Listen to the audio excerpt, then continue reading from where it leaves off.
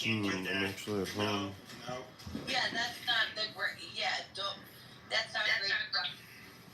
I mean, I was one of those people. Here's the thing. Like, I have like one friend in particular I can think of that I've known since high school. That was like the best looking of all of us. I've slept with so many more women than he has, and I mean, he got around a bit, but not like as much as myself. But he was like so much more like picky, and he ended up finding like a woman in his early 30s to marry and have kids with. Whereas like me, to be fair, I was 30 and met this woman who turned out to be like a total crazy bitch. Like wasted 8 years of my fucking life with this whore, and here I am now. It's just like I like, and this is like right before the pandemic when we broke up, and then at first it was like really weird. It's like I would almost just like want to be with the woman just so I could hug her and cuddle with her, and then I got like used to being alone, and now I personally am just like I think it's like the best thing that's happened to me. Like I don't crave a woman's attention. So like I could be spending my time like trying to like meet and fuck women like I did when I was younger, but now it's just like I don't know. You know what? Do you know what's actually better is I don't have to like try to get ready and I don't know, sweet talk a bitch, take her out to dinner and whatever. Like I can like literally just get off at home and it'll probably feel better when I do it myself. I'm just being honest. Wait, Pepe. Couple things. I don't even want to listen. This is not even my culture. So, okay, you're strictly women. I'm what? You're strictly into women. Oh yeah, no, I'm not a fag. Okay, you're strictly into women. Yeah, all right. So, yeah, I mean. Yeah, but you have to understand, like, I'm a disgusting friends that are serious about women that don't want to deal with the same, like, you did, right? Yeah. Now you're past that. You're like, I'd rather sit at home than go out and do that same old bullshit, meet people, go to the club or whatever, go to the same I haven't been to a club since I was in my 20s. I know I'm in my 40s. Exactly. It's circle bullshit. Circle jerk bullshit. So, you want someone that matches your worth, matches your value set, matches your energy, matches what you want. There's nothing wrong with that. That makes you a high-value guy. No, I'm going to be honest with you. I'm just being honest. Like, most women, like, I think it's just like... So, how do I enjoy a woman's company? It's like maybe her vagina... No. And I can have well, hold on. No, I'm being dead serious here.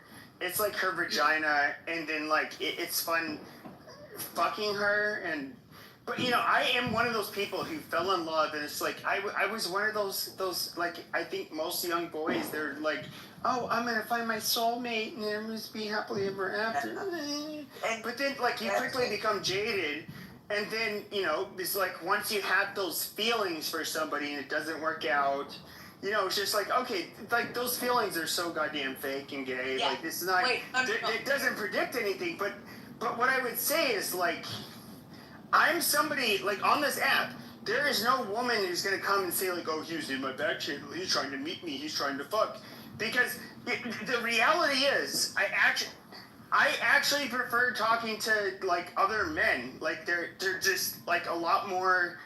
We share a lot more in common. Straight. Oh my god. Now you're saying no, we're straight. But what I'm saying is that like women in real life, in my opinion, they're fucking boring. Like they're like I do not. I like. Legitimately, I found that when it got, I grew up, my dad raised me for most of my life. I have two brothers. I'm one of the three. I've never found women to be fun to hang out with. Like, I've always thought they were just, like, boring. Okay. Realistically. They're just, like, they so happen to be the who I'm sexually attracted to. But there's a couple of things, though. here's a couple things. All right, maybe when you were pursuing women of a certain age bracket. You were in a certain mind state. You were pursuing those chicks that were in that mind state, and boom, that could have been futile and uninteresting and like, you know, not okay. Now as an adult at your age, you have to revisit it and reimagine your approach, and you know, it could yield a different result. I mean, quite frankly, like I literally did I was disgusting. Like I slept with like one of my Yeah, because you were being a like a women. Yes, but the problem is, you wanted to sleep with fucking Einstein. sure, I did. Hold on a second. So what if it was kind of the opposite of the insult problem I was younger? Men would lead women on, and they would like promise them shit, and they'd be like, "Oh yeah, I'll call you in, yeah, amazing." And then like we'd fuck them, and then we wouldn't like literally ghost them. You know, before ghosting was a term. And By the way, Einstein's a fucking boring as fuck too. but I would just say this, like I'm somebody who I guess you could say be vulnerable at points in time in my life where like I would fall for a woman, and then it's just like all of these feelings that like from maybe my childhood, like, oh, this is what real love is gonna feel like. And then here's like I guess like the biggest red pill. It's not something that people had. Because I think the red pill community is trash online. Okay, but I'm just talking about for me personally. Yeah, man, quit doing the word salad thing and just tell them what you want. Like, Sure, yeah, I'm trying to get to yeah, but that's what I'm trying to get to. The red pill for me is that like, imagine you find somebody, she's like perfect. You think that you're with each other for at least a couple of years. You can completely trust this person. You have these strong feelings for this person that you've never had for anybody else. Yeah. But then shit happens, and then and then you realize these strong feelings that you had for this individual were basically it's like a neurochemical reaction that made you feel this way, and then this neurochemical reaction does not paint a reality. It paints what you want to see. That part of it, but here's the other part. Okay, it's not fucking rocket science. That's, we know that when a guy gets hurt, the first time a guy gets his heart broke, he's like, you know what? Fuck it, I'm done. And women, because the way we're wired, it's like, no, you know what? I'll try again, and I'll get back up, and I'll keep trying to change this motherfucker, and this and this. So women are on the opposite side. They're illogical. And then men, like, are on the way opposite side, where they get super logical, and they're like, nope, I tried, it didn't work, so fuck it. I'm never Okay, but you're admitting the one thing that I was pointing out. Women are illogical and we're logical. No, but what I'm saying is that the first time men get hurt, they were That's not the first time. It's like the second time. okay, I got a question for you. Did you ever go through your core? like a whole phase? Yeah, like a whole phase, yeah. No, because okay, hold on. Okay. Totally honesty. I grew up like a 90s baby, so when I grew up, it wasn't cool being a hoe. Are you in your Not like 40s? today. Yeah, I'm in my 40s. 30s, late 30s. It wasn't cool being a hoe. Like, you wanted to be, I was a tomboy, and so I wanted the approval of guys around me, and then Where did you hang out? Like what kinds of people did you hang out with? Like you go to a bar and you're at a bar with okay, 20 and under, okay. I worked in bars and stuff like that, but I've always, here's the thing, like, I can't speak for everyone tooting my own horn. What I'm saying is, I dealt with assholes my whole life. Yeah. What it came from was, okay, I didn't come from quintessential home where things are in order the way they're supposed to be. And for a young girl, if your dad is showing you something different, then that's detrimental. Because now you're gonna let die, you're gonna go and you're gonna search for your dad's love in the world. I don't care what any woman wants to tell you, feminist or not feminist, I've been all of that, and I'm gonna tell you what it is. If they don't get it from their dad, then they're searching outside the home to get it from every other guy. Okay? I just want to say this. To the people in the chat, like, was it me and Mon? I think you guys, I literally said, like, I was in an 8-year relationship that ended right when COVID hit. We were living in different states at that point. She was still in Alaska.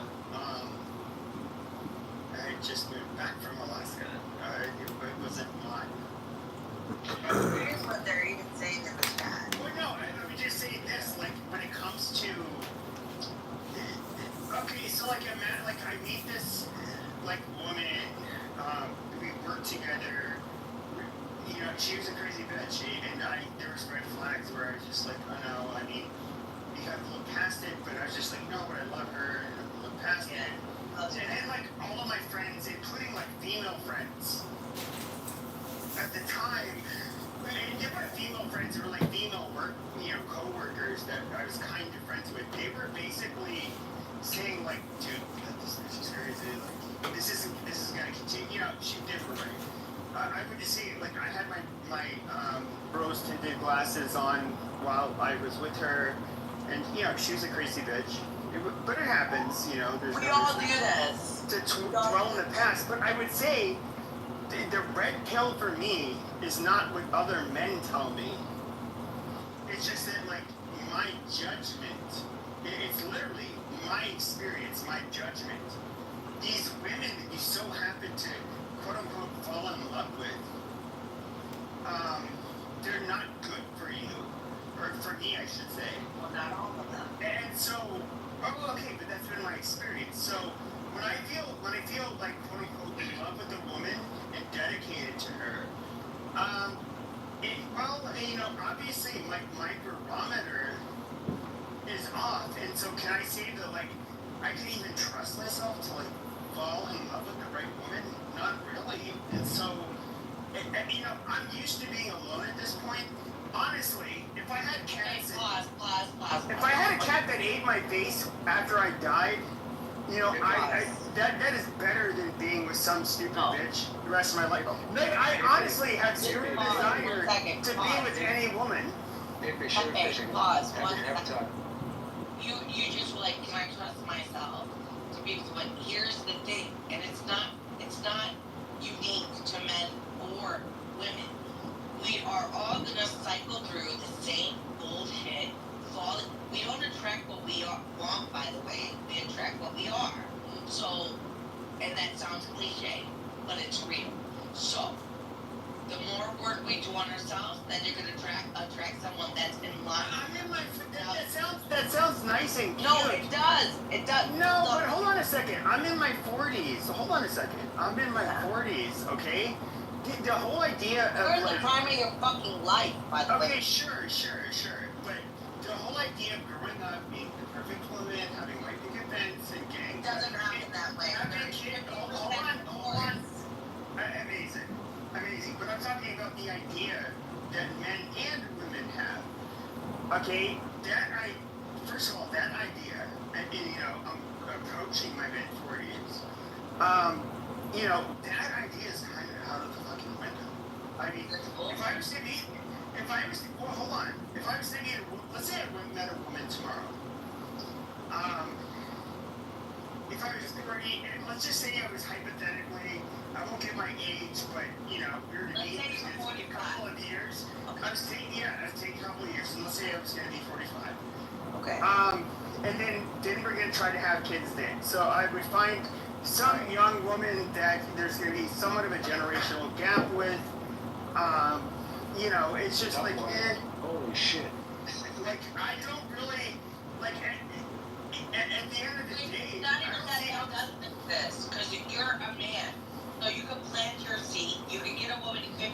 I know I can get a woman pregnant. That's not the fucking problem. No, that's not what I'm saying. What I'm saying is, typically, you being 45, 47. You know how old my dad was when I was born? He was 52 years old. Oh, wow. Yeah. So That's fine. I'm not putting that on you. What I'm saying is, yeah, you don't want to meet a chick that's 45 and 47 and trying to put a baby in her because she probably already had babies and right. Yeah, she's 45 or 47. First of all, I don't date single mothers. Like, if You don't have to. You're 45 Yes, years so- old. Sure, but if you haven't had a pregnancy yet, right, and you're close to my age, the chance of you being able to have your first child is next to zero. Now, What I'm assuming is you're going to date younger. That's my assumption. I don't really have a desire to date these fucking sluts that are like younger and. Well, they're But not. frankly, I don't have much connection with the younger women. I mean, these are the women that are more used to like the online dating and. Are you still into your old grandmas? Jesus Christ. Come on, dude. No, he's got to figure out though. You want to have kids. You want to have kids, right, Pepe? At this point, not really. Okay, then don't worry about it. Then fuck. Then what? That age doesn't matter. The only reason age would matter if you want to have kids. Okay, then you got to give it the younger bitch. And they're not all. They're not all stupid. Well, the women that I thought I was gonna. No, I would rather be. Didn't work out with this one girl, so I just. Sure, okay, but if I'm not gonna have kids, so I'll be with this one bitch that maybe grows old with me, that maybe I spend 20 years with, and that bitch will fucking run off and do whatever the fuck. No, you got to. You know, I would rather. Here's the thing. I would rather jerk off and be alone than be with fucking. I'm just being dead serious. Like, it gets to a point to where it's just like, okay, I have this animalistic, literally, all animals have this strong urge, this drive. Of course, a lot of you are going to make it religious and say, oh, No, we get it. It's a program. no, okay, but yeah, yes. And so, like, you know, all of us have this animalistic urge to procreate, you know, which, I mean, in other words, it means fuck. Yeah. This, you know, animals obviously can't put two and two together. Okay. It just happens. Fuck. But it's just like with me, like personally, I would rather just like die alone and not give a fuck. Like I really do not fucking care. Well, so here's. What if you want to go on a vacation? Here's. I don't even care. Yeah, dude. Imagine having some nagging bitch nuts with you who like you cannot satisfy or make like. I would rather be by my fucking self. Yes, I would rather just like fucking jump off a bridge and die than be with another nagging bitch again. Try it Here's the out. first If thing. it's not going You're right, not even just worried about having a nagging try bitch. a different one. You're not even worried about having a nagging bitch if you're doing all the nagging. You can always. That's not an insult. I'm not nagging. I don't got you. See here, we got into a relationship talk, right? But anybody who knows me on here knows that I do not care about the manosphere bullshit. I do not care about like the relationship talks. We're talking about it now because it was brought up. Yeah, I'm and that's somebody. okay. That's totally Yeah, but fine. I'm somebody. This is how invested I am in finding a relationship. Zero. That's why I don't even have conversations about this shit. And like it came up in this room, but I literally don't give a fuck. I like there is okay, you can have a moist pussy that you can give me and then I have to somehow I don't know. Wait a minute, stop that. We have to find a reason. We have to find a way to tolerate each other. No, that's Okay, but I would rather not have to bargain to tolerate somebody and just fucking jerk off. That is so much fucking better. Why are you And it costs nothing. And it costs zero fucking effort. Is that what you think in a relationship? You're too good for that. Go ahead, Prasad. Have you ever been in a relationship? I mean, it's not just. Yes, motherfucker, you just came in. You just came in here, motherfucker. You just kidding. No, I've been listening. I was literally in a relationship for 8 years. I was in a relationship. The whole thing. We're going. Okay,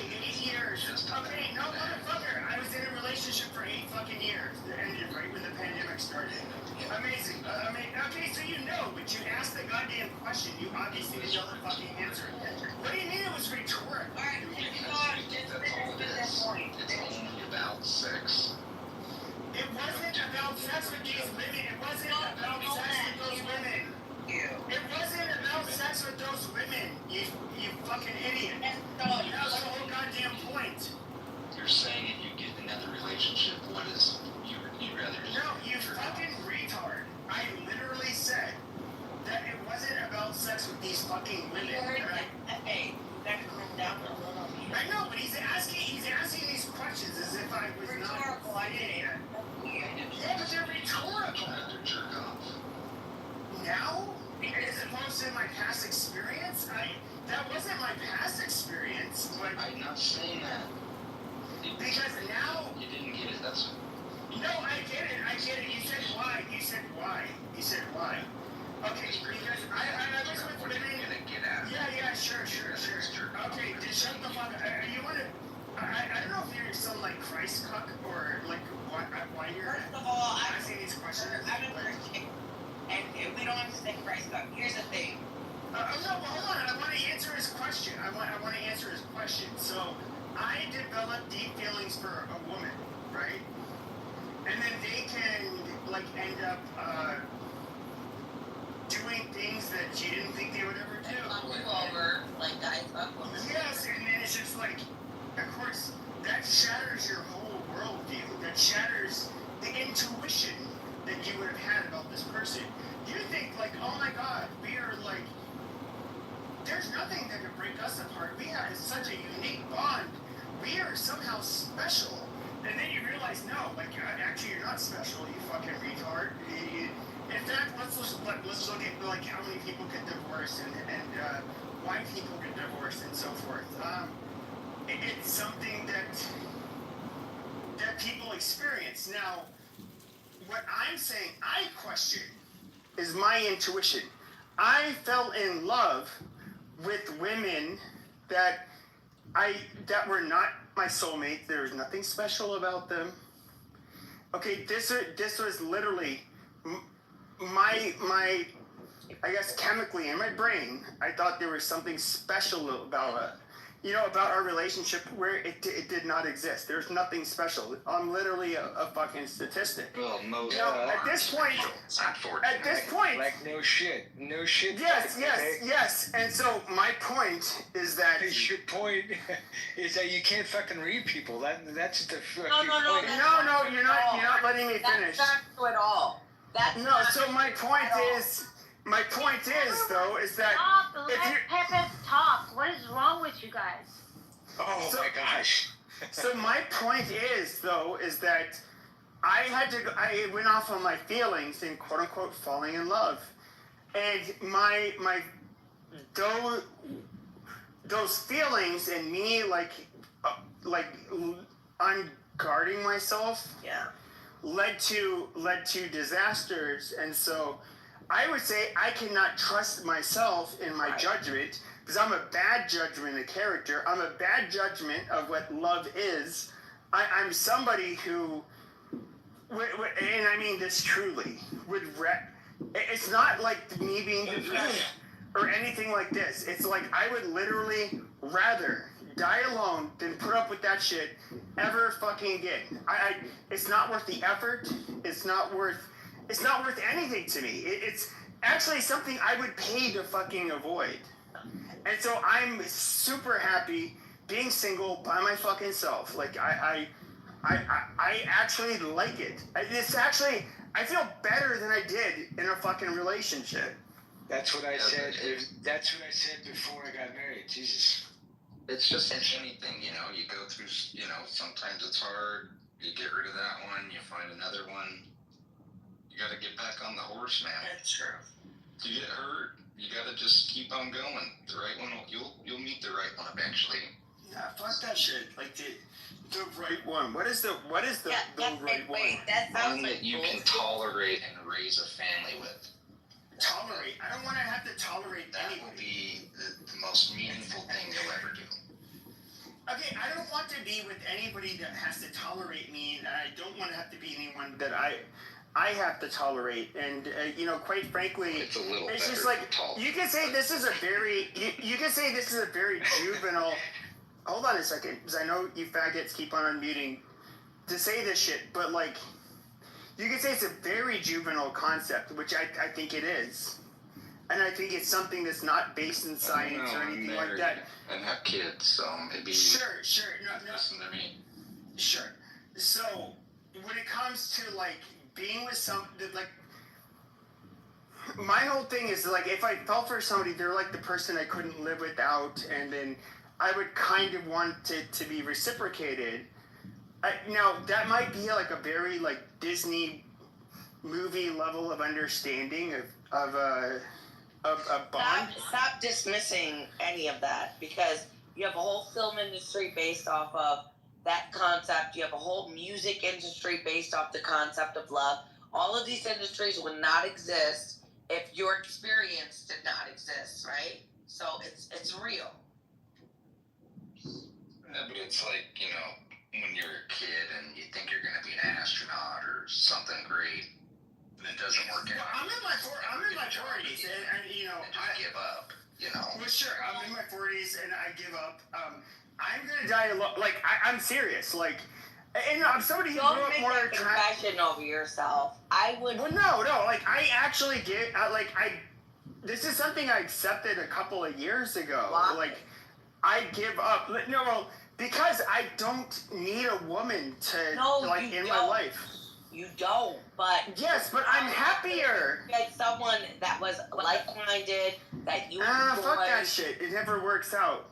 No, hold on. Here's the thing. Like I was trying to say in the beginning, when men get hurt, and I don't want to turn this into a woman versus men thing, but when men get hurt, it's like they never get over this shit. I swear to God, they don't. They remember the first woman that broke their heart, and it's like, boom, I'm never going to let anyone get that close to me again, because I'm never going to let no one fucking make me feel that way again. Women, I don't know, we're dumb, we're missing brain cells, we fucking let it happen over and over and over and over and over. Well, right? no, yeah, I get there's a difference between men and women, but if you look at the percentage of women that are the ones that like initiate the divorces and all of this shit, I don't really care to play a part. I don't want to be a part of it. And like, here's the thing though, is like, it's somehow like for whatever reason, people think that they need to on here save me. Like, it's like, oh, you're doing harm to yourself. I don't, which is starting to really fucking aggravate me, because I don't think you guys understand. I am happier not being with a woman. I am happier not having to do anything with women. I literally, just me. That's true, Junior. It's being by my fucking self. I'm perfectly fucking happy.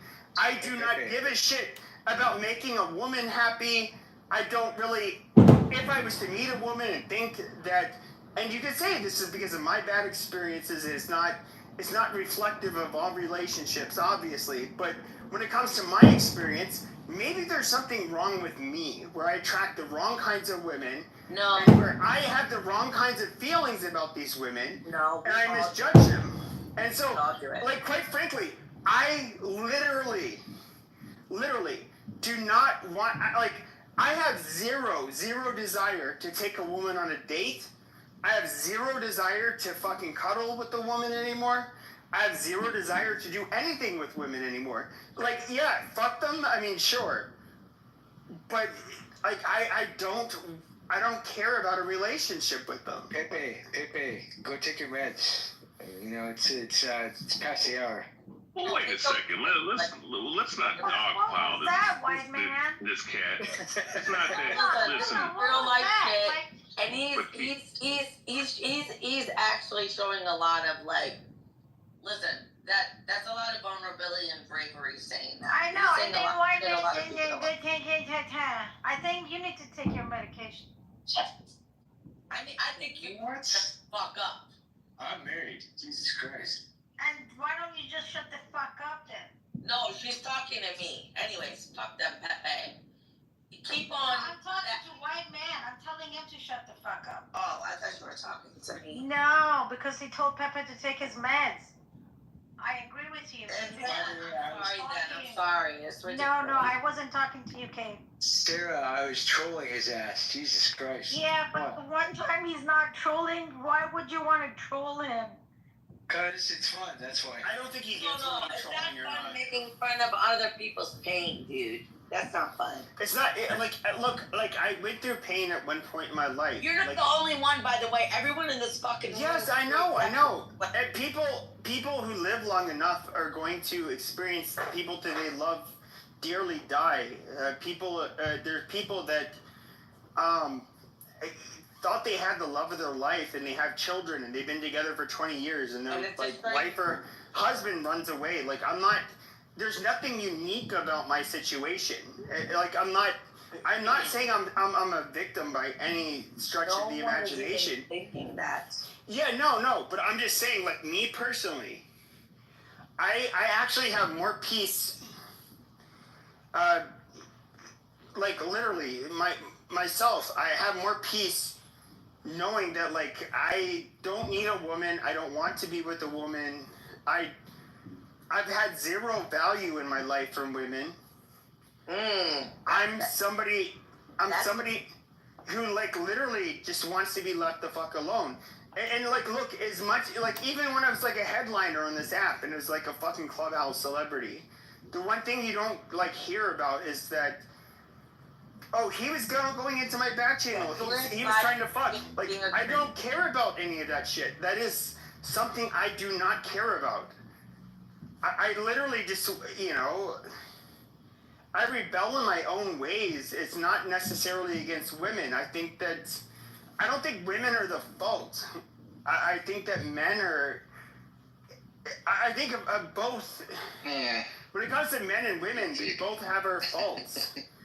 And so, it's not. I don't bash women. I think, like I said, I think like the red pill manosphere, which I listen to him a little bit, but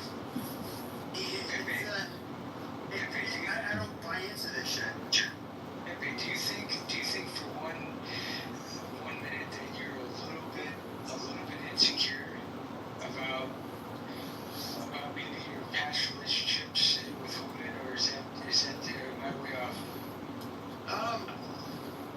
I wouldn't say it's not insecure. It's more like there's involvement. I feel more like vulnerable because like if you were to like open yourself up, okay? Or if I was to open myself up again, I could have to face like the same being like hurt. And so I personally, I'm gonna be honest with you, when I was not in relationships, I was in like a 3-year relationship, then a few years later an 8-year relationship. I've like legitimately been the happiest when I was not in a relationship. And it is something where like I would rather just this existence for me is actually so much more comfortable. And I like it so much more than being in a relationship that I personally just would rather literally be alone. Wow. It's not I know some of you might think that's like me being like I don't know, like somehow like I'm closing myself off to be like live a miserable existence, but I think I actually am putting myself in a position to be that like feel the best. Yes, but that's because you're elevating yourself to a point where you feel like you're above vulnerability, so nothing and no one can ever touch you again the way it did to make you feel the way it did, right? Because that made you feel vulnerable, weak, subject to someone else's bullshit. You're like, no, I'm straight. I never want to feel like that ever again in my life. Sometimes the best feeling is when you're laughing off. Look, solitary can be a good thing because, I mean, listen, relationship dynamics in America are trash by far. And they've been degenerated and degraded over the last, I don't know how many decades, right? Going back to the 60s was when it started, but then it even degraded on to the 70s, and then you saw the 80s, right? Because a lot of propaganda and programming on TV, right? And then of course 90s, 2000s. I mean, you still had a little sense similar to what it used to be, but then that's where it really started to mutate into the shit that we see today, which is beyond trash, right? Beyond, like what people may have experienced like 20 years ago, where you're dealing with people that don't know how to interact with each other. And, part of it could be, we're spending more time on the internet than ever before, also to the programming, also to these weird, strange, foreign ideologies that are not behooving to men and women dealing with each other. And, of course, the generations, like, I guess you could say millennials or whatever, and Gen Z, which is even worse. These dynamics are just not the same, right? But you can have, I will say this, I mean, I've seen friends, cousins, family members, from different walks of life, from different, whether they're doing great, well off, or doing horrible. I've seen it, almost every last one of them had to change relationship. You know what I'm saying? And they range from like the 80s babies all the way to the 90s babies. And I'm like, or around my age. So I'm looking at it like, man, like, look, my man's had a relationship here and there. I'm glad it didn't go that far because heartbreak, I mean, you'll get the heartbreaks. But when you're assimilated to marriage, that's when it becomes a problem. Because then there's so much time and so much energy and monetary funds that you put into it to the point where, damn, you don't want to be there. So I can understand that based on his perspective, being a man in his 40s. I mean, I'm in my early to mid 30s, but I can understand. I'm not trying to blame like women even necessarily. I actually think it could be personally, and I think this is more the case. Like I'm somebody who probably doesn't belong in like a serious relationship, and it's just not something for me. And that's why I've had the experience I've had. And so I personally I just don't. I don't know. I get it. When I was younger, I had a strong desire to be in a relationship. Like as I've gotten older, I just really just like I don't give a fuck about it. I really can give two shits. And Yeah, but I'm really happy with like maintaining like just being fucking single and not in a relationship. Like I just don't. I don't care. But like, that's at all. great. Actually, that's what puts you in a prime position to actually meet someone, is when you're not looking and then you don't have a certain specific criteria, and so you're just going to only like entertain someone that you vibe with and that's a friend, and there's no like quid pro quo, like all of that bullshit is off the table, and it's just like, okay, let's like, because you're at a point where it's like, fuck with me, like love me or leave me alone, I could care less. And that's what puts you in a prime position of a German I early. don't want like kids, Pepe. no, I Like don't. the things that turn on. Well, here's the thing. It's like I don't want a fucking woman to love me. Like I probably have like 100 matches on Tinder when I join. I joined just kind of like see like, okay, like what can I still like get women if I wanted to, but then like it's kind of fucked up with me. Is like I don't like message them back and shit, and they'll unfollow me, whatever, or unmatch me. But like I literally don't even have enough of a desire to even meet a woman. Like if Well, there's a couple problems in there too. Like if you're watching porn ambitiously, you're not going to, because you already have a spiritual spouse, right? So you Well, wouldn't even talk. it's not. I don't watch porn. It's just like I like literally. I don't have the motivation to meet women. Period. Like which is it's really weird because like I felt like probably the most fun I had as somebody like in my teens and 20s was I guess you could say like the hunt for women. Yeah, but you're in your 40s now, and you're Yeah. right. That's okay. Yeah, and I would just say like now I don't even like I'm like not willing to just I'm just not willing to meet women. I really don't give a fuck. And that was the weird thing. It's like I remember like after the breakup, right when the pandemic started, I remember seeing like this woman that like I thought she was cute and like I almost wanted to cry because like I could just imagine like her and I like cuddling on the couch or some shit. She was like hugging me. I was being a total pussy. No, you're not being a pussy. But I then like it's just like after like during the pandemic, just like being alone, I just kind of like that's like my new thing. Like I don't. You see what the pandemic actively achieved? That was one of these fucking checkpoints. Yeah. I don't know. Did you ever want kids, Dad? Huh? Did you ever want kids? Do you like kids? I always looked at like having kids as being like secondary to being like in a marriage. That's great. No, that's not at all. No. It's life changing. No. It's crazy. If you want kids, No, I don't believe you, but it's just like I have to find I women don't to get agree married. with what you're doing, and it's fine. I mean, if I found the woman I wanted to marry, or that we got married, I was in a relationship with this stupid bitch for like 8 years, and we didn't get married. Like it was fucking retarded. Pepe, how long ago That's you my guys own broke up? retarded judgment. Pepe, how long ago you guys broke up? Like 5 years, 6 years ago, 5 years. Get over it. It's like it was 8 years. Oh no, I'm over it. I've been over You it. literally repeated it like 10 times tonight. I don't think you're over it though. No, I've been over it. But I'm just saying, like, the trajectory was just like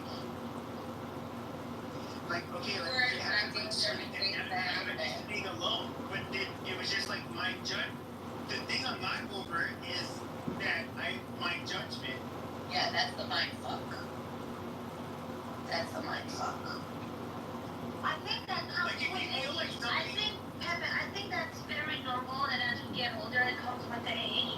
I'm in the same boat. I was with my ex for like 4 or 5 years, and then we broke up like 3.5, 4 years ago, and I haven't been on a single date, and I think I'm just tired of myself. That's exactly what you said. I'm just tired of having another ex.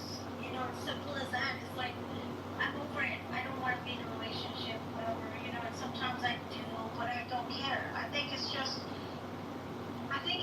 with the age thing, and whenever we're ready, we'll be ready. Like, I don't know, sometimes recently, it's like maybe 4 or 5 months that I've like met a couple guys here and there where I'm like, like I feel like, okay, I have some motivation again into dating, but I did not want to date anyone. And I think that's completely normal.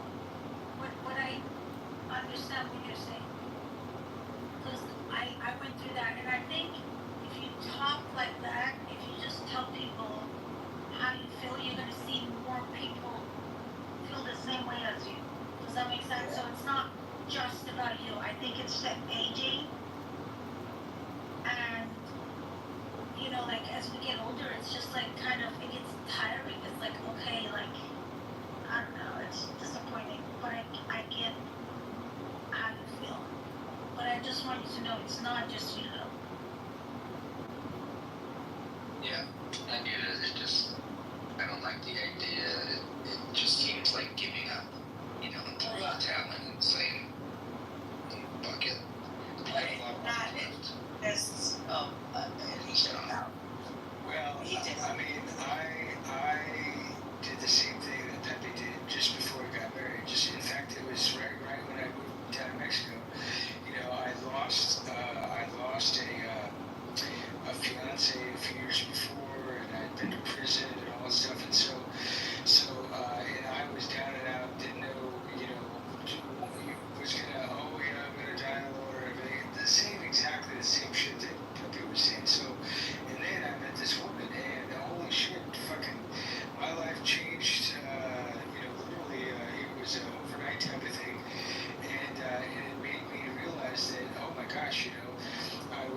was in such sorrow and in my own shit that I didn't even realize, you know. So,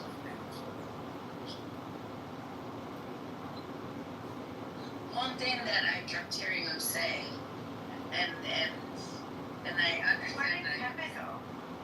he left. Did you make him cry? I hope not. I'm gonna assume that his father or something. No, No, where did he go? I need to know. he left. What is Bruce saying? Listen to Bruce. Nobody wants you, Sarah, your old ass. Oh my god, you have no, it's okay, man. Okay, shut up, Sarah. No idea, Bruce. Like, seriously, you have no fucking idea. How many cigarettes you smoke a day? Listen. No, listen, Sarah. How many I am cigarettes you smoke? so fun. I am so natural. Sarah. Listen. Listen. How many cigarettes you smoke a day? Cigarettes? I don't smoke. You sound like it. You sound like you smoke like 4 packs a day. I literally told you I And don't you smoke. struggling to damn talk. I literally told you I don't smoke. It's funny coming from you because your voice is actually not. Just shut up. Okay, listen what I'm gonna do to you. I'm gonna move you down to the audience. Okay? Because I can. So that's for now. Just go whine and bitch in the chat. It's so funny, like, if you had like a nice voice and then you complain about my voice, I'll get it. It's like, who's that other guy was like mocking someone else's voice the other day and he's like, oh, have you guys heard her voice? It's like, but dude, we can't even hear your voice. That was funny, Sarah. I just sent him to the audience because actually his voice wasn't even fun. I mean, but what's wrong with your voice? I don't know. Guys tell me it's sexy. Yeah, I don't hear anything weird about your voice. Like, but his voice isn't that good either. That's the whole funny thing, you know? It is fucking sexy.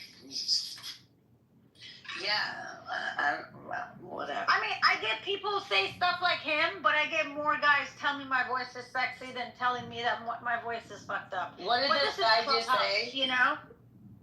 Huh? I was looking for Pepe. What did this guy just say? Which About guy? your voice? I don't know. He was saying my voice is like fucked up or so. Oh, that I smoke? How many cigarettes a day Oh, I smoke? you don't, please. You don't sound raspy. Huh? Yeah. Well, I do have a little bit of a scratchy voice. No. I wouldn't know that, but it doesn't matter. Like, I mean, No, not really. No, but what I mean is, like, when someone says I don't smoke, it means I don't fucking smoke. He doesn't pay my bills. I'm not considerate of him. I got no fucking reason. Like, if I smoke, I own it. You know what I mean? I embrace everything I do. Sarah, Bruce was just shooting a shot at you. He had no chance anyways, so. He did call me old, though. Did he leave the room? Or is he sitting down there quietly listening? I don't see him.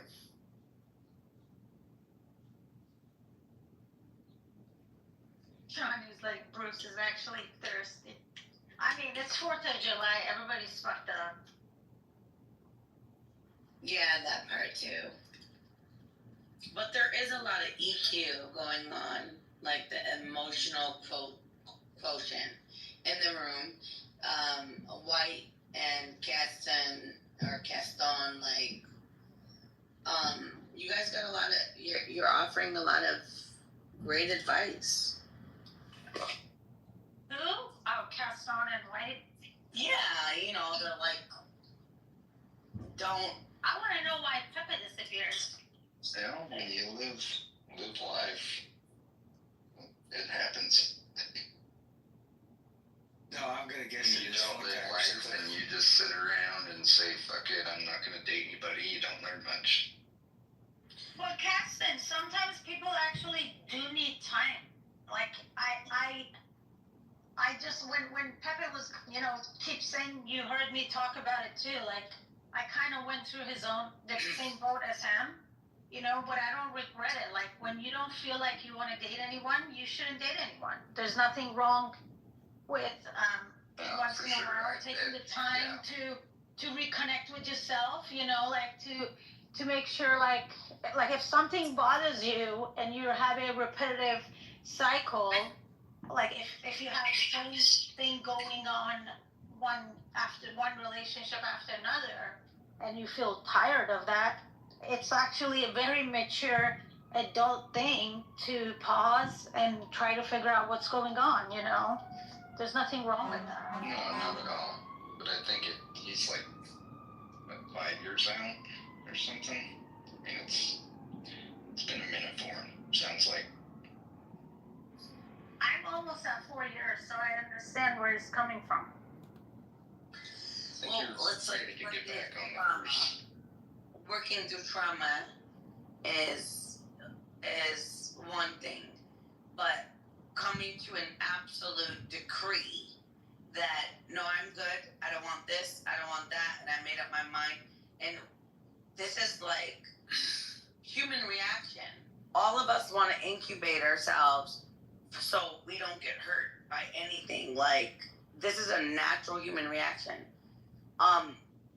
To resort to that in like a permanent way, which is what it sounds like he was leaning towards, is, you know, it's like taking it out of balance of like, I need time for myself, let me recalibrate and get my perspective in order. No, it's just like, there's nothing these people can offer me, and this, and like, close yourself off. And you're gonna have the experience that you already set your mind to have. I honestly think it's normal, you know, because I did feel exactly the way he felt, like, you know, and I feel like I feel a little bit differently now. And then whatever time people need to take, they need to take. And he said it. He said he was tired of having the same pattern, which means he doesn't want another ex. So if you're looking for the one person, then it's okay to take 5 years, 6 years, even 10 years off, because that will help you figure out who you are, and then you find the right person. He literally said that. I think there's nothing wrong with that. But Matt, do you want to reset the room? What do you want to do? The boss is here. Yeah. I mean, it's 4th of July. I think the fireworks are done. Everybody's trying to sober up, I'm sure, by now. Yeah. I'm just fixing some things around my house here, but I don't know. What kind of conversation do we all want?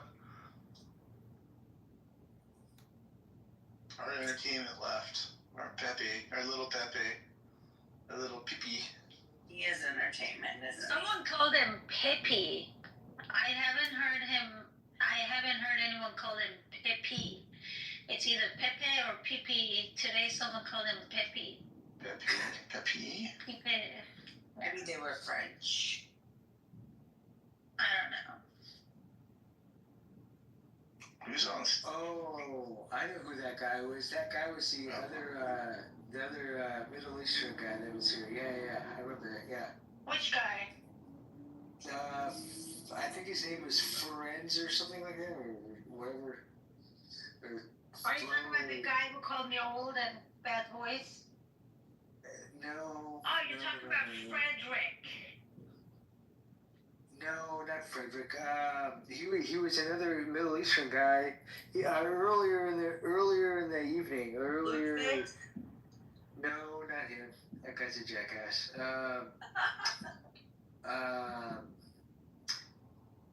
Man, I can't remember the guy's name. This was like 3 or 4 hours ago. Jeez. Well, what about him? He was the one that was calling Pepe. Pepe? Yeah. My dog's had a really tough night. Oh yeah, I'm sure. Jeez. How are the fireworks? Yeah. It's still going on. Oh shit. I think because I first heard they're gonna cancel. Zoe, stop. I first heard they're gonna cancel the firework this year, but then I couldn't see it at my place anymore, so I guess they moved it a little bit. I could hear it, but I didn't see anything, which was kind of annoying. So there were some fireworks? Is what you're There saying? was the fireworks. So in Marina Del Rey, every year there's fireworks show. Yeah. So we heard they're gonna cancel all LA County fireworks this year. Oh, But wow. Marina Del Rey they did have its firework, but I think they moved it. It wasn't in the same place as always. It was behind some buildings. I couldn't see it. I wonder what the 300 feet video is going to be like this year. Whether it's going to be like every other year or it's going to be less fireworks or whatever. Yeah. What? 300 feet? Yeah. There's a video. There's a video that comes out every year, and what they do is they video all the fireworks going off, like all at the same time, and it's just to show how many fireworks are going on at the same time. Like it's just it's a crazy view. It's like a bird's eye view of Los Angeles. Oh, I'm pretty sure the amount of firework is as always. They only canceled the what's it called, legal firework. So it doesn't really matter. Those who did illegal, they're gonna continue doing. But before the sun goes down, there was so much smoke. Like I could see it. I wonder if they had fireworks at Dodger Stadium. You know, did you see anything? Or I don't know. At Dodger Stadium I don't see that. I don't know. Just look, I thought they said everything's gonna be canceled. yeah, that's what I thought too. But then Marina Del Rey was open, and then I think I'm seeing some stuff toward LAX because I see LAX from here too. There was a Dodger game tonight, so I wouldn't be surprised if there was fireworks at Dodger Stadium. Isn't that like on the other side? I'm by the water. I don't know about that. That's in Elysium, over by Echo Park. Yeah, I don't know about that Yeah. part. I'm close to the water. Yeah, you're south, pretty much. Not south. West. Yeah. Well, yeah, you're at the beach, yeah. There's still traffic here. I don't know what I'm doing. I remember I had a friend that used to work there was a printing place right next to a Starbucks over there in one of the malls, where the strip malls there in Marina Del Rey, a long time ago. Strip malls? Yeah, I think it was at Kiko's Coffees. No. I don't know where the Kinko's is yet. I have a printer and everything at home. I watched a lot of the fireworks at the Redondo fireworks a lot. I don't know if you've ever seen those. I know which one. The bar shit. I don't know if they used to do that anymore, but You can see all of those from the roof. My building. I Yeah. didn't go to the roof this year. I wasn't feeling it. From my balcony, I'm supposed to see that one in Marina, but I didn't see that one. I'm seeing the one by LAX. I don't know if it's illegal or illegal, but I'm seeing some activities over at LAX. You know, oh no, I'm seeing this one here. Marina Del Rey one? No, I don't know. Yeah, I used to live in Long Beach, Huntington Beach. Huntington Beach Still is live fun. Yeah, Huntington Beach is a fun place, and I used to live in West LA for a number of years. I lived in Laguna Beach and Aliso Viejo. Yeah, I've lived pretty much everywhere in Los Angeles, Orange County. So.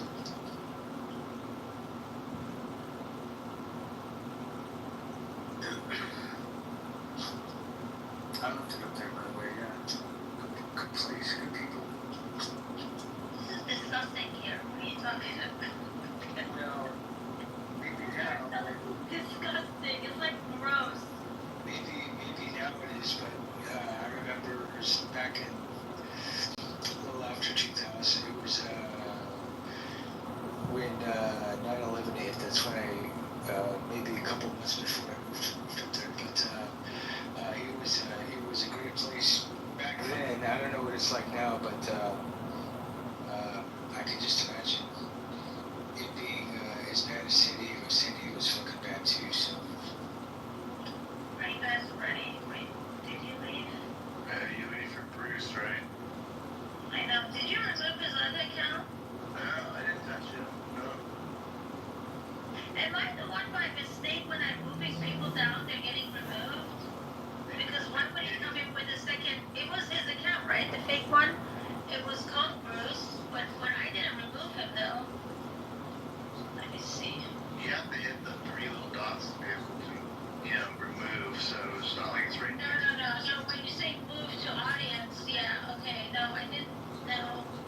Oh, last night I accidentally hit dismiss button, which I didn't realize it. That means that you remove the person from the fucking room. That be the other night. Removed the wrong person. That was pretty funny.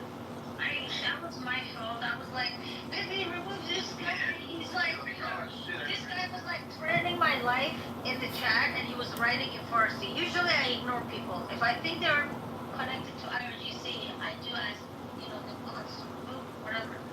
So I came on the stage and I'm like, hey, Pepe, can you remove this guy? He's like, well, I can't read that, but I trust what you say. And then he's like, okay, I removed him. I'm like, he's still in the chat. He's like, oh shit, I removed the wrong guy.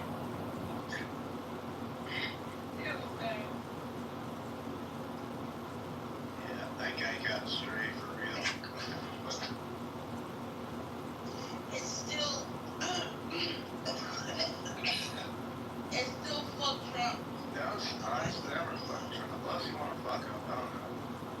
No, I'm like, it's over. I don't want to fuck him. Why not? I like women too. I like women too, so Oh my gosh, well, you could fuck his wife then. Yeah, Oh, he's fuck yeah. Listen, guys, please. Ah, shit. This is why. Say what you're gonna say. Trump is fuck Trump. We are in a dictatorship. Hey, maybe you need a dictatorship at this point. Little lady. I do. You Hey, I knew it. You like to be spanked, and like, Daddy Trump is here. Yeah, I'm really submissive. I know. I heard you and Happy. You was making you get on your knees, like, oh, gee. Yeah, it's what? Who disappeared? Someone disappeared from the stage.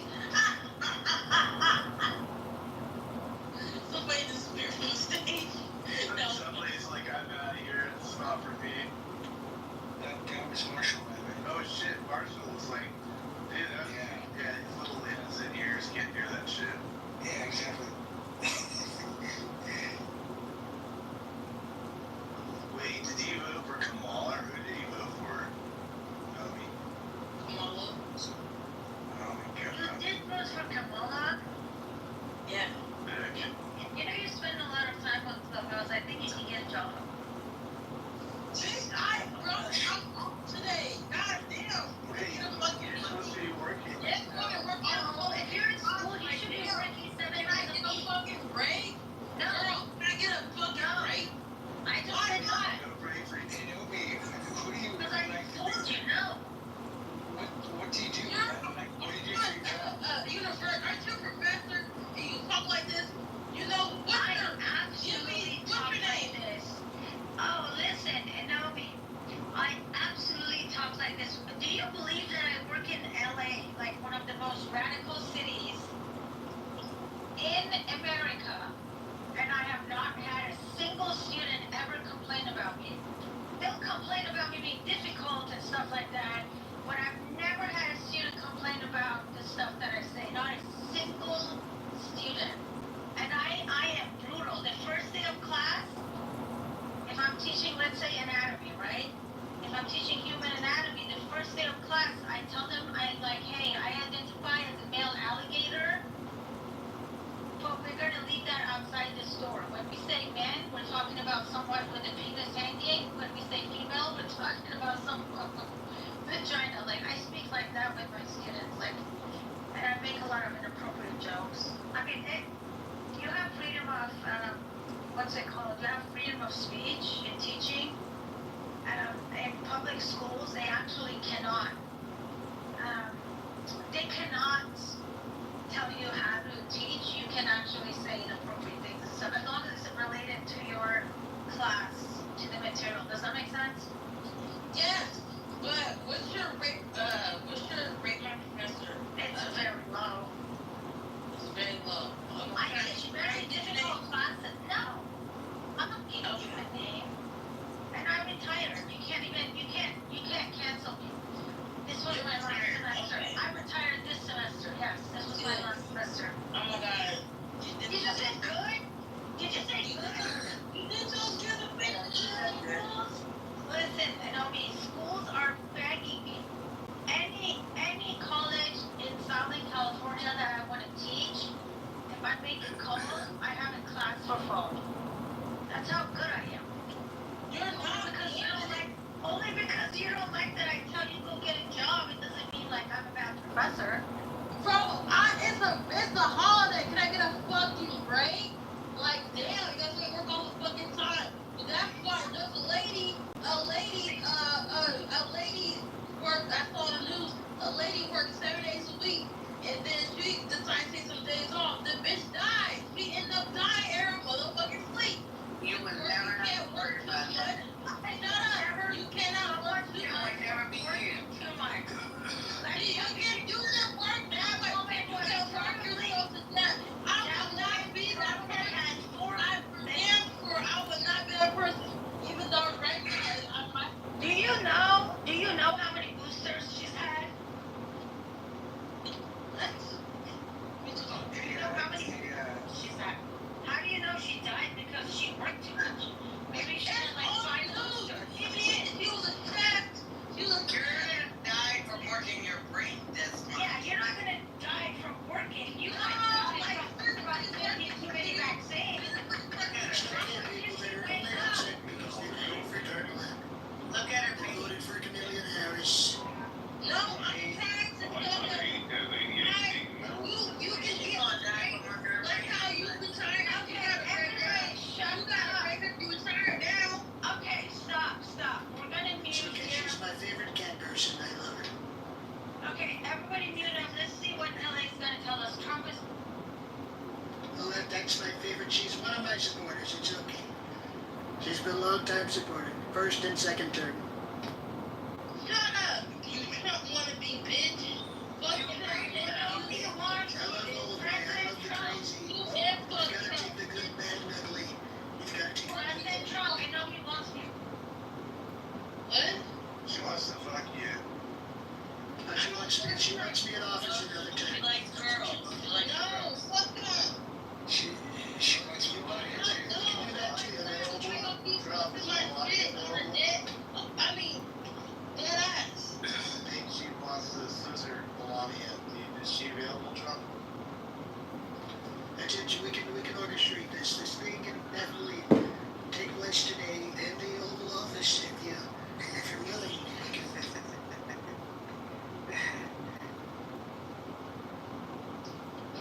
But the thing is though, you guys need to stop it.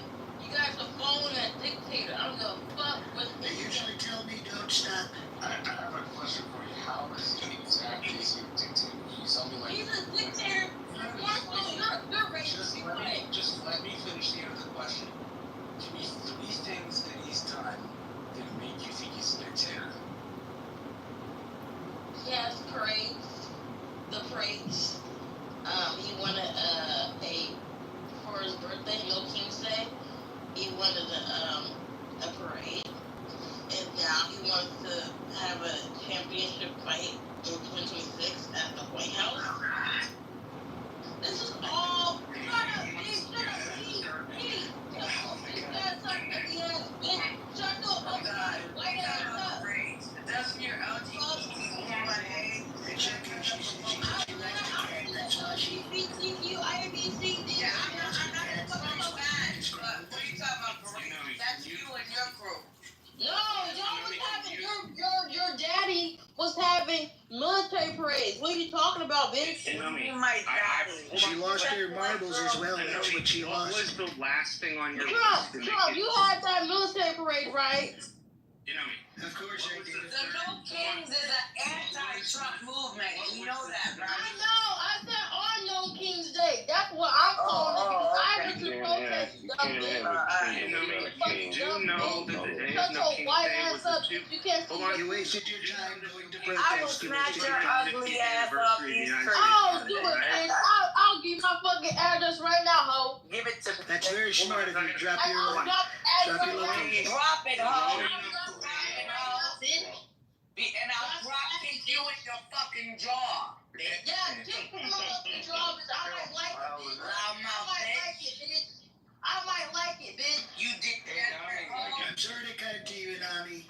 We're cutting all the government funding, so you're no longer going to get that check. That section Government Oh, funding. no. Here's the most. You're not going to get the check for your marbles. You're not going to find the marbles. Fucking federal regular school. No more food stamps. No marbles for you. No food, no You know marbles. me. I I need don't sit on to. my ass, Trump. I don't sit on my ass all day. I need to know how having the military's the Army's 250th birthday makes him a dictator. Presidents are allowed to do that. No, he wanted on his birthday. His birthday. His birthday is on the same day. His birthday is on the same day. Just happened to be Marshall, it shut on the the same fuck up. day. It was. It's on the same day. They're on the same day. Yes, Trump wanted a military parade. You're missing the point. He doesn't have to have dictatorial power to have a parade. So that's out the door. That doesn't make him a dictator. Do I like the fact that it was on his birthday? I don't really care. The point was the U.S. Army's 250th birthday was that day. And it was also That's Flag Day. That's And that's what they were celebrating.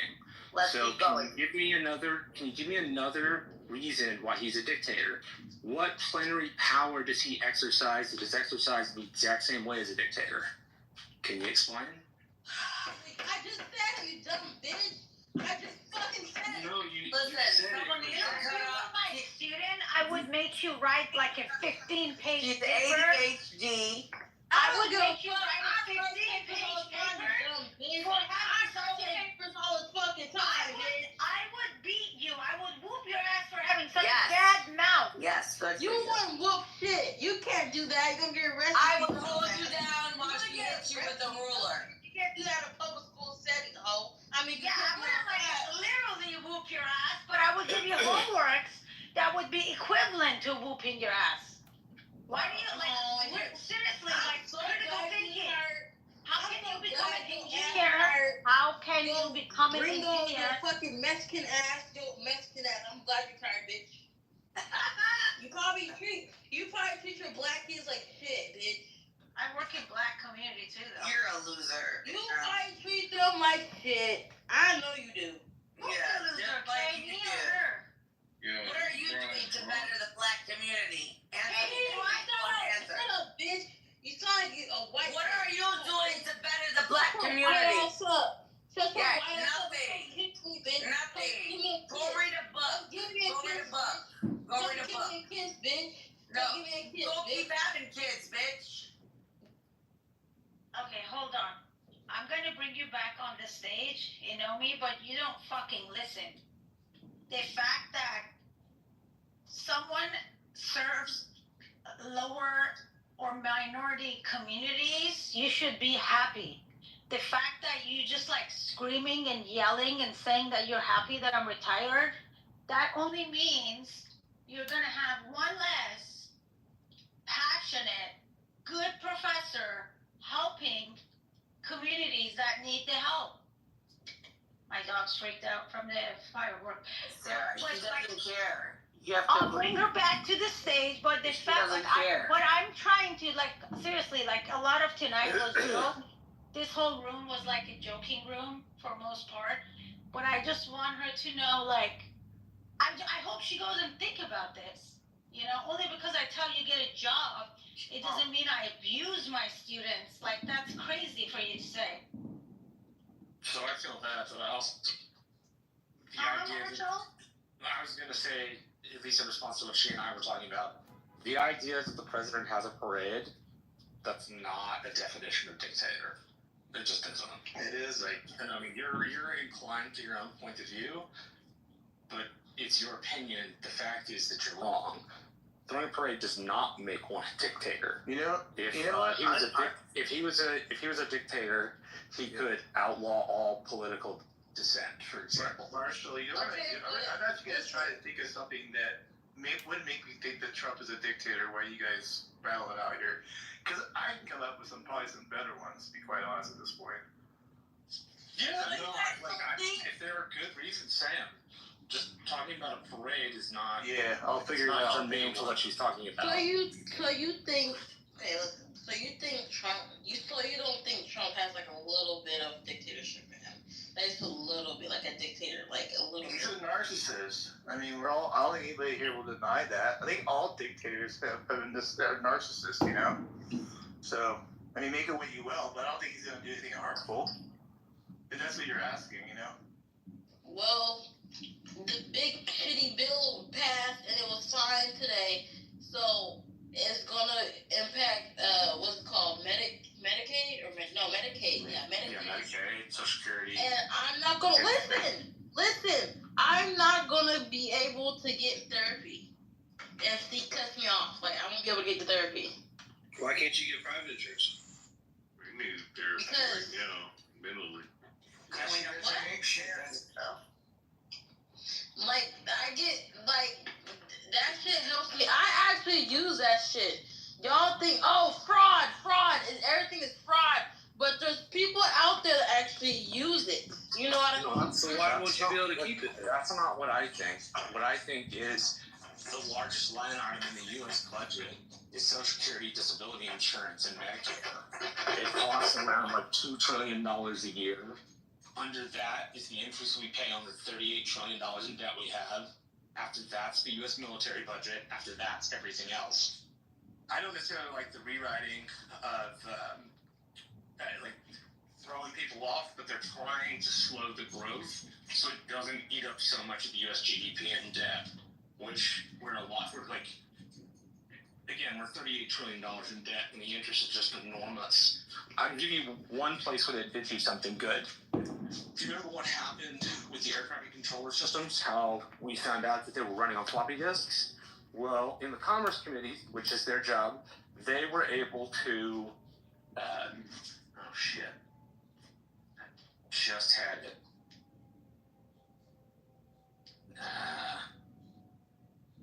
Oh man. By the way, can you remind me? By the way, I upgraded the post office from Windows 7 to Windows. I think it was Windows 10. So, nice. Oh, I remember. Updating the software.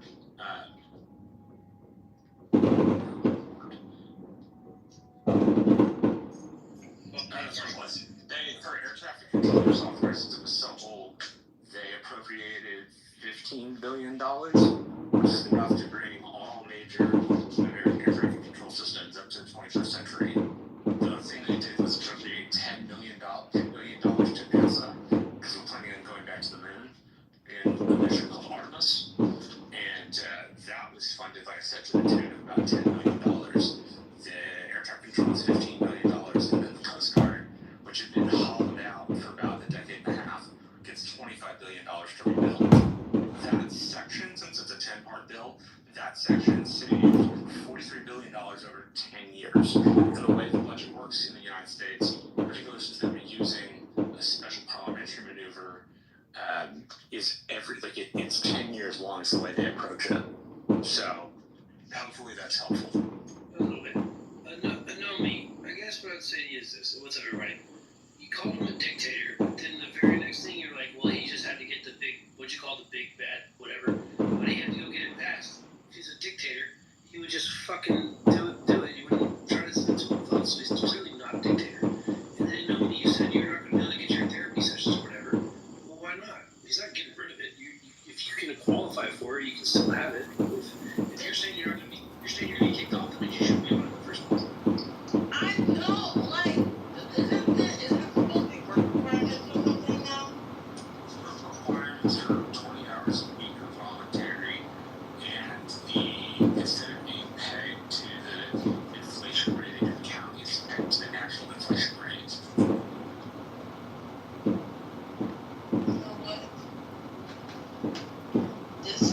still not convinced that he's still.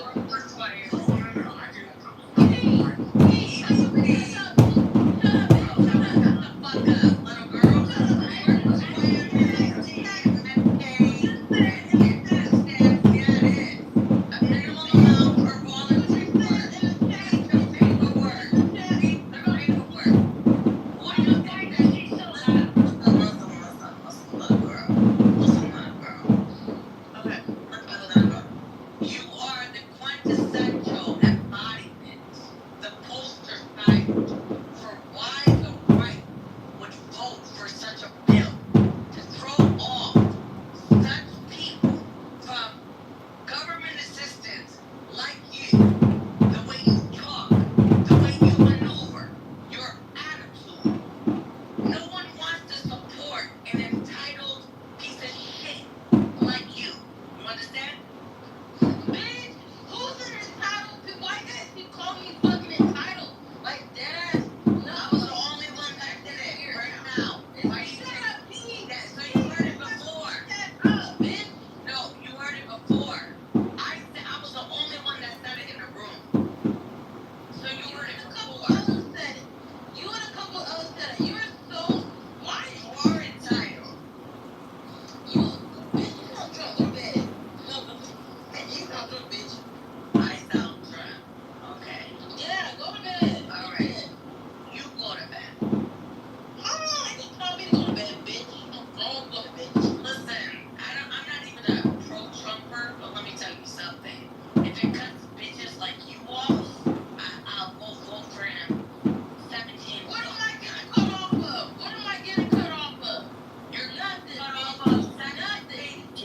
Food stamps, Medicaid. What's the bullshit? What's under this bill? If it's everything, what's the new season requirements, bitch? The work requirements to work 20 hours a week and they put an age from 51 to 65. Like, that's not a big deal. 20 hours a week. I work that. Matter of fact, if I work more. Yes, they're only requiring 20 hours. It's their line. God damn. Yeah, I work 20 hours per week. Per week. I know what the fuck I'm talking about. So go call your worker. Go call your worker. Call the bitch. You wanna call your baby daddy, bitch. And I don't wear babies. I don't wear logo. That's your profile. I'm not. Not baby daddy. That's not my profile. That's yours. I don't have children on my black. You had a here's my mic like that. What? I don't have You gotta say in character to know me. Why do you hood rat? I'm not even from the hood. Why do you speak like one? Because you know what it's called? Intergenerational welfare. Shut up, bitch. Bitch ass up, Lord. No, anyway, your mother's a whore, obviously. Do you and your sisters have the same father or no? You got the same daddy as your sisters? Bitch. Your baby daddy likes you, bitch. You can answer the question. Do you and your siblings have the same father or no? Yes, we do, bitch. Yeah, we do. Because I'm black and I have like fucking half siblings because I'm black. Okay, but yeah, I guess you're being stereotypical over here. Stupid bitch. No, you're being stereotypical and I'm playing off your bullshit. So you got a black you got some black you got a black husband, bitch. You like doing race play, bitch? You like doing race play, bitch? I don't know what race play is, you leftist fucking wacko. Dumb whore, because you're a dumb whore. That's what you are. Right. What state are you in? What state are you in? I'm in Alaska, bitch. Yeah, right. I'm in Alaska. Listen,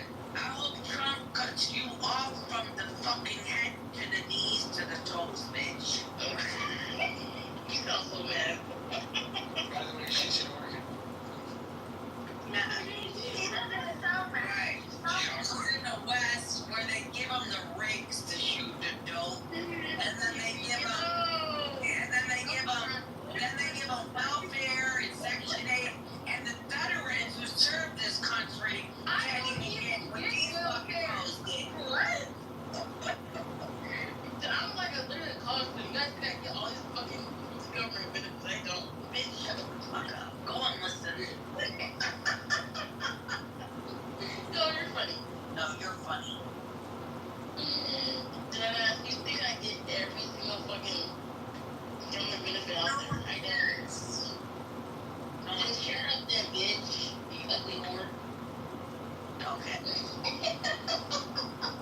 You don't deserve to be the first to be sacrificed to a foreign country. Dumb bitches like you.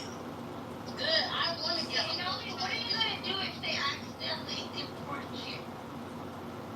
Shit. Probably stay there. Die. They'll kill this bitch for her mouth. Are you kidding? You know what? Give me a kiss. You know what, Key? I think you need a kiss. Let's move on, bitch. This bitch can't survive in another nation. They'll knock her off. Give me a kiss. 5 seconds flat. Kiss. Give me a kiss. I think you're racist. Are you racist, bro? That's a no shit. Yeah, exactly. I think you're racist. So fucking ignorant. You must be racist.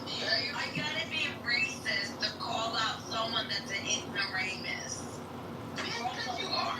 Bitch, you racist. Graduate to 5th grade. Do you know what you are? You're the project of ever getting an award. I'm not even the project. Hold on. You are the product of them taking away the first, second, and third place. Everyone gets an award. And you know what happens? Everyone turns into a fucking retard like you. Award? What are you talking about? You're downright bitch. We're dealing with we're dealing with the timeout generation. We're from the get your ass whooped generation, and we're gonna deal with y'all motherfuckers, the timeout generation. I'm not getting no award. I get an award for. I wish I got an award. It's hard. I think it's more hard out here for my generation than y'all. Oh, Y'all generation. why you're getting free fucking counseling, why you're getting free healthcare? You got it hard? So basically, you guys want me to pay for my insurance and then Hold on, you want me to pay for my insurance? Wow. You guys want me to do that, right? That's what you want me to do, huh? Yeah, because of private insurance government. Private insurance costs $100 a month, maybe more. Wait, hold up. Basically, you want me to pay for my insurance? And you believe that just came out of her mouth? Wow. Yes, I did. I mean, if I qualify, and I do qualify, because it's hard out here, and the minimum wage is not fucking high, so it's hard, bitch. What you talking about? You're not even trying to find a job. I am fucking dumb, bitch. You stupid fucking Hold on, black let me prove a bitch. point. What's the minimum wage? What's the minimum wage in Oregon? Black or What is the minimum wage in Oregon? Tell me.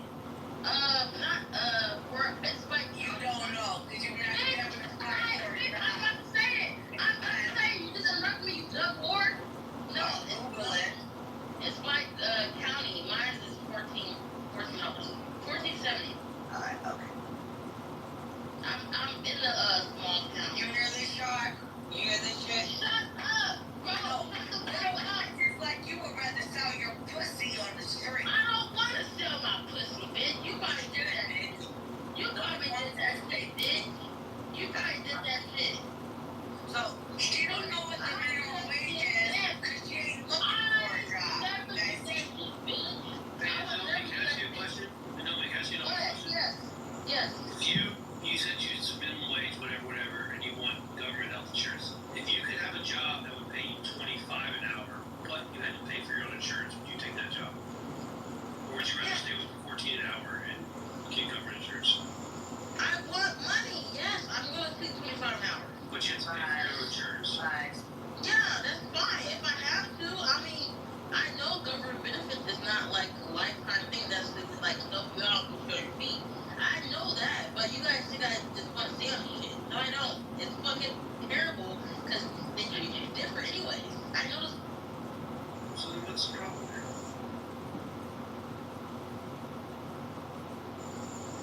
What's the issue?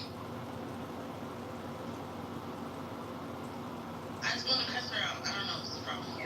The problem is you're lying. And you're a product of intergenerational welfare. That's your What are you talking about? Didn't you just hear what I just said, you dumb bitch? I'm banging on something because You really don't, because you're you're low fat. Did you just hear what I just said? I said government benefits are not supposed to be a lifetime thing any fucking way. Yeah, oh my God. That's a nice talking point for someone who's got it for their whole life. Bitch! Oh my fuck! Oh my God! When you look at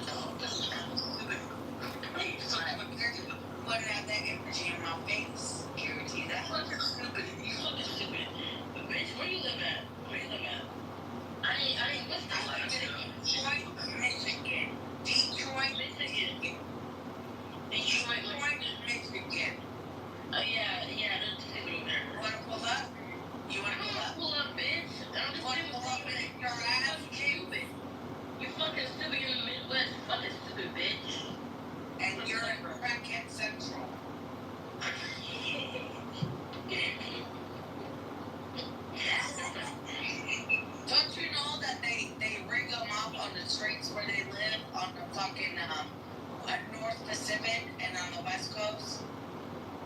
I didn't give a fuck. Them to be dopies. Great, you're here. You know that. I come from California. There's other people from California that know that. They rig them. They give them clean needles. They give them everything they need to shoot up and be dope fiends on the side of the street and have tents and all that shit. So shut the fuck up. Yeah, I mean, you're not wrong. They do that. Yeah, they had like safe injection sites. Up in Oregon, there was a thing, bro, please. There was a thing that they were giving out tents and needles and oils. So you're not wrong about that. We don't need your approval, little girl. Shut up, bitch. I was just, oh my god, can I fucking agree with you, dumb bitch? Go find your mother on the stroll, bitch. That's not fucking problem, you dumb bitch. Go find your mother on the stroll. God damn. I went to rehab. Say it was a good thing, bitch.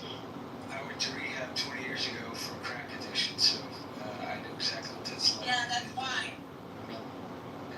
People that want to get better, not enabling people's addiction, right? Did I say it was a good thing? I just Someone said that. talking- Like, they are right about that. Is someone talking to me? like that? No one's talking to you, crack baby. You fucking bitch, I'm not a fucking crack baby, you fucking Definitely a crack It's baby. okay, we don't judge. stupid fucking white bitch. I swear to God, bro. Listen, I'm not white, but you're Start crying, definitely a everybody crack start baby. thinking, oh, bitch ass, bitch. And Naomi, you need your meds. I think you missed your meds. I don't take medicine. I don't believe in that. Wow, you don't believe in that shit. Jesus Christ. You're like the fucking poster child for fucking ADHD medication. Jesus Christ. I don't believe that. These motherfuckers are gonna be making the law, bro. Oh, yeah, totally. Yeah. They think that up is down and down is up and male is female, female's male, males can get pregnant, females can fucking sperm out their fake dick. This is what we're dealing with. Bitch, shut up. You don't know what you're talking about, Ward. Like, So, Enoma, what job do you do? Like, what is your job? Doesn't work. You didn't pick I up on do that. work. How you gonna tell me I don't work? I know myself more than you do, but we just met today, Ward. But anyways, would you say I work at Yeah, what do you do? Just curiosity. Yes, Amazon. I mean, you know, I work those like low end Keep jobs, hesitating. fucking college. Okay. Shut up, bitch. Shut the fuck up. I'm there, bitch. Sit your ass down, bitch. I worked at you don't work. That's what I do work. Can I fucking speak? You fucking stupid bitch. What are you talking about? What are you talking about? Low end Oh my jobs. fuck. Just tell us which corner it is between like across the I don't work on no fucking corner. I work in retail. I work in Oh, okay. selling ass on the corner. What corner? I'm a cashier, bitch. What are you talking about? What store? What store? Bitch, I'm not on no fucking corner, bitch. You probably was back in the day.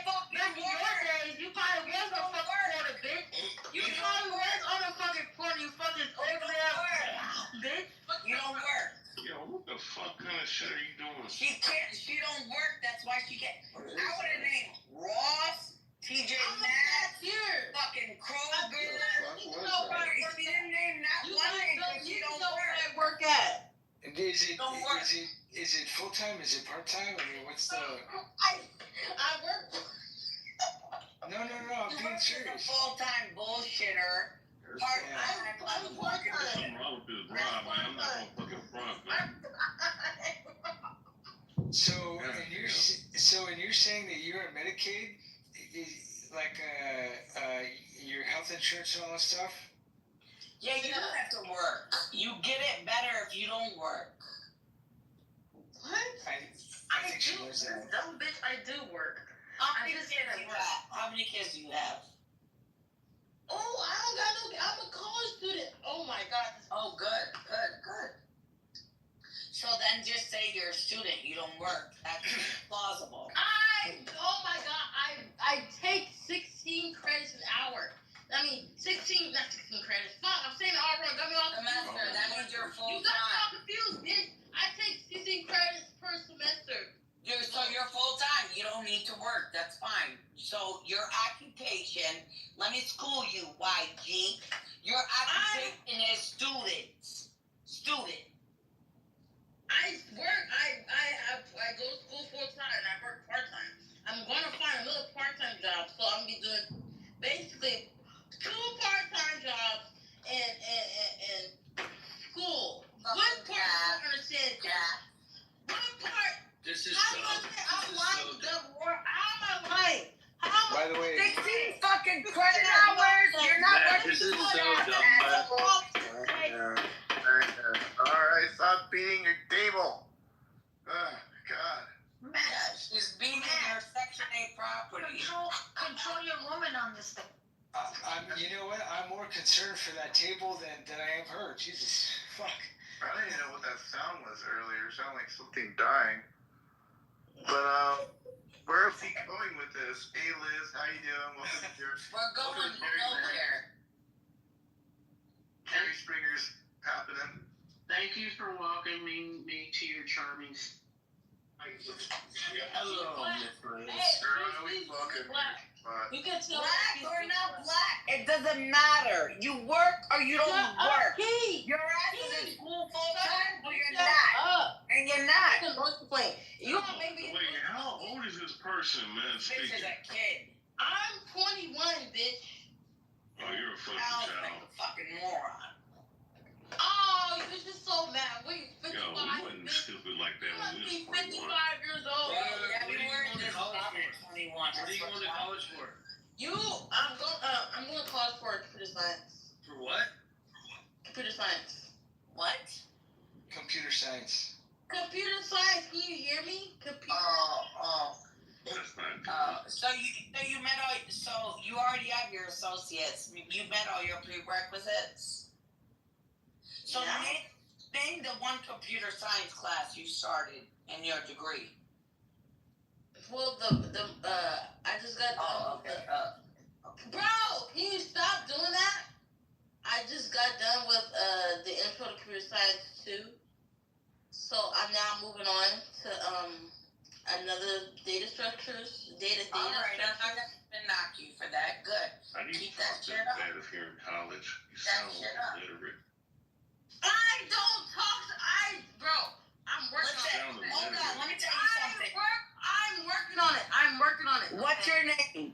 Hold on. Calm down. Pursue your degree. How many books have you read? And they don't None. read books. Right. Not this They don't. year. Oh, you don't read books? They don't I'm read books. trying to read. I have a low attention span. Okay. No wonder you're talking so bad, because your grammar's bad.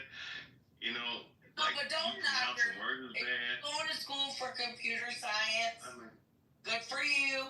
Keep it up. Do you your should. thing. Yeah. I think you'll do it. I'm not even gonna knock you. I'm not your enemy. Do your thing. By the way, data sets. You're gonna learn about data sets, and you're gonna learn about artificial intelligence. You're gonna learn about augmented intelligence and what the difference is and everything else. It's all fun shit. It's what I do.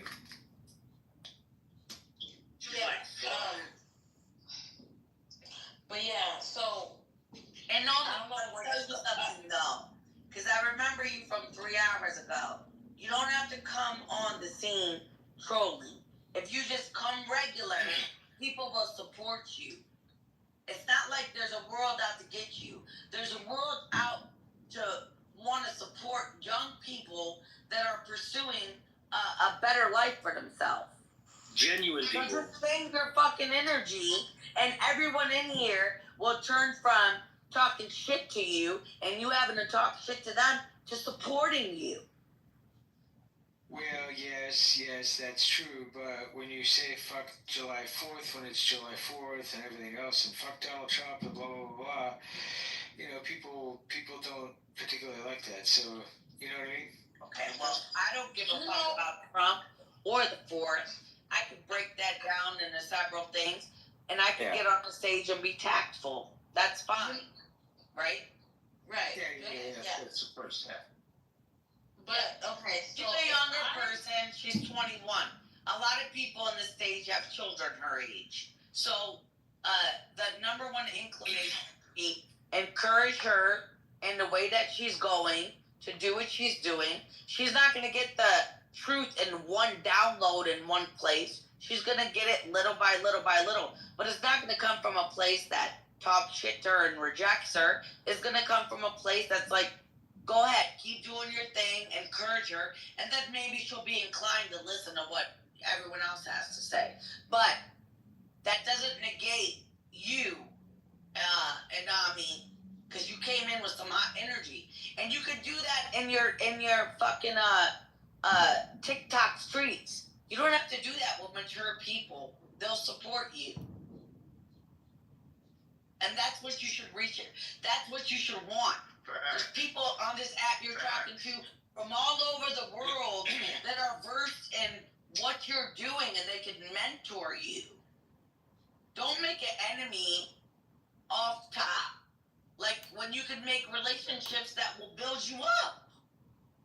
Well, and here's the truth. Like, I'm 55. There's other people that are 40, 45, 50, even 60, 65, 65 years old. People that have gone through the same shit that you've gone through and everything else, and going to school and all the bullshit that you're going through right now. We've already done it. So, this is not, we're not 25. We're not kids. We're not, like, we've been through the whole fucking gamut. So, so whatever child's play that you think you're playing, you think you're better than everybody else, fuck, we totally get it, dude. Totally. Well, and I hope you noticed and know me, like, all this, everyone's going crazy and all shit. And then I asked you what you're going to college for, and you're like, computer science. And I hope you noticed immediately the whole mood of the room changed. Kay was like, oh, cool, you're going to doing for computer science. White was like, yeah, it's what I do for a living. You're going to learn all this kind of stuff. You're going to learn all this stuff. Immediately, the room changed because you weren't being all crazy about, Trump's a dictator. I'm going to lose my fucking therapy. It's like, yo, just relax. The world's not coming to an end. We're not. You guys, by the way, you're 21. You got some great fucking years ahead. I'm giving you 21 years. Right. Say that again, bro. Say it again. Okay. Yeah, but 21, out of the world ending shit, 21 to do it again. But the next 5 to 6 years of her life are going to be fucking awesome. Yeah. Or it can be hell. It can be good. Great, but she's a kid.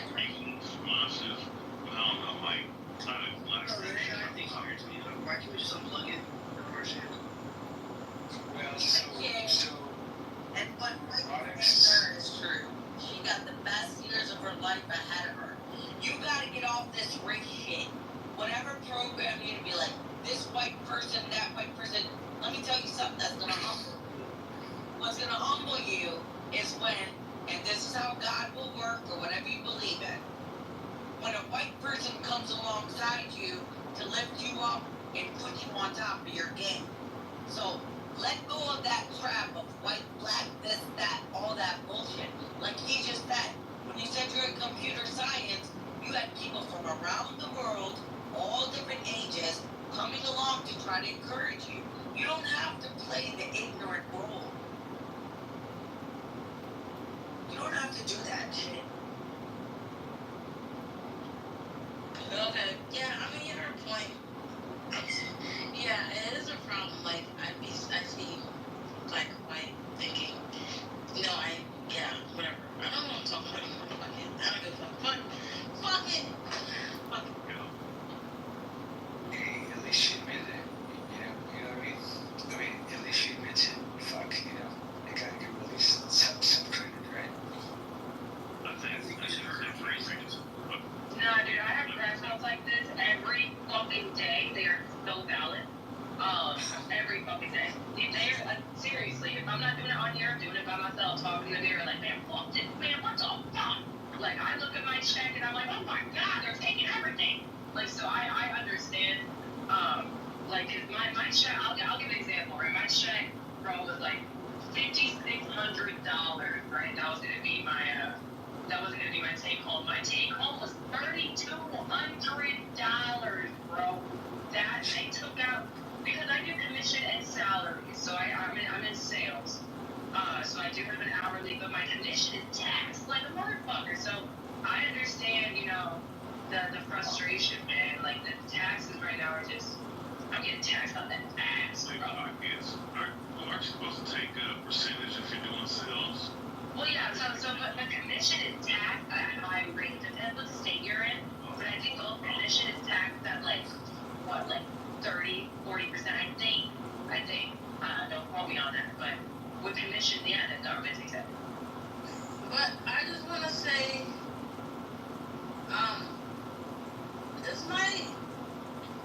can I just be honest? I'm gonna go back. I'm gonna try and do my best to not. Go ahead. We got a great story now. We know you're 21 and you're trying to reach your goal. Go ahead.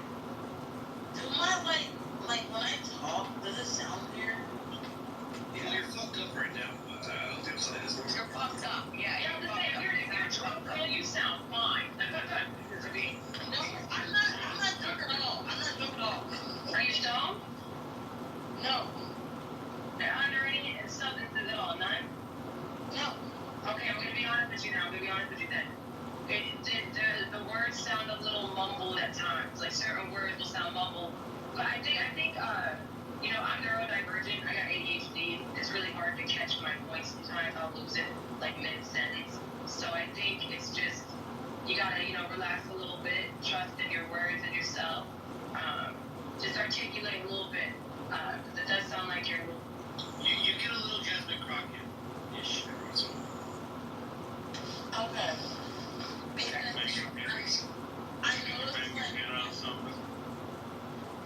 Alright, go ahead. Because you noticed what? I noticed that there's like when I talk, there's like some people can't understand me. Okay. You know what? You know what? What I want you to do is I want you to, like you're on your phone, right? So what I want you to do is do a voice recorder, or a voice memo, or whatever, and record it. And so you can understand and you can see what you're saying and you can listen to whatever you're saying. And then you can listen for yourself. That way you can make the changes that you want to make. No, you're gonna read it though. I hate your myself. Oh, I know, yeah. I simply humbled myself while hearing myself. I tried sending like a sexy voice note to some guy one time. I was like, oh my god, you sound like her. Like, I just... It's a lot deeper than most people think. Like, when you talk to a lot of recording artists, it takes them years and years to master their voice. Most people don't even like hearing their own voice like you guys said. It's cringe. Hey, we know here. I'll say this, right? I used to be on this podcast back in 2020, what did I say, 2011. Retired sports broadcaster, Cab now, let me come on. I know I didn't fucking speak that well on that kind of platform with thousands of listeners, but some cats roasted me on that. But, as months went on, figured out how to speak fluently on that shit, and, that motherfucker liked me at that time. So, yeah, the public speaking can definitely be, increased. It can, through trial and error, and also too, I think taking good classes on how to speak, I believe is a good thing. Yeah. Well, you should be trying to follow children. And every time that you speak, this is just symptomatic of, mind you, guys, she's a baby. She's 21. So, I know I was questioning myself and everything, like the way I sounded and all that at that age. So it's a trial and error thing, baby, and you're just gonna grow into it, and that's it. But again, look at the paradigm shift that just happened when you went from what you thought your generation or you was supposed to be doing by attacking and insulting everyone, and then you chilled out and look, and everyone is like, they want to put you under their wing, they want to help you, you can be open and honest. You don't have to conform to what the rest of the people in your generation are doing.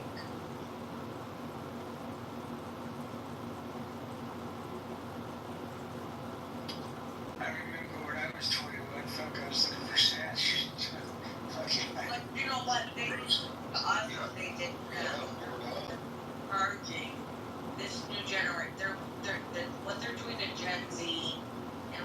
done to Gen Z is they're charging them politically on every front, whether it's from the gender front, from the political front, from the sexuality front, and that's what they're like hyper basing them off of.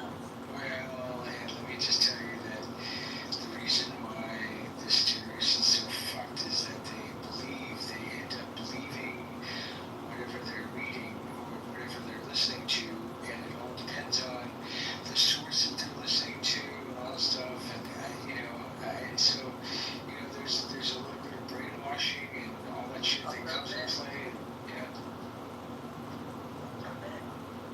In the quick satisfaction, gratification, it's immediate satisfaction. It's fuck Trump. You're like, yeah.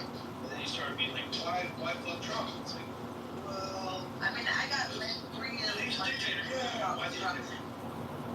I remember on Jesse Waters, they were, everybody was saying fascist and fascist and fascist this and fascist that. Well, they were asking him, well, do you know what fascist even means? And they're like,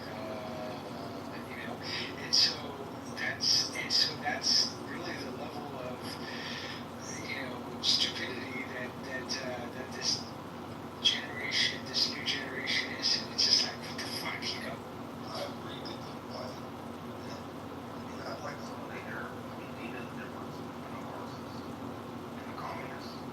No. A lot of people get labeled that all the time. What's a Marxist? I'm just asking. No, I'm asking too. I have no idea. This is the room that should know. The room next here's another issue. I don't know. No one's gonna tell me what the fuck a Marxist is? Right. I don't know if you just said that. That you know, like, you know. What you probably so what is the difference, in your opinion, between... I'm asking. Right. So here's the problem. No one wants to do research. Okay. Dude, Jack wants to answer. Jack, do you want to answer? Yeah, sure. Like, someone would have already Googled it. Hold on. We're not going to want to, hold on. Go ahead, Jack. You want to go? Yeah, well, I mean, Marx was just an author of, an ideology which is implemented in different countries. So communism is like, there's communism in China, there's communism in Vietnam and Russia. And then Marx just wrote about,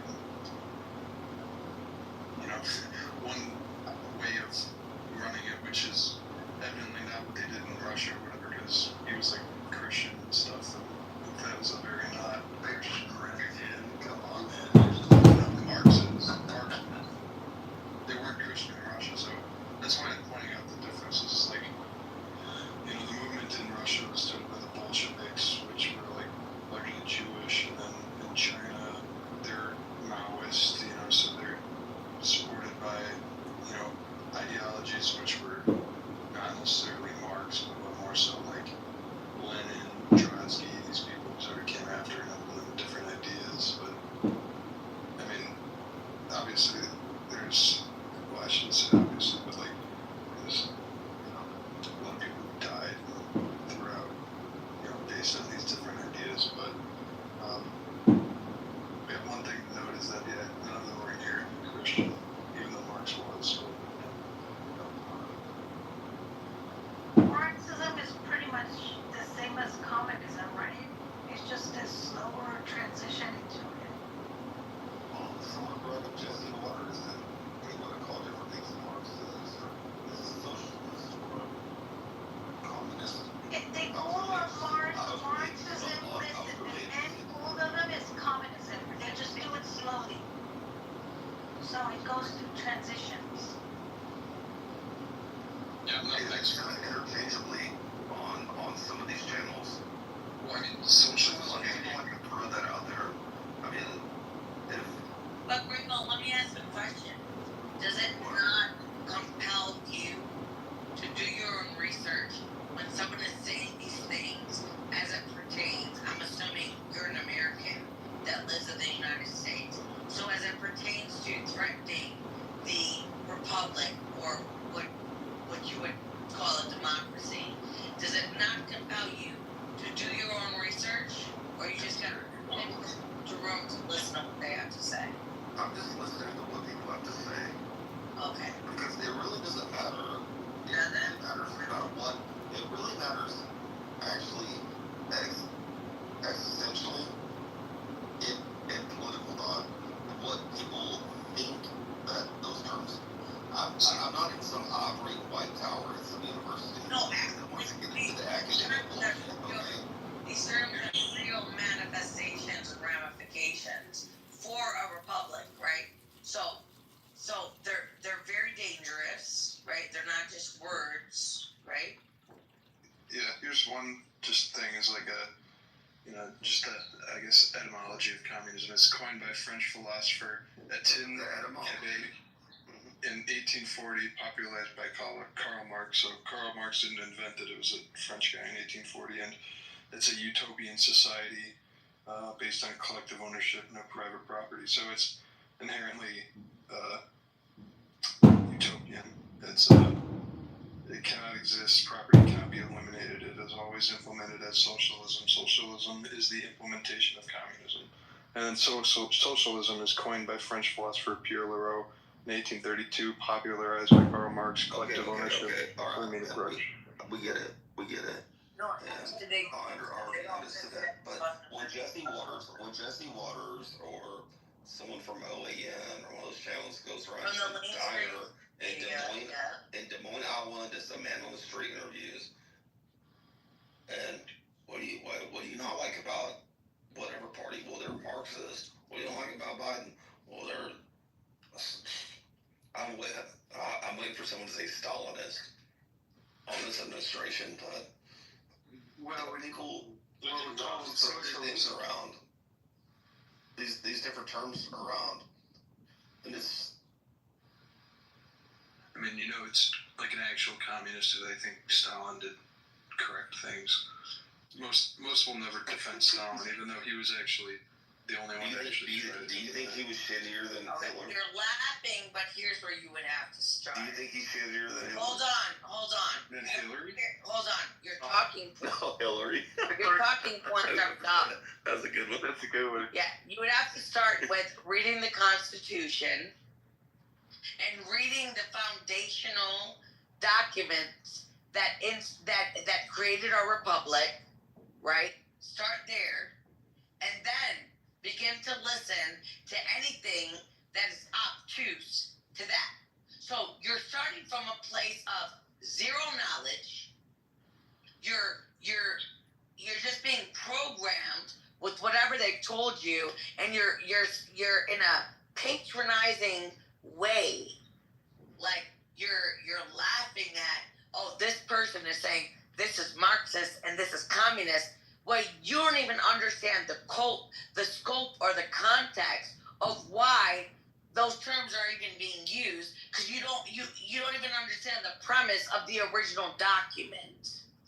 I mean, I'd love to go back to No, you don't have to love to shit. It's people like you that are going to make God-fearing people of the Republic of the United States like us get lined up for concentration camps, right? And guess what? I'm going to be pushing you forward. Yeah, the crabs in a bucket type stuff, but like... No, it's not crabs in a bucket. You guys don't give a fuck about preserving the Republic. Read about your founding fathers and what they said about preserving a democracy. Yeah, if you... Yeah, you have you have a republic if you could keep it, that type of stuff. What are you guilty of, Jack? Are you a socialist or something? What's going on? Well, I'm not a socialist, I don't know, but I would say that there's probably... I'm like extremely libertarian, but, whatever. That doesn't seem to matter. All right, libertarian. So, like classical libertarian, or are we talking like right-leaning libertarian, like Ron Paul libertarian, or what? Yeah, you're closer to Ron Paul libertarian, but if you're gonna like actually represent my views, I would say like abolish taxes. Okay. So, Key, what do you think? libertarianism, like Ron Paul libertarianism, isn't? Yeah, I mean, to be honest with you, I don't even know. I just know that there's a globalist agenda, and then in this country, we're supposed to be a constitutional republic. So for anyone to question a communist manifesto when all we have to do is read through it and we understand that they've already achieved a lot of it, breaking up the nuclear family, getting your children into a public funded education system and outside of the house so they can indoctrinate them, right? I mean, we could check mark all of the points. We could go through whatever her name is that wrote the charter. Alice Bailey. We could do all of this shit. Well, I mean, let's not act like it doesn't exist. That started during the Cold War. I mean, like, they literally... when it started, let's not act like it doesn't exist. Well, this is important. Like, I mean, in the Cold War, they literally said that we have to accept a totalitarian state at home in order to defeat the totalitarian state abroad. And that just never changed once we defeated the USSR. Wars. What do you believe about that, right? What? Who funded both sides of the wars? I don't know, banks. Not the same bank? Banks, probably. I mean, same there was... What? Same banks. Sorry, I missed that. The same bank. The same bank. I mean, I think there's probably multiple banks, but the, you know, one thing you might not know, for example, is like the Russians, for example, they actually, you know, I think it was this... I don't know if this was under the Tsar. Yeah, I guess it was in 1850. They actually sent, during the U.S. Civil War, a ship over to defend the Los Angeles, the port of Los Angeles, or maybe it was San Francisco, because they were worried that the British at that time were going to, you know, possibly take advantage of the U.S.'s position then in order to take over a portion of it, because at the time, you know, the Russians were not very friendly with the British because the British made a whole lot of deals in order to reduce. Anyway, they didn't like the British, but that was, yeah, I guess the reason was because it escapes me, but it's something to do with trade and anyway. So where did you and Key disagree? Oh well, I don't know. I think she thought it was a socialist, but Gringo. Did you get that impression, Jack? I think we got mixed up, yeah. Yeah, I think you were talking Gringo, and now Jack, you got mixed up with him, I think. Yeah, I mean, I could still defend, like, I guess, a socialist position in certain states. Fundamentally, I disagree with you guys, period, but I don't think we had an overt disagreement. Yeah, I mean, Actually, you know what? That was good. That was good because I didn't know the difference between Marxist and communism. So that's good. I actually looked it up. It's good. Yeah, I mean, it's somewhat helpful, I guess. But you know, I think mostly in the U.S., it's probably not really. It doesn't translate very well because it's fundamentally requires this sort of like top-down form of government, which is why I guess that's why I brought up, you know, the Cold War, because the closest the U.S. has gotten to becoming communist is, you know, being that level of authoritarian. And you would say this as socialist flavors around here, though, right?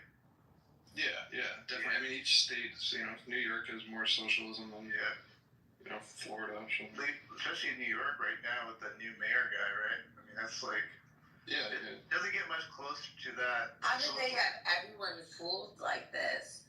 When the book, The Creature of Jekyll Island, which literally, it basically deposes, it shows you what the Federal Reserve is built off of and who's running this country based on who's running the Fed and the central bank. And literally, we're having these conversations that was what, 15, 18? And we're having these conversations a century later? And we still are not able to pinpoint the culprit? This is insanity. Well, I mean, it kind of, just the internal politics of the U.S. change every, you know, 75 years. So, you know, the problem probably started during Andrew Jackson, and then, you know, that Jackson turned tried to into... put it back on the gold standard. They took it off failed right after he got out of office. Right? Yeah, and you know, I don't think think it's as simple as just saying, because obviously, in the Constitution, the U.S. shouldn't even have, currency. They can, like coin, gold, and silver. But obviously, this isn't the way it turned out, and that's for a number of reasons. Mostly just the lack of any real governance from individuals to do things. I mean, like, the Constitution and all that wasn't written in order to be a democracy. It doesn't even matter. I mean, like, what it ends up being now is just that there's states, and those states, like, if you look at individually, like, what state governments do, like, they're all their legislatures are primarily Republican, but it doesn't matter. Even though the governors of some states are Republican, and the majority of their legislature Republican, they can't really do anything. Like, Pennsylvania, they control the exports of, like, raw milk into separate states, just randomly, where there's just such a disconnect between the laws that, for example, you can have at a federal level, and then how that interacts with, one state talking with another state, where you have, like, Pennsylvania says raw milk is illegal, the state next to them says it's not, and then so it's illegal to, like, transfer it over the state line. People just ended up giving up because they said it was too complicated and they just follow federal regulations. But the point I'm making is that if anything were to change, it would require the state legislatures to actually be anything other than just a joke, which is basically what they are now. So I'm curious, White, if you could you share us, share with us, like, the differences that you found between Marxism and communism? Because I'm not really sure I'd be able to identify it myself. Yeah, let me I got ChatGPT. Hang on a second. It's really a short. Okay, so Marxist. I posted it in the chat. I'll repost the link. Go ahead, Mike. So, Marxist follows the theories of Karl Marx, especially regarding class struggle, capitalism, and historical materialism. Not all Marxists believe in or advocate for a communist society right now. They may support socialism or gradual reform. Communists believe in the abolition of private property and the eventual establishment of a classless, stateless society. All communists are influenced by Marx, but not all Marxists are communists. So basically the summary is Marxist is the follower of the Marxist theory, and communist is believer in a classless, stateless society often based upon Marxist ideas. Very, very simple to the point. So I'm still struggling. So, so Marxism, I thought, like, when you read, like, the manifesto, it talks about, so all Marxists are communists? Or no? Because that's what it seemed because what I thought, I remember that, like, when I was reading the manifesto, there's, like, all of these different stages on what's going to happen before the final state of communism. Yeah, communism is just like, it's like a utopian vision. So it's basically any ism that is related to communism is just how you get to communism. So Marxism is how he imagines you get to communism. Oh shit. So Marxism is like a violent theory, right? Because this is the only difference, because I remember what he just said, he's like a classless, stateless. So if it's stateless, I would assume there's no centralized authority. So then you'd assume that everybody was doing this. It's like a voluntary understanding of how some people are living, and they're doing just a peaceful coexistence. Yeah, that's the utopian idea. And then in Marx's, like, how he wrote about the way in which it would actually occur are some of the writings that people read the least, because it's all just like math formulas that people, like, don't really care about and ignore, and, like,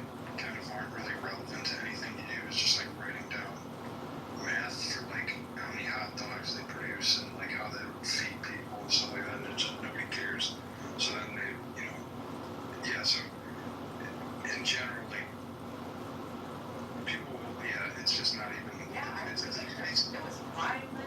It sounded like it was all admitted in a minute. I mean, I was like, holy shit. People read this and they think that this is like, want to go through with this. This is great.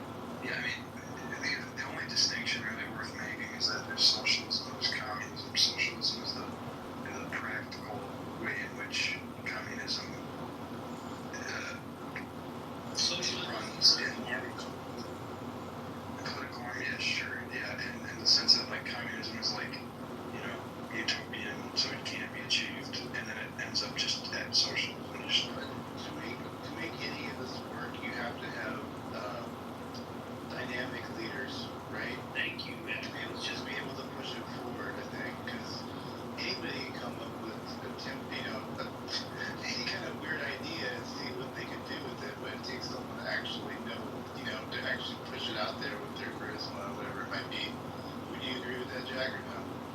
Yeah, I mean, there's nobody, none of these ideas exist in a vacuum. People have to champion them. I mean, and, the history of, like, who was supporting Marx and all that, there's, like, a lot of people who are, like, writing about how he was sort of this failed industrialist. He was just an academic. He was supported by all these other, like, kind of, like, rich tycoons at the time, and, all of their, ideas, like, all of their incentives for why they were funding him differ, but typically they they're just, it gets into the weeds, but it ends up being the case that almost nobody who, promotes socialism or communism want they usually want something else, but then they just say communism and socialism, like the Nazis, they didn't really care about socialism, but they still call themselves socialists because it's a way in which you can kind of, just say that anything you do is headed in the direction of, like, communism or there's some, like, utopian. Yeah, like group think of sorts, yeah. So yeah, it's just a way to, like, do that. I mean, in America though, what communism is a very different thing than, so I think it's very helpful to know the history, I guess, of communism in America, because it was not always viewed as a bad thing, up until we went to, World War II and such.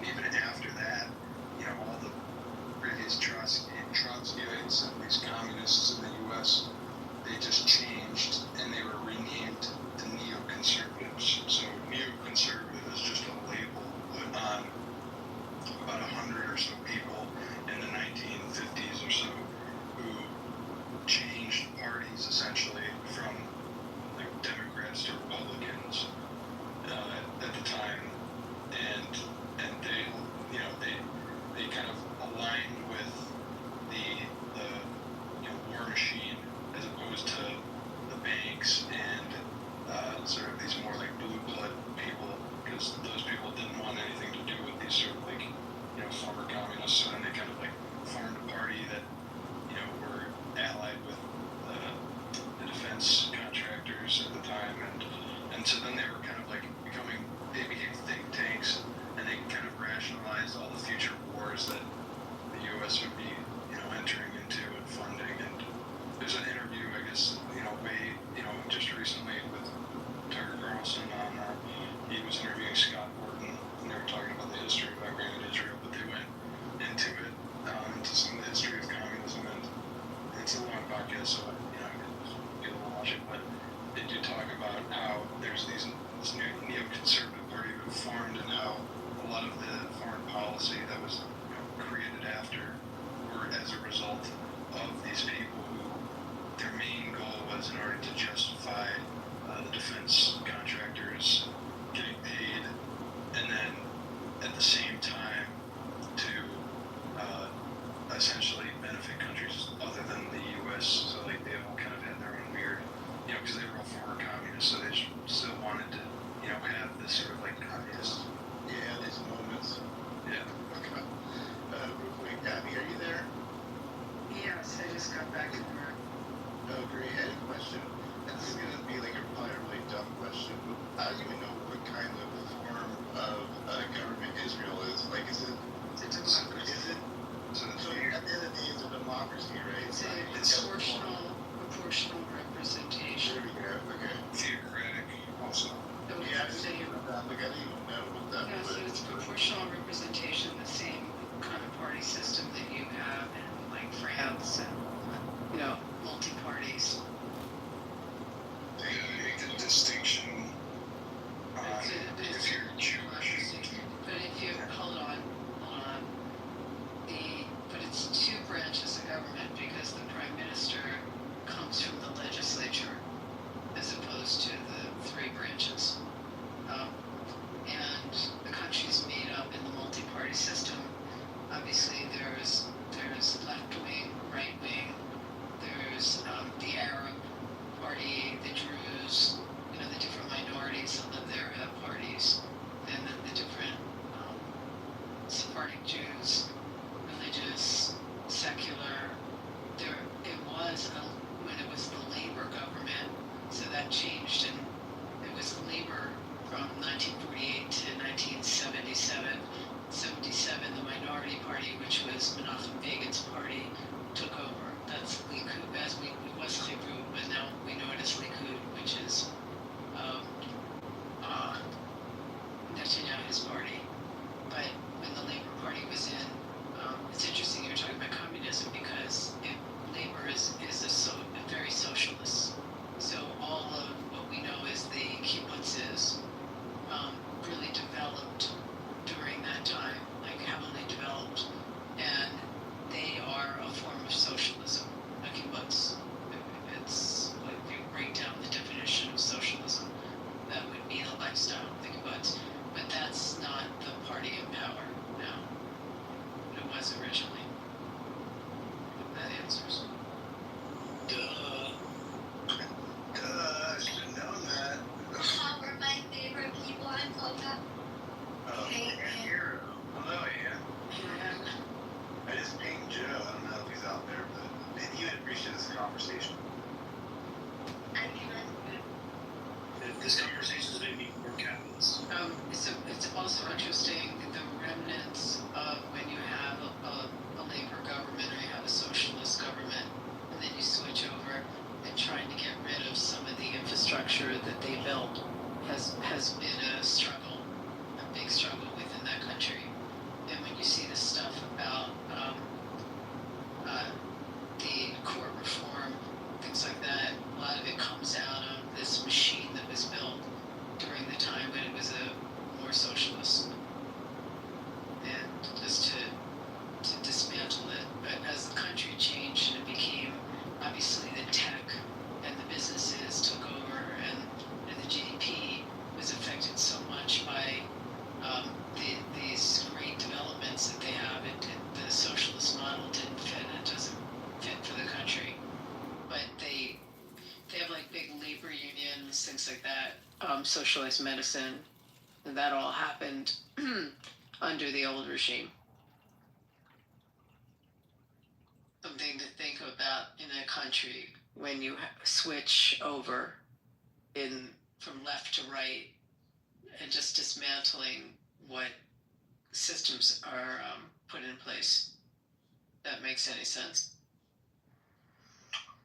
Yeah, it sure does. Appreciate that breakdown. I expect all that. Thank you, Abby.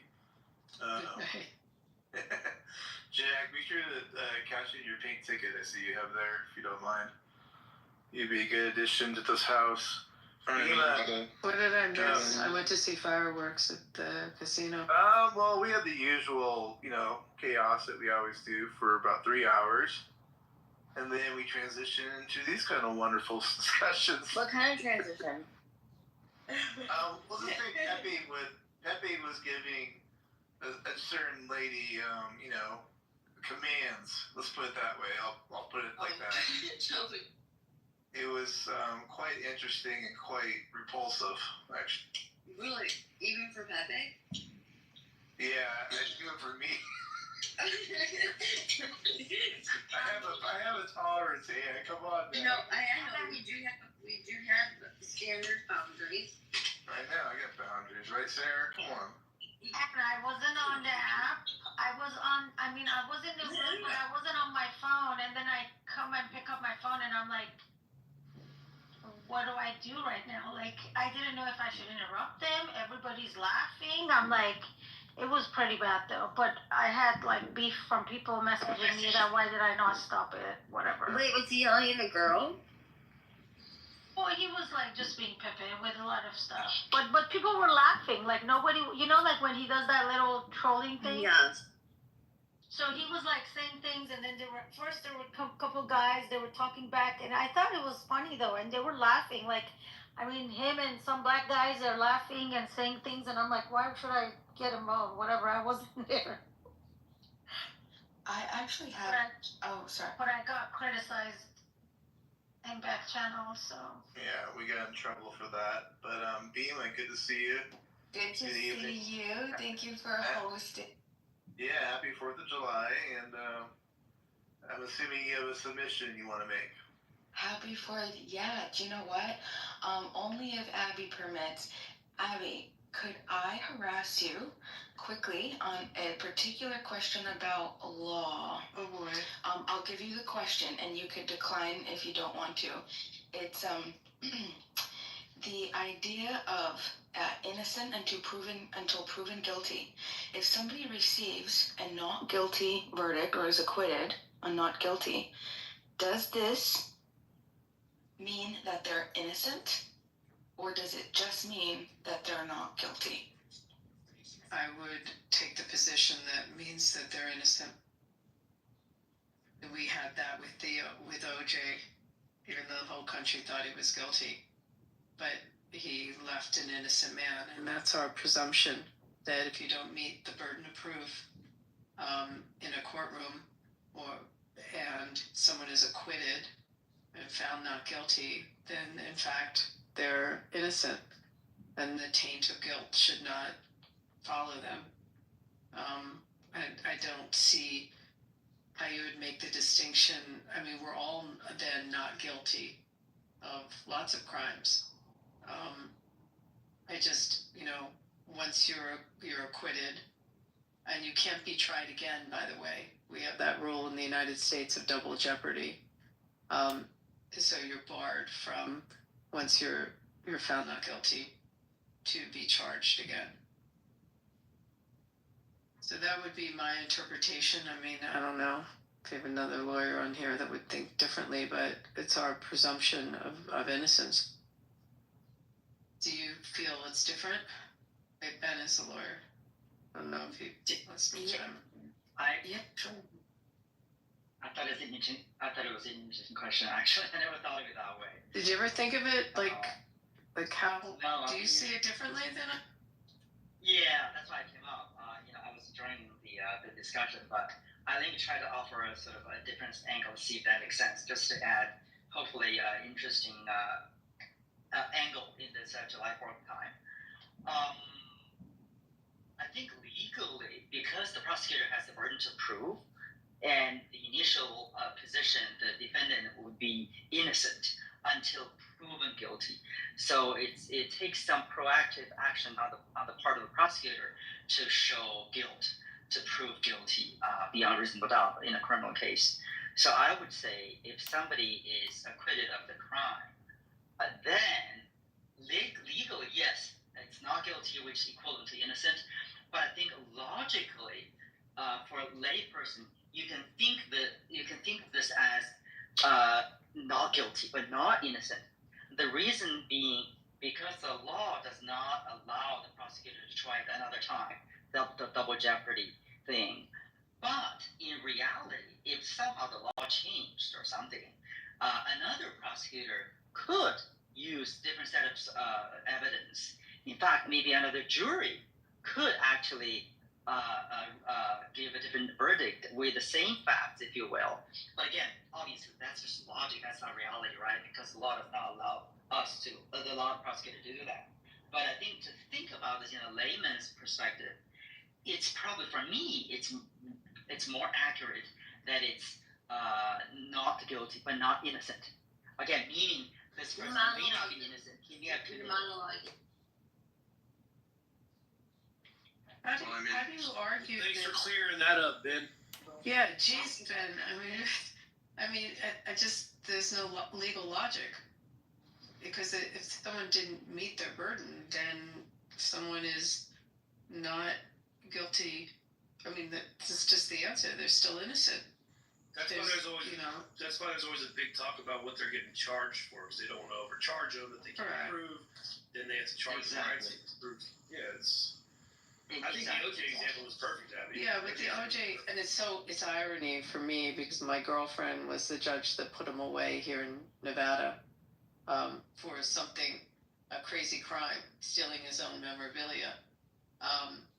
But as much as the perception was that he had guilt, and that if someone gets off on a technicality, or that one was the gloves or whatever, that the doubt was there, and there was enough doubt that he got acquitted.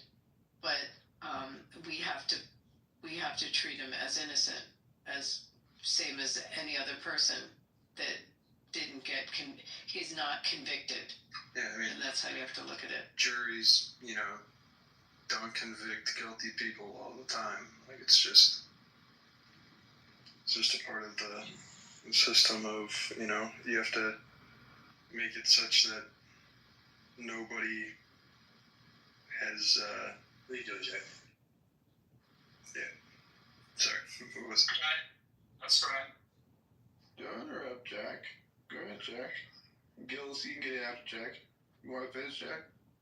Finish, yeah, sure. Just saying that, having a judge or a court being determined by a jury is a very different sort of way of coming to the truth than, I suppose, just making your own sort of analysis of it. But our Fifth Amendment gives us protection against double jeopardy. I mean, this is not just something, buried somewhere in the law. It's in the Fifth Amendment. So. Yeah, I mean, I would just say that, people commit. Innocence. I mean, I think most of the time it just ends up being, what do DAs want to actually prosecute? Because there's too many laws that people break all the time that anybody could be convicted of basically anything at any time. I mean, there's some precedence as to, why they wouldn't want to actively pursue people that, because the jury might not convict them, and oftentimes will just view them as trying to convict them of some, ridiculous crime that they'll immediately sort of nullify. But yeah, I guess in terms of double jeopardy, I don't really even view that as being, enforced all that much if you can just sort of convict them on a bunch of other crimes that are sort of like tangential. They just call it wire fraud just because they crossed the state line, or just like, anything. There's a lot of grab bags and stuff. And not to say that it's like totally useless or anything, but it's just, I don't know. I feel like double jeopardy and stuff like that were more so important back when sort of there were less law. I don't agree with you on that. Yeah, you're being so liberal. Yeah, I don't agree. I think it's used as well as collateral estoppel comes into play. I mean, I'm not going to get technical because we could go down that rabbit hole, but I absolutely believe it's used, and it's used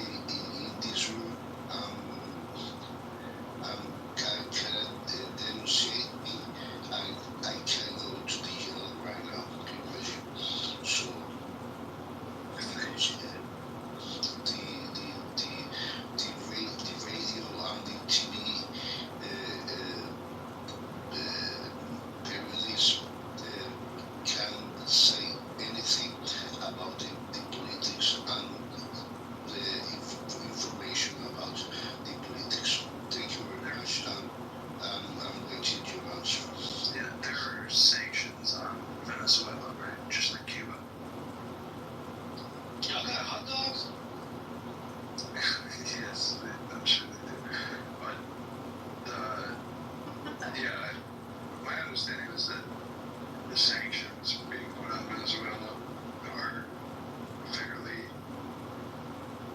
difficult to deal with because just like Cuba has pretty strong sanctions on it, which prevent them from getting like bottled water and stuff like that for drinking and things like that. So I've heard people being pretty against placing sanctions on these countries for humanitarian reasons, because I think that if you remove them, they probably have a much higher standard of living after the fact. And then, because I basically view any intervention as being sort of like off the table. I mean, like doing anything in the Americas is sort of already been done, like, in Iran, Contra, and stuff like that. It just, it sort of makes things worse, usually. I mean, I think that, South American politics are very, seemingly, like, internal between their countries. I don't know. Thanks, Jack. Pedro, thank you for that submission. Hey, Pedro, one thing real quick. How much is insulin in Venezuela? English is, sorry, I understand the word. How much does it cost? The cost of? Yes. Because you're for It's $30. $30. Wow, $30. I know, it seems like nothing. It's like, No, it's but gonna be it's all have expensive for them though. I know. Like $30 in Iran's money. $30 is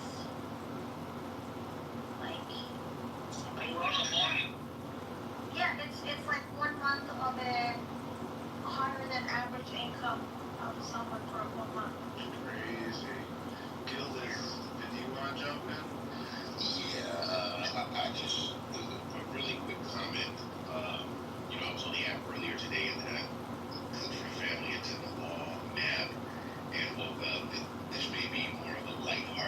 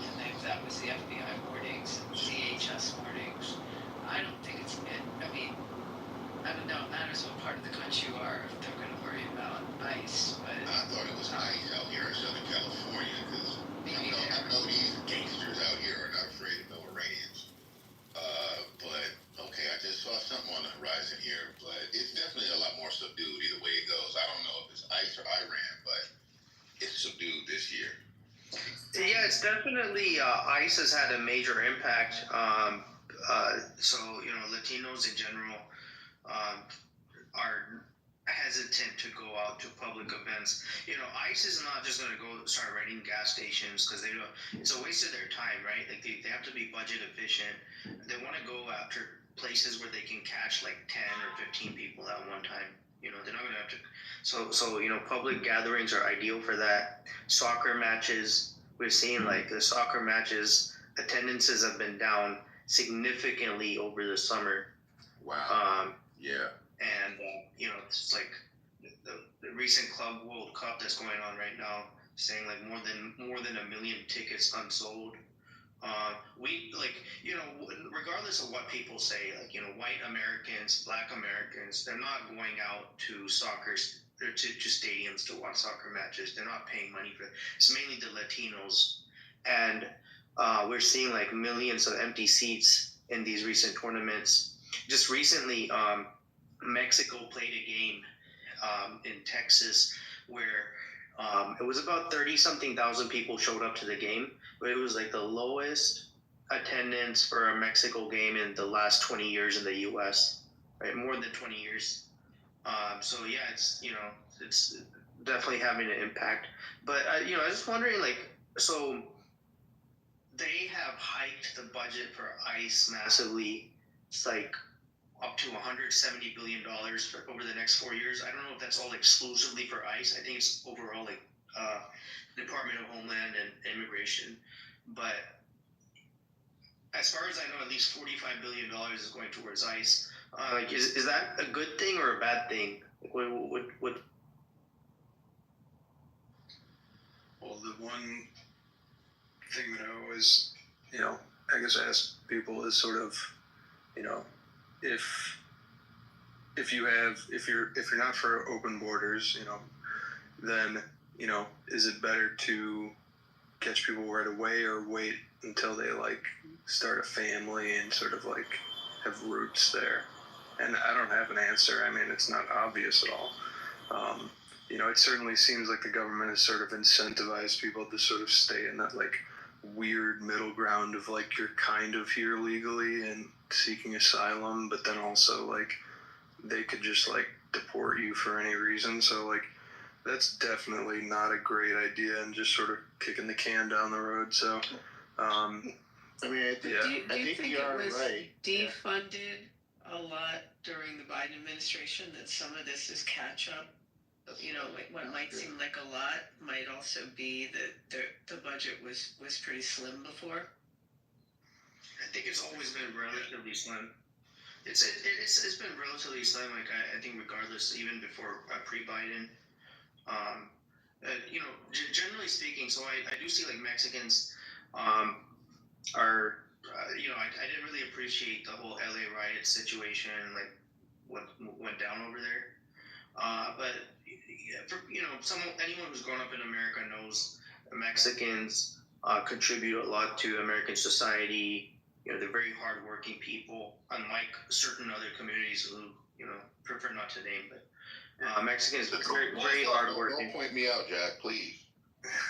No, I'm not. I'm definitely not. Trust me. I'm not gonna name call anyone, but the point is like Mexicans, like they are an important backbone of the economy. Like the way they work in restaurants, like service, and agriculture. Like they do so much. They work so hard, and many of them, I'm not saying all, but like many of them, they're very honest people, right? Very genuine. And I have nothing against Mexicans. I would say like Muslims have no place in American society. Like maybe if ICE focused such on bullshit. No, violence tonight. Yeah, well, that's not bullshit. Well, radicalism, terrorism, child rape, these sort of things, they have no place in American society.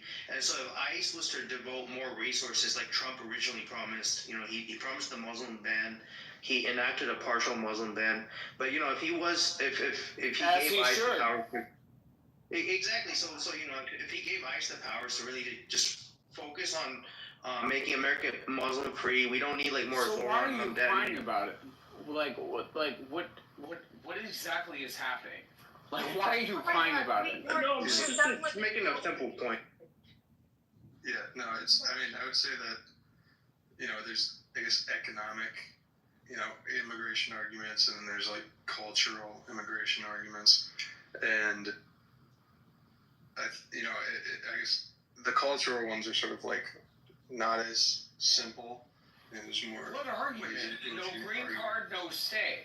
Is that an argument? But no, I think he's just saying who you give a green card to. Michael.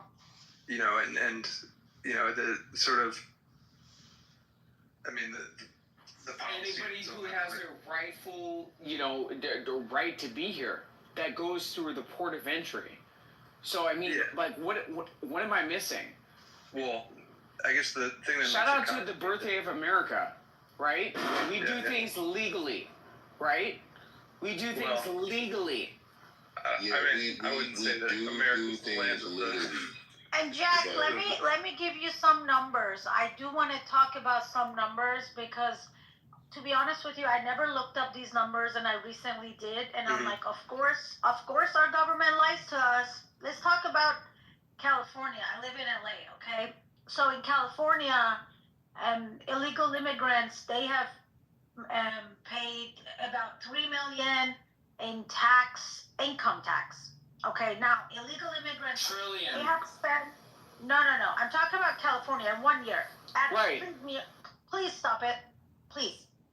So they have paid close to $3 billion in taxes, and then the cost of the Medi-Cal for the illegals in California was about billion. So they had paid $3 billion in income tax, but then we've spent $9 billion on their Medi-Cal. Now they have paid $9 billion in tax, but a big portion of that is the sales tax. So if we invite tourists, you know, to come to America, that's going to cover the sales tax that it comes from them. So what I'm trying to say is, like, you know, the number of illegals in California, about between, because we don't know the exact number, but from the numbers, about 50 to 70% of the illegals in California, they were on Medi-Cal.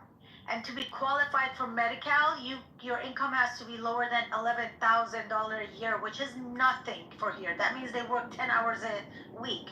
So I have a big problem because math is math. Numbers are there. When people say they participate in the economy, then I want to know, how is it that 75% of them are working 10 hours a week? I know they're working more, but they're only paying tax for 10 hours a week. So they're not really participating in the economy. That's the part people have to understand. Is it going to be is our economy going to be like paralyzed if all of them leave at the same time? Of course it would, but we cannot like remove all illegals at the same time. So I don't know what is this argument that people are, you know, having. And you know what? Frankly, since I've been looking at these numbers, it kind of makes sense to me why most of them didn't try to fix their paperwork. Everybody says, oh, attorney is expensive, this, that. My gardener owns the gardener in my old place. He owned 3 houses in East LA. He owned 3 houses, and he was here illegally. You know what? Fixing the paperwork would have not be beneficial for them, because then they would have had to pay tax the way I pay tax and other people pay tax. So, I mean, these are the facts. You know, you can't change the fact that 75% of illegals in California, they're on Medi-Cal. So only 25% are paying tax. I mean, what, you know, the economic, I guess, arguments for immigration are a lot more simplistic than I suppose the cultural ones. I mean, the economic arguments of, like, you know, Thomas Sowell's ideas on immigration were essentially that, you know, just take nationalities and just, you know, see how much they, you know, basic stats like, oh, how much, are they paying in taxes? How much are they taking in benefits? And then, you know, you can evaluate each country separately. You know, like Japanese people, for instance, contribute a lot in taxes, don't take very many benefits. Okay, then have more immigration from Japan. You know, like Haitians, they take more in benefits than they pay in, I mean, on average, take more benefits than they pay in taxes. So, like, have less immigration from Haiti. But, you know, what that ends up looking like is like, oh, you have a lot of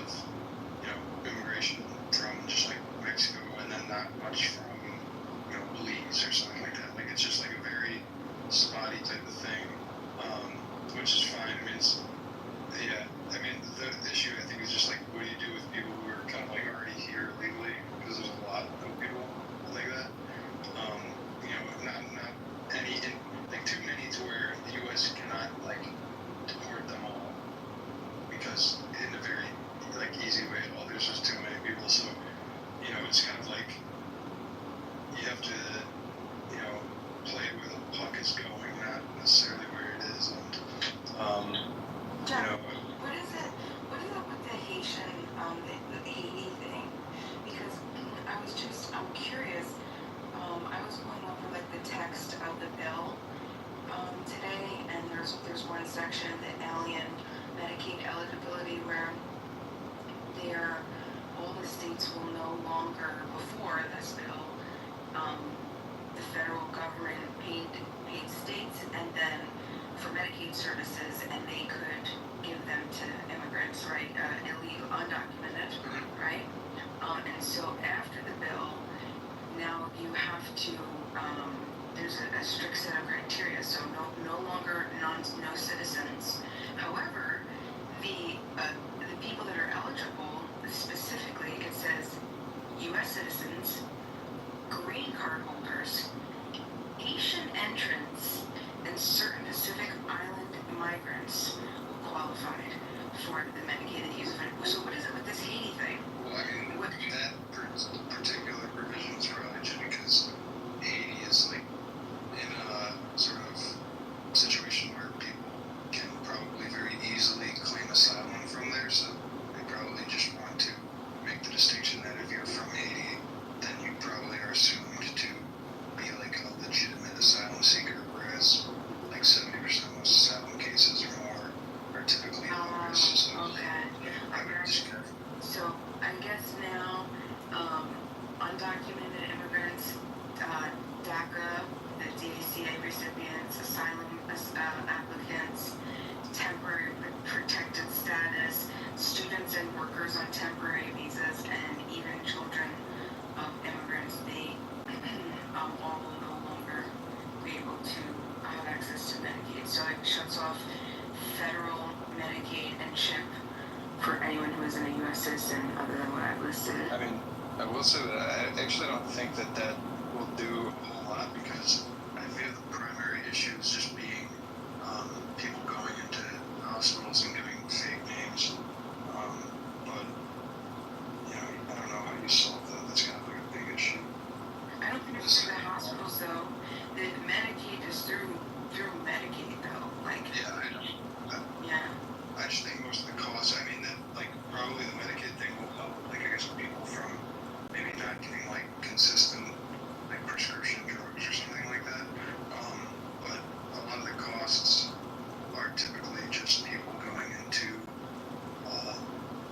like, an emergency, like, ICU, like, emergency, in the hospital, because they just, like, have a cold or something like that, and so they just, use it, like, because they don't have insurance or whatever, and so they just, like, go to the hospital and give a fake name, and then, you know, that's just the issue. Apply for Medicaid? I'm not sure if that works that way.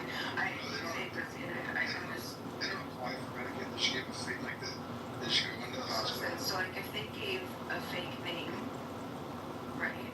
So let's say they gave a fake name to the hospital, and they, in some cases, the hospital like let you apply for Medicaid if you don't have insurance. So you apply for Medicaid, so you can apply for it to cover your bill, but it's not guaranteed. The Medicaid offering still has to go through the Medicaid office, but if the bill isn't, what? My point is just it has nothing to do with Medicaid. Any like legal immigrant can just go into any hospital. You're saying that, okay, so what you're saying is that hospitals that take in and treat undocumented immigrants, those hospital bills are covered by Medicaid funds?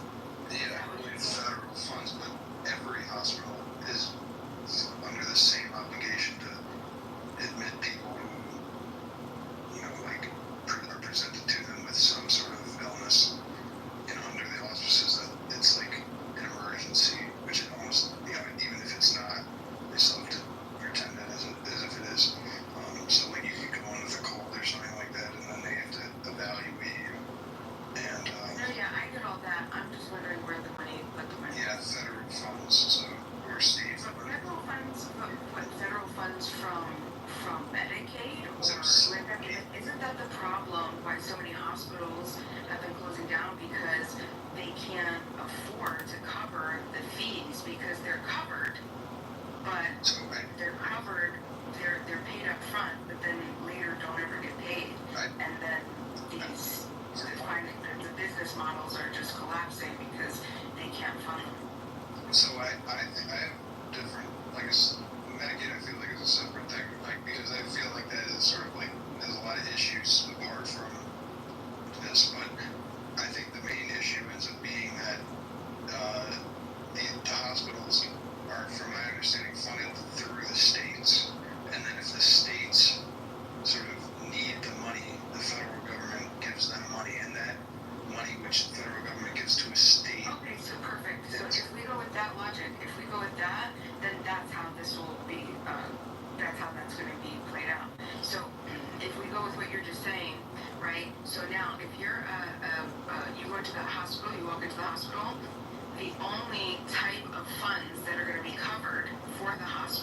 bills are going to be the ones where you're a U.S. citizen, period. So that's easy. So that works out, right? So if they're going through the bills, and if what you're saying is correct, and your presumptions, right? Like, I'm not sure. I'm Pretty sure this is how it works. Well, also the CHIP, which is the Children's Health Insurance Program, those are for the children. Well, not just for undocumented, but children who are undocumented. They won't be eligible for the federal CHIP coverage either. I think this is good for taxpayers. I'm not upset by it. From what I understand, I think that it ends up being the case that the hospitals will just end up with a scenario in which they might not be funded, which has always been the case. I mean, there's not really any good solution, and so I just don't see it as being any good solution to this. Also, there was a whole section in this bill earlier on. Hold on, let me see. It was like at the beginning of the bill. I can pull it up. It was specifically towards hospitals, the protecting rural hospitals. Chapter 4, it looks like. And this is from the actual bill, section 71401. And basically, let's see what this does. So you're going to have now, before, it's called the Rural Health Transformation Program. So $50 billion over 5 years. And this is specifically to improve access to hospitals and care, keep rural hospitals open, expand rural services, improve health outcomes, use new tech specifically for hospitals, partner regionally, recruit health workers, improve cybersecurity and IT, restructure local health systems, fund mental health and addiction care, and all 50 states are eligible. I mean, I would guess that that's them kind of just trying to signal to, whatever rural constituents that they might have that we're not going to let your hospitals close, or we're going to let them close in like major cities or wherever where they sort of are impacted by this problem. I mean, every hospital is impacted by this problem. And so the hospitals, it's going to include critical access hospitals, so community hospitals, low volume hospitals, rural emergency hospitals, rural health clinics, federally qualified health centers, community mental health centers, opioid treatment programs. So that's pretty cool. Yeah, no, I mean, I suppose that there's just I mean, I generally don't think that like Medicaid is suited to solve the issue of healthcare in general. I mean, healthcare I feel like is sort of like a problem this is an issue that's always been a problem since, forever basically. And I think that that's largely because of the rising price of like doctors. Like that is a large portion of the bills. And some people kind of point to, I suppose, like prescription drug prices, but those tend to be like a lower percentage of the cost. So, I would say it all started in sort of like the 50s or wherever, when they kind of did away with mutual aid societies and all these things. They used to be like healthcare providers and doctors and all these things because they instituted, credentialing of doctors so that, you had to go to medical school and all these, which seems like, it's obviously the right thing to do, make it such that, you have to have a degree to be a doctor, but it just had all these other consequences of, now healthcare is incredibly expensive and health insurance is incredibly expensive, and that's the primary cost of healthcare now is, doctors, and not necessarily prescription drugs, but This is Marshall, actually, Jack. Marshall, hey, good to see you. I'm curious. We were just talking about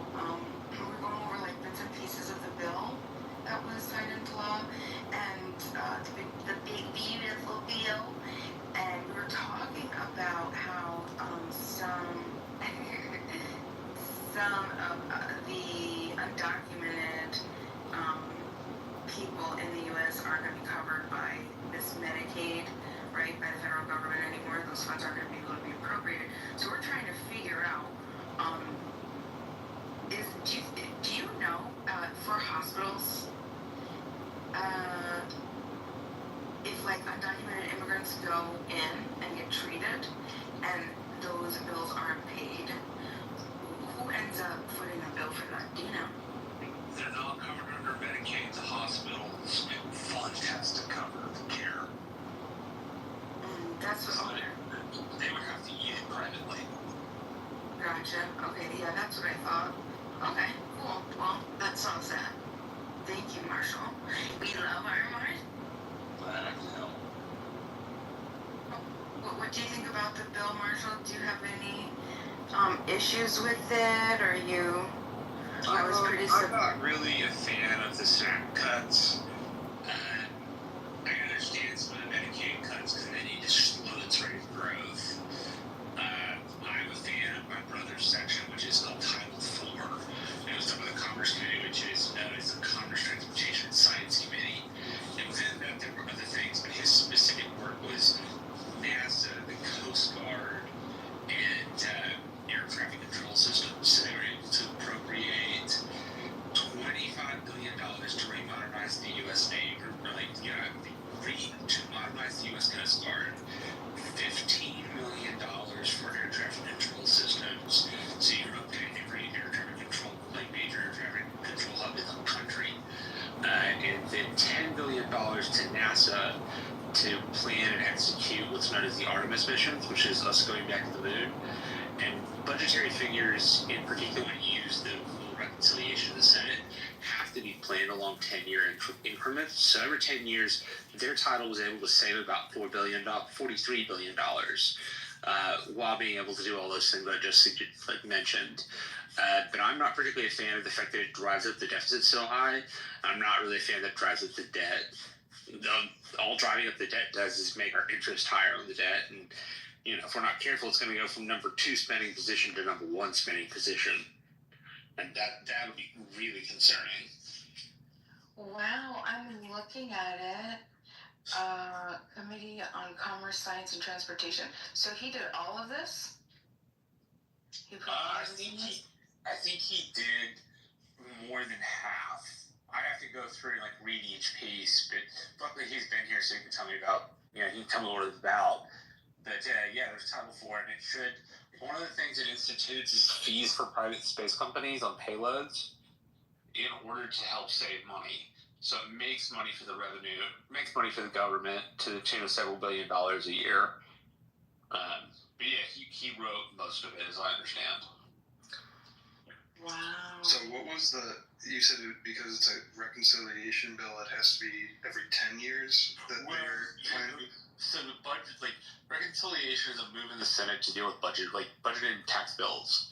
And they have to go to the Senate parliamentarian and get what's known as a Byrd bath, because Senator Robert Byrd had created what was known as the Byrd Rule, which is that essentially stuff not germane to tax policy goes out the door.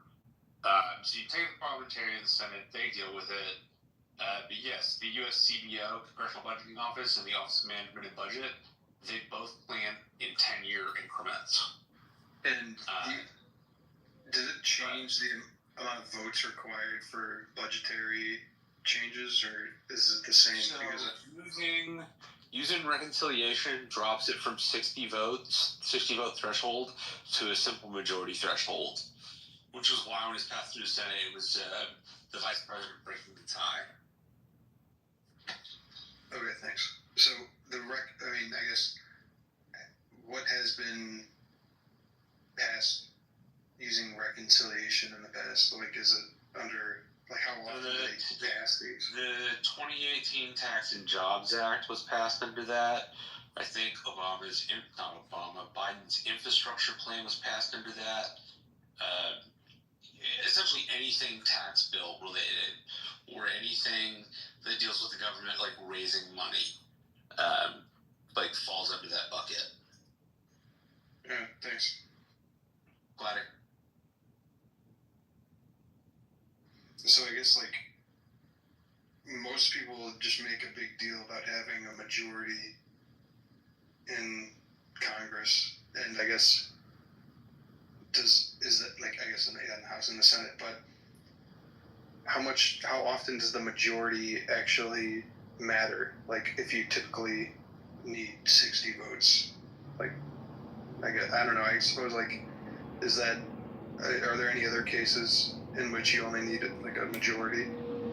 So in 2013, they got rid of the filibuster for lower court judges. These are district court judges. So that meant it was 51 vote. Under the Trump administration, we got rid of the filibuster for Supreme Court judges. So it only required a simple majority. And reconciliation is always required just a simple majority. And again, if it's like social policy, it can't be passed. It's not germane to it's not germane to what they're doing. And I guess what is the assumption that the filibuster will stop? I guess, is it just that, because you can, like, circumvent it by just, like, waiting till they're done, right? It's called invoking cloture when somebody's in the middle of a filibuster, and you have to have 60 votes to invoke cloture. Which means the end of debate on the Senate floor. So the filibuster for legislation still requires 60 votes, but the rest of it does not. And reconciliation does not require a 60 vote majority. It only requires 51 votes. And it's always been that way in the Senate rules. Okay, so, but the legislation still requires the 60 votes. Yes, it's still, the legislation itself, so it was taxing and spending, it was passed along reconciliation lines, which means it was in the Senate, and the Senate only had to take a majority poll because they were using reconciliation. Basically, you can think of reconciliation as a parliamentary maneuver to shrink down the threshold from 60 to 51 without having to completely change the Senate's way of operating. Yeah, okay, sure. I suppose, like, why certain bills aren't sort of passed or, like, pushed through even regardless of the filibuster, because it seems that, like, people can only filibuster for so long. Like, No, the rules are that you filibuster as long as you can stand on the floor. So you start the filibuster process with an email to the Senate parliamentarian saying you're placing what's known as a hold on a bill. That bill then has to, like, go down to the Senate and be read. And once they read it, if they take a vote, they can take a vote to not to vote on it, if I recall correctly. I'm getting into the more... Sure. Yeah, hopefully that makes sense. Yeah, it does, yeah. I don't know, I guess, because I don't know who would be the guy to, like, stand there for 2 days or whatever and read the Bible or whatever. Wait, yeah, who did that? Was that Marco Rubio? Who did that recently, like a couple years ago? I think Cory Booker. Oh, no, you're thinking Was it Cory Booker? Yeah, Cory Booker did it. No, Ted Cruz. Who did it? Ted Cruz. No, they both did it. You got it right. Ted Cruz did the green eggs and ham thing, and Cory Booker just did his recently, last, like, 3 months or whatever it was. But, I mean, I feel like these people, there is a limit. Like, they cannot do this forever. Like, if there was really something you want passed, like, it's got to be... So, like, anything social policy related has to be passed with a 60-vote threshold.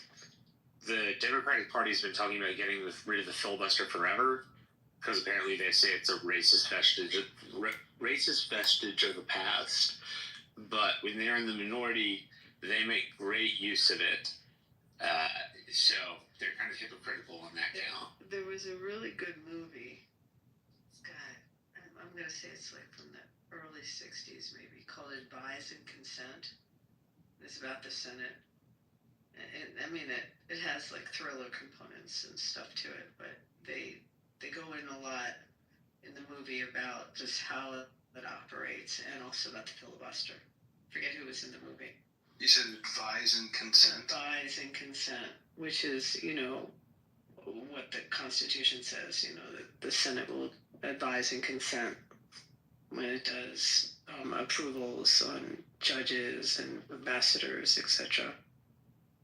with the advice. So anyway, that's the name of the movie, but I'll tell you who was in it. I would like to talk again. Hi, Pedro. 20 minutes ago, Cake. as a spy, he go inside in this room right now. A Spanish guy in my community, Spanish community. When I talk a lot, so I can talk again. So his name is Eduardo, and he went 20 minutes ago here. So I can continue to talk about my country, Venezuela. So I'm going to talk about the hospital here. I went to the hospital 3 weeks ago. The hospital, the doctor prescribed some medicine to put in my body, and I have to buy to the pharmacy because the hospital doesn't have medicine in all the that's happened in all the country. Imagine all the country, and we have the most high reserve of oil and gold in the world. Thank you very much. Pedro, here's a question. Do they use Tether by any chance? USDT? I don't understand, sorry.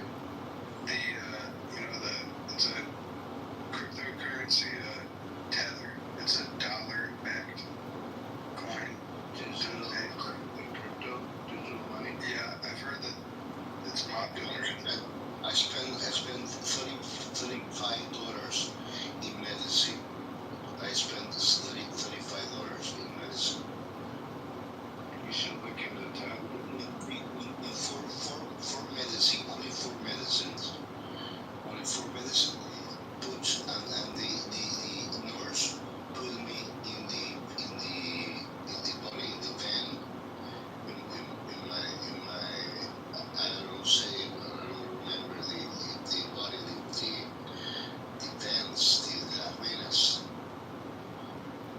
in mi vena. Could you clarify? Was that a concern for Venezuela? Like, are you upset because, or are you happy about it? Like, so you didn't get your medicine at the hospital, but you're able to get it at the pharmacy, and it's only $35. So my question is this upsetting, or are you happy about this? No, I'm upset because it's very expensive. It's very expensive. Okay, and you're upset because the hospitals don't carry the medicines to give you? Is that what the...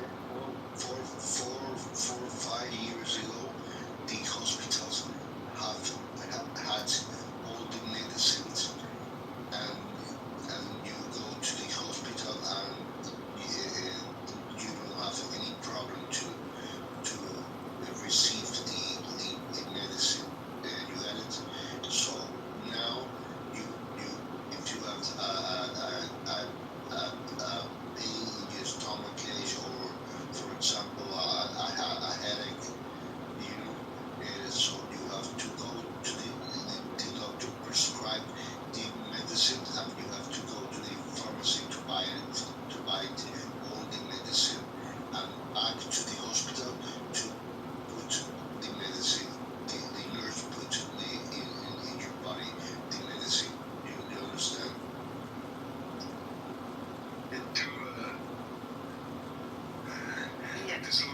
Yes, true. La dinero con el nombre Tether. That's okay. Yeah.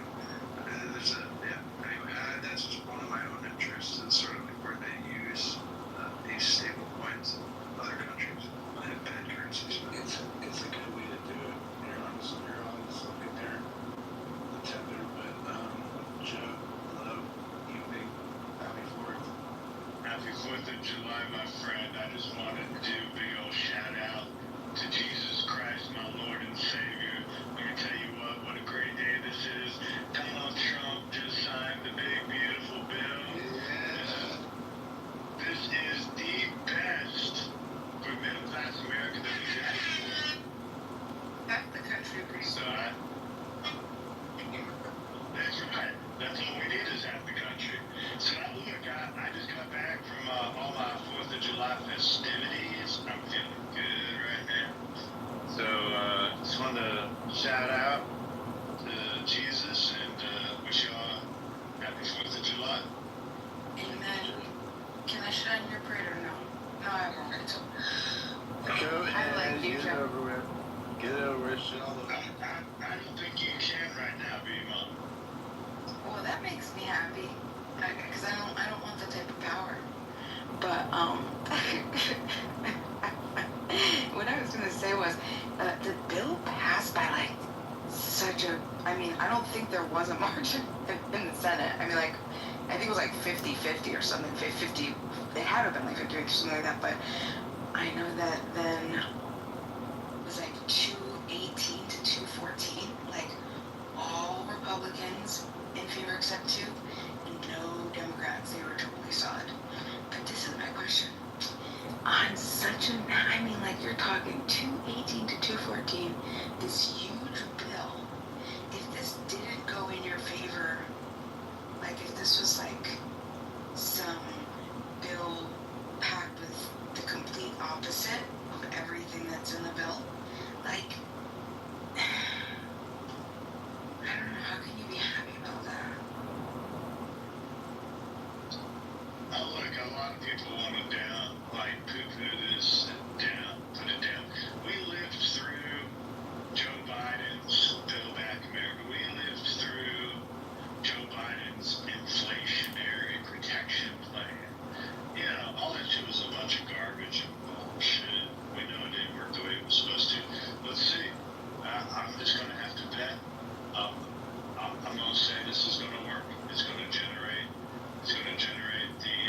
the amount of income that this country needs. It's going to deport a bunch of illegals from here. And it's not everything. It's not 100% of what a fiscal conservative could ask for. But Donald Trump never sold it to me. I knew he wasn't a fiscal conservative. I'm going to say that. He never came out and said he was going to balance the budget. You know, look, I knew what I was getting when I voted for this man. I knew I was not getting a balanced budget with this man. So, I'm going to put it, want to say something? Yeah, I was just gonna say, I didn't know if you were done or not. Yeah, no, I'm always done for you, Abigail. No, I was just gonna remind Sabima that mentioned that like the Affordable Care Act, the Obamacare passed. I mean, that was a very slim margin as well. I just looked it up, like 219 to 212. I mean, I'm in some very major bills that have gone through our legislature that come down to, either the vice president. I have to check how many times the vice president in our history has broken a tie, but they've been close bills on party lines. Yeah, definitely. I remember protesting that bill. I was in DC protesting that bill with Mark Levin. Yeah, we were taking the bill, the pages, throwing them everywhere, crazy. You guys don't know what Mark Levin is, right? Mark Levin. You're like, right. Yeah. I knew I liked you, Matt. That was white too. She's a lawyer. But yeah, but you actually were protesting. That was surprised. Yeah, no, I was a big political activist for a long time. Come back to our side. You're naturally conservative. We can use some good old smart gambling like that, right, Joe? Our side, Jews. I just kept going I just started Dude, I think I went from Republican and then I became a conservative because of Mark Rubin during the Tea Party. I used to go to the Tea Party protests back then. I mean, I know I'm dating myself. I'm old, guys. What did I say? I'm being old. Tea Party too. Oh, yeah. The stadiums, like, yeah, it was crazy. Stadiums, so we would go and bring our big signs and protest and do our little Tea Party gatherings all over the place. But yeah, I remember the Obamacare. We protested that bill. I've done a lot. Like I don't, I've been on.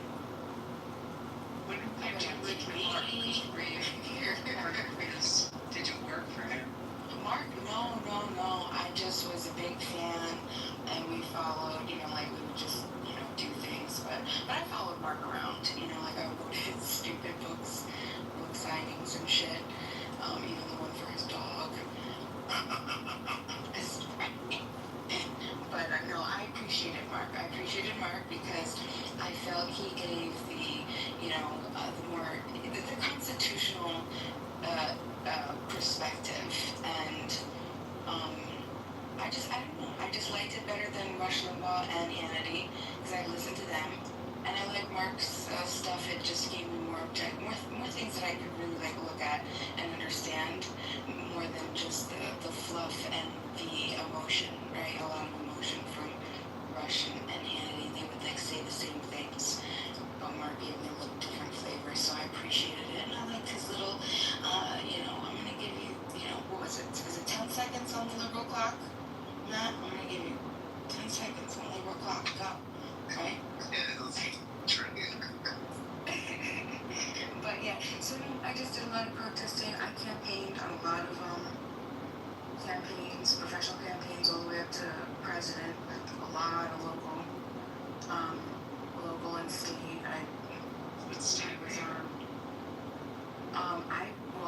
I traveled, so I was all over the East Coast. I went as far as Kentucky. I was on Grand Falls back in the day. I went to Kentucky. I was a little bit all over the place. Wherever they needed me, I would go, and wherever they would pay, they'd pay me because I'm really good. I'm a hard worker, and I love to win. And they leveraged that, so they knew that. My campaign streak for local elections, I lost one. That I worked on. So I had do you guys know Chuck Schumer? Yeah. One time I was working with, I want to say his name was Carl Brabenec. There's too many at the time. Maybe it was Stephen. It was a county election, and Schumer was there, and TV News, everyone was there, and I had helped prep Steve and Carl, because I think it was Carl. I think it was Carl's, and afterwards, he comes up to me and he's just like, he goes, "How much are they paying you?" And I was just like, "Well, and he's like, "I'll double it. Come on over." And I'm like, "No, thanks." He goes, "I'll triple it." And then he gave me his card. I'm like, no. He thought I could be bought out. I thought that was hilarious. Typical shenanigans. So I have this part of this bill that's very problematic for me, and I haven't talked about it because I don't want to shit on the bill, but it's a big issue. When this came out of the Senate Finance Committee, as they were putting it together, there's a gambling component that now disallows a one-for-one write-off on losses to wins for gamblers. So this is going to affect the entire sports betting industry, as well as, this is not just professional gamblers, this is just regular gamblers.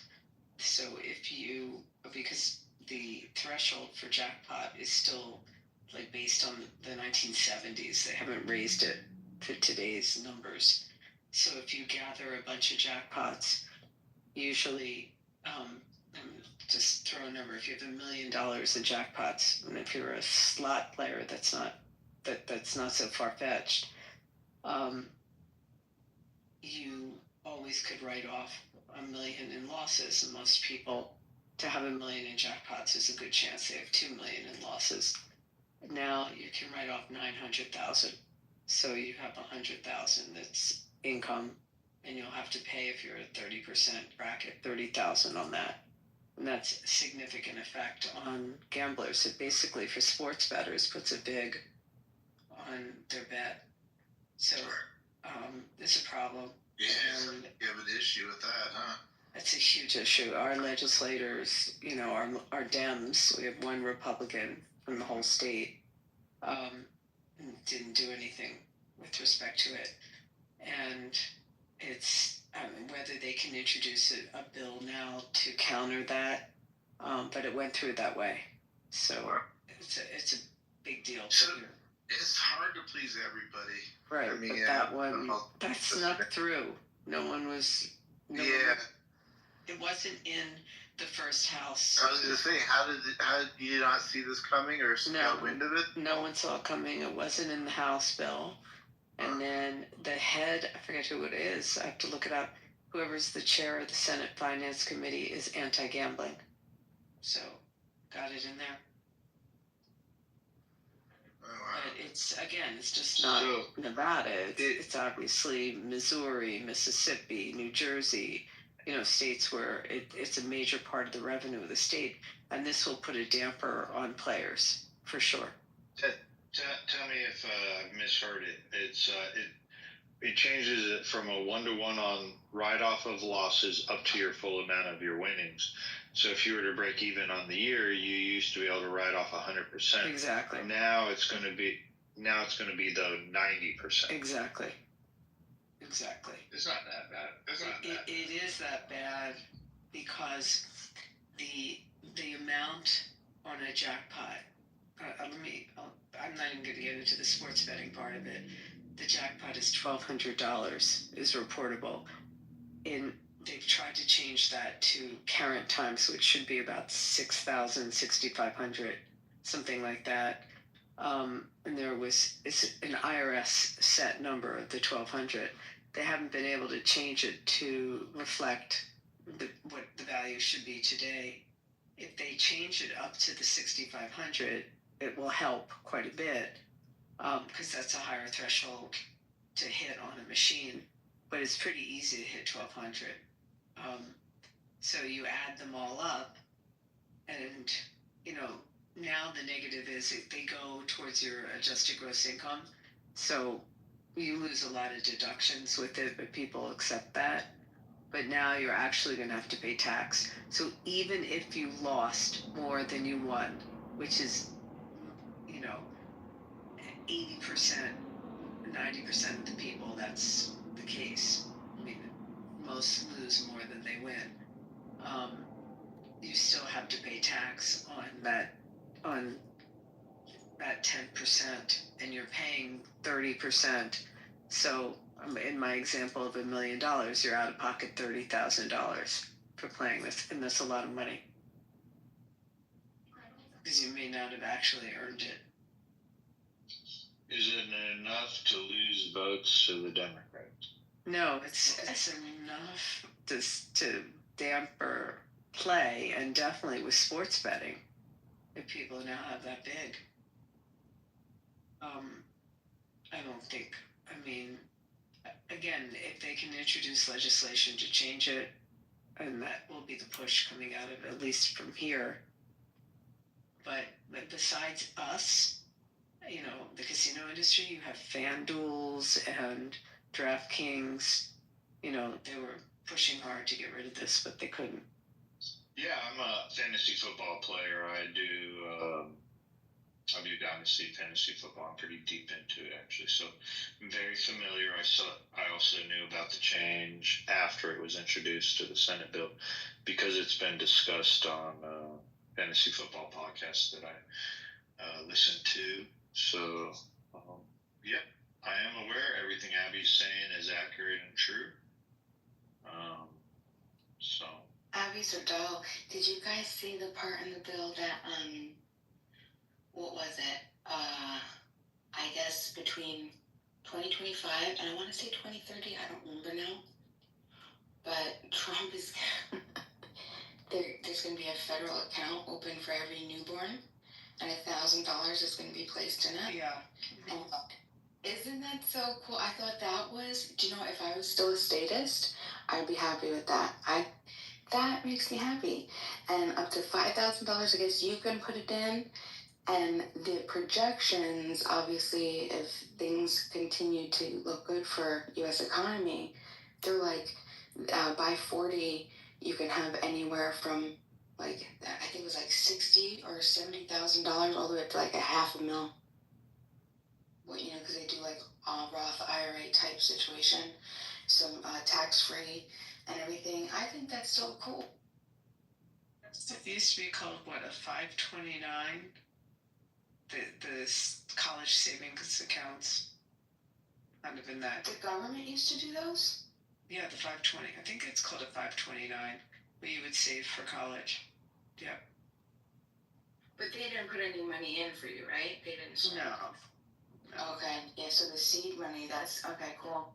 Yeah, I thought that, that was pretty, I was excited about that. Even though I'm not going to be a newborn, I'm excited for the newborn.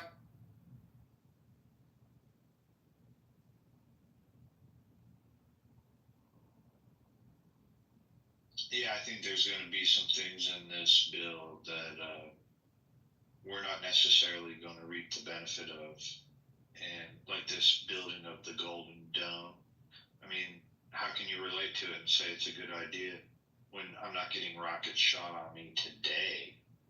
But in time, this could be one of the greatest achievements of American, innovation is installing a missile defense system for the country. And that could be something 20 years from now that we're all grateful of for President Trump doing. So it also, when you're dealing with a military industrial complex, you got to give them something to do. So building a defense system's a hell of a lot better than going to do another regime change in another country. Plus, the defense system is easier to sell to Democrats. Ultimately, money going into not an offensive weapons, but defense is easier set. For Democrats, they seem like they're the warmongers now after the Ukraine war. Yeah. Abby, I have another question for you. Listen, you can always tell me to shut the hell up and go to hell. No, but everyone disagreed with me on that last one, being the so. Well, do you know what's so funny? I sway against what, but I think what you said was the popular position. And what's really confusing, because I've been really studying it to try to figure it out, I think that there's such a fine line between the epistemological innocence versus innocent, and then even if we removed the epistemology, we just looked at legal, it's so because you could kind of maybe apply null hypothesis type situation. You can't prove someone's innocent, so it doesn't make sense. The best argument that I heard was, if you start off, if your baseline innocent to proven guilty is a presumed innocence, and then you're not proven guilty beyond a reasonable doubt, then that you refer back to that baseline of presumed innocence. But then I saw other things that suggest I forget, it's some federal U.S. versus Wyatt or Watts or something, I forget, but it's something along the lines of you can't, a not guilty verdict or an acquittal, it is not enough.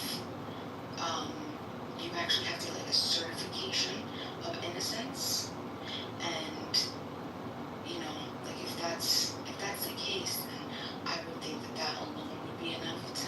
But I really don't know the answers to that. I really don't know the answer to that. Just say one thing is that presumption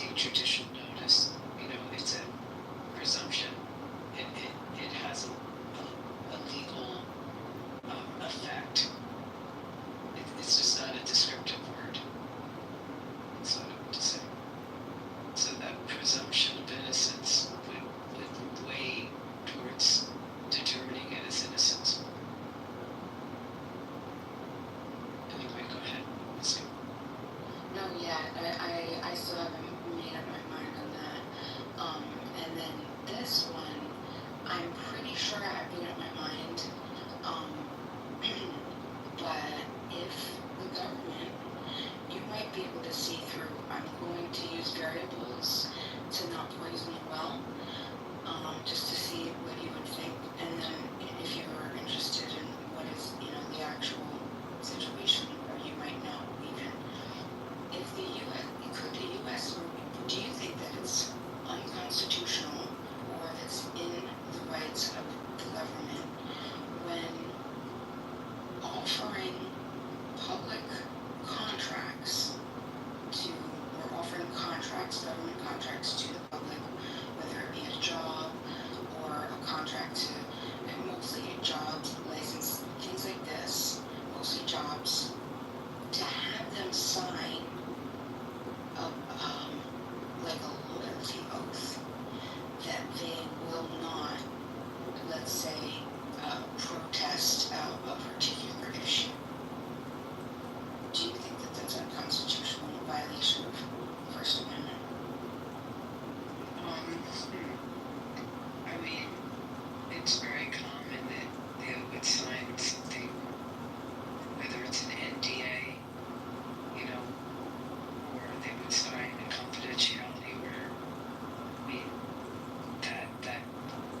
that would be part and parcel with, you're talking about a public contract that goes through a bidding process, that kind of contract. Are you talking about a hiring of somebody? So I've seen it both. I saw an actual bid contract. One guy he won the bid. It was a $3,500 job, and then the other one, contract for his business, and then another one was like a private teacher.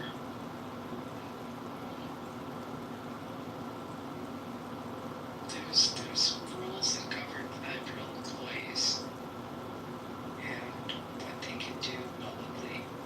There's all kinds of rules. So that doesn't seem odd to me with respect to political actions. And by accepting the position in the federal government, you assume that you will give away some of those what you call constitutional rights. And that's just assumed with the position. I forget what that's called, but that comes into my head. And then generally with jobs, you would have confidentiality orders and NDAs. So I don't see the constitutional aspect of it. I mean, you're talking about, because it would have to be the government hiring or the government contracting, not a private entity. Right. Yeah, because private entity, I have no problem. You're going there voluntarily. You're going to sign that contract. They, that contract is either, I think you can do what you want. But if the government contracts, could they have you? Is it called in retrospect? No, not in retrospect. Not in hindsight. It's when you look forward. Like, how can they have you submit a loyalty to not protest an issue? I thought that was the whole point of the First Amendment. Well, it is, but in terms of the employment, you may waive it. I said this in a room trying to explain this to people. I had some things are a privilege, not a right, and the job can be construed as a privilege.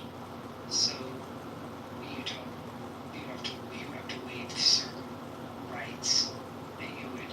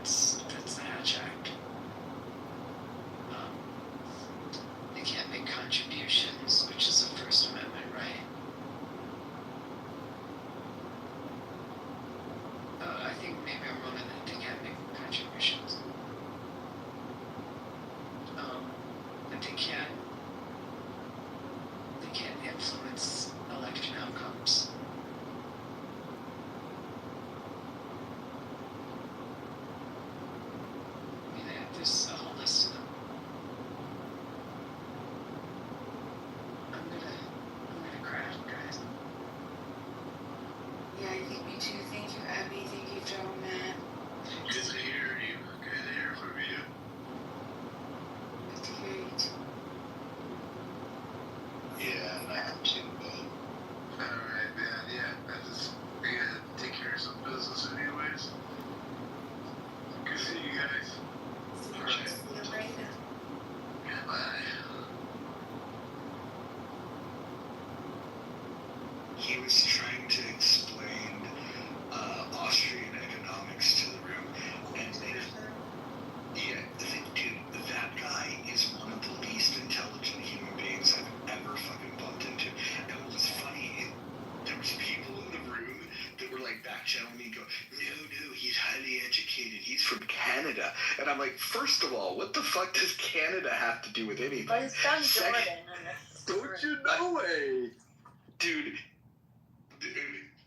anyways, I was asking him about certain, he was going off about how, like, he's anti, communism.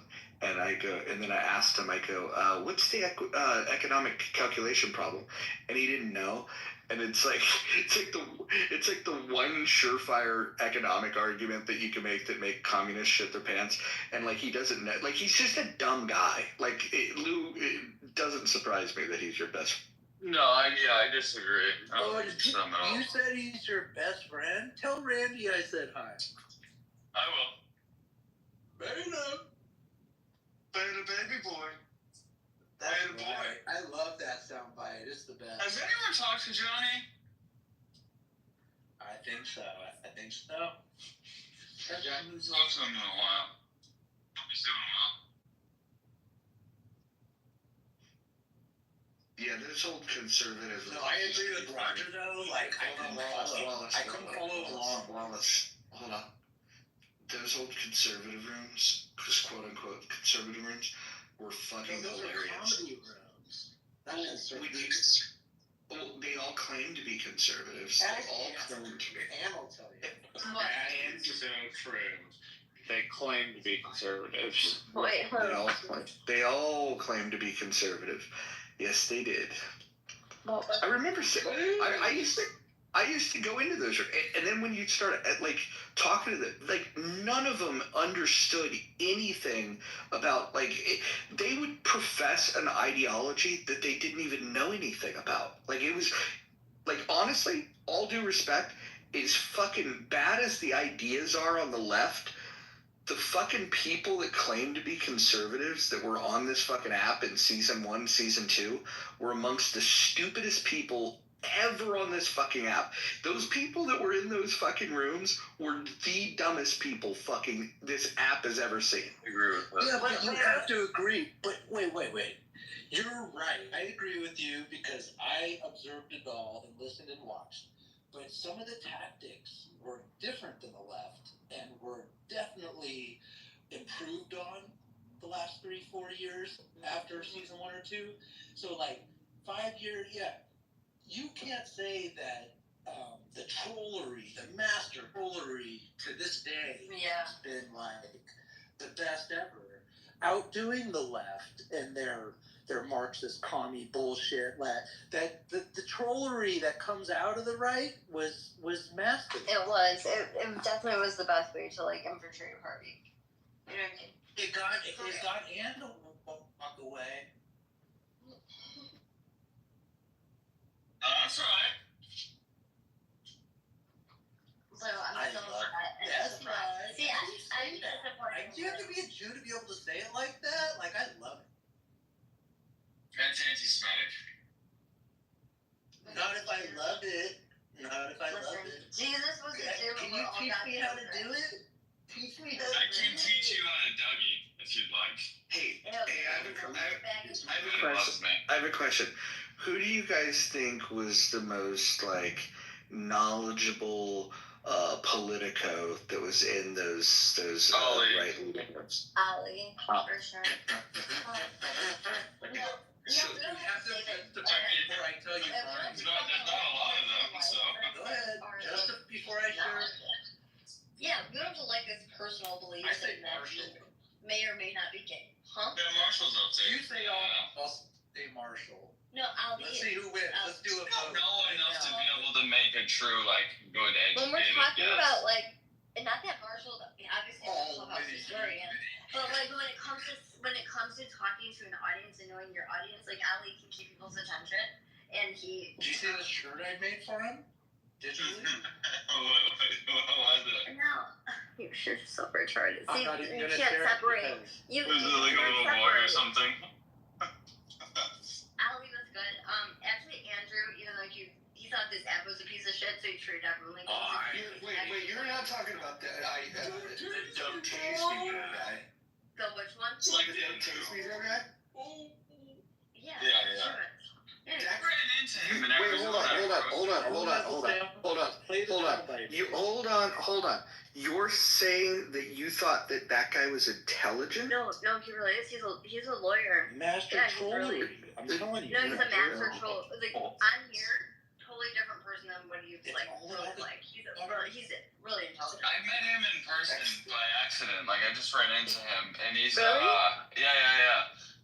Because he we just lived in- moved to where you're at. Like he Before he didn't got always. Oh, did he move back? Wait, are you in Arizona? Yeah. Oh I have no, a feeling he left Roger's Arizona. fascinated. Yeah. But no, he was a very soft-spoken, respectful dude. I always liked him even when And he was like a dick on that. he is very. Put a taser to He's the a devout Jew. Like wholeheartedly like practices and he follows all of the rules verbatim. And he like shits out. So on, but No, well, I I've been don't arrested. that kind of stuff. Can I get You guys are funny. You guys are weird. So I think this proves my point. So Well, the guy. we can't do Hold one on. more. Can I do one more? Well, hold on. Yeah, Before you you're do. interrupting Roger. Before you do, this illustrates my point. So the guy that helped organize Stop the Steal, who's alleged to be a pedophile, is one of your top picks, and then the other guy is the guy that Bill O'Reilly. Hold on, you can mute yourself while I'm talking. Bill O'Reilly referred to him as the biggest pussy in all of America. He got memeified because he was screaming like a little girl when he got fucking tased. I don't know if any of you have ever been tased. He made the meme. He was the first person to make the meme. Hold on, and I know you're enamored by these weirdos, but here's the thing. That guy screamed like a little girl when he got tased. I don't know if you've ever been tased. It doesn't hurt that bad. It doesn't hurt that bad at all. A grown-ass man would never fucking scream like a little girl for getting tased. Unless you're gonna take a shit and piss. Wait, hold on.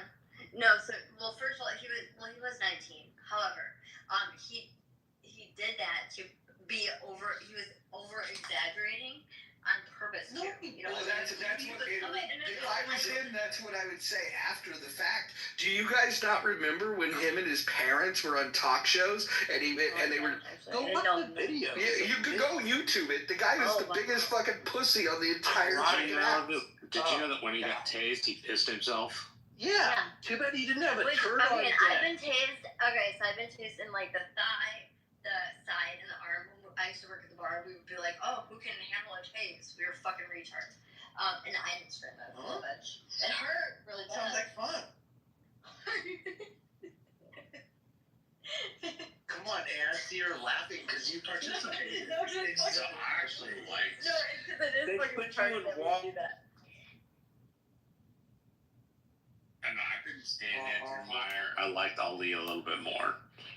But he used to give me a I rash just shit. put him up against you. You can't No, go but with him. Marshall is okay. Boss. Marshall, even though you maybe I'll social stuff. Marshall's on Would you top. say that he's pretty intelligent, Marshall, Ali? Usually, yeah. I mean, that's just straight up the views that I don't like, but The shit that he's saying right now I got is pulled in. disgusting. I'll admit. You got what? I got pulled in. It paused. Hold on. I want to read something to you guys. This is from Ali Alexander's Wikipedia page. It says In March 2023, Milo Yiannopoulos published interviews on his podcast describing Alexander's history of allegedly propositioning teenage boys for sex and soliciting nude photos and videos from them. On April 14th, Alexander issued a public apology. In the written statement, Alexander said he had long been battling with same-sex attraction and that he had at times been careless and should have qualified those coming up to him before engaging with what he characterized as flirtatious banter. Nothing unlawful has occurred. That is true. Are you going to defend this guy? No, but you know what? No, It sounds like he just wanted to fuck with Roger, are you homophobic? The document is true. He did right. Pretty much. Why wasn't he prosecuted? It was not because he's a child of violent. he had no punishment. That's Where is Milo? Has anyone heard from Milo? No. Yes. Actually, I think that Paper. Yes, sir. totally disgusting. Well, have you seen him since he made those things? No, he got hurt. Right? What's supporting who? Supporting who? I'm not talking about Milo. No, I'm saying that. No, I'm not supporting a leader. What? But I did on Clubhouse, so I have to admit, because I bet you Edmund has a recording of me, like, with this computer-generated teacher at A and say, I don't even remember. And it was so dumb. So dumb. Because he's disgusting now. I don't like it. I think what he's saying right now, his rhetoric right now is absolutely disgusting and repulsive, and he's going on information. Do you think that's worse than him trying to fuck teenagers? You think he was manipulated though, Roger? You know how that works too. No. Like he was used. I think it's very possible he's a Fed because, like, the allegations that came out. Yeah, he is for sure.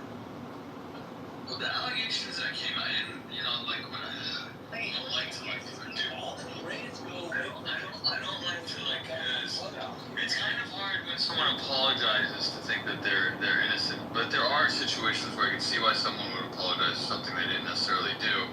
But like the allegations that came out, like I was convinced, like okay, if this is true, like he's gonna be prosecuted. Right. And if it is true, I don't know why he wasn't prosecuted. Correct. Exactly. I was gonna And it bring that up. seems like true. Like there are like screenshots. Like Yeah. he was into some weird shit for sure. Well, I can't deny my support for him too. Well, I supported him when that shit came out. It was also like very much like if this is true, he's gonna be prosecuted. Then when he apologized, it's kind of like I don't see why he didn't strike me as the guy that would apologize for something. He didn't apologize to Milo, though. Why would he apologize to Milo? He didn't apologize to Milo. Yeah, why would he? There's no point. Why would you apologize Right, to but he Milo? didn't apologize. That document was just saying, like, admitting, like, okay, he had to put out, say something. It's like, what? Milo in Berkeley was fine. Like, Milo is literally fire. he's a whole package.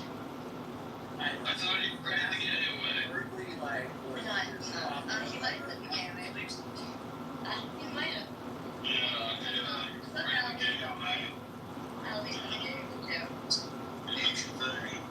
There's our dog down there. We got Cardinal. The reform. I thought maybe it was too, but you got like Russian behind him or something. No, serendipity just makes you hurt Cardano on her birthday as a big, and I was like, really? Oh, really? Maybe it did. I love that. So, Mojo, just say one more, when you ask what I consider to be intelligent. This person may or may not be my friend. I may or may not like this person, but I have to say Monica is very intelligent. Your best friend. Yours. It's his clubhouse. Just get in some fun. Listen. Just say girlfriend or something. Which I'm kind of jealous that hates her. Like, Hates her? Well, yeah, no, she thinks that I'm cute. It's a whole game I'm playing, but I'm not good at games. I know. Because I Just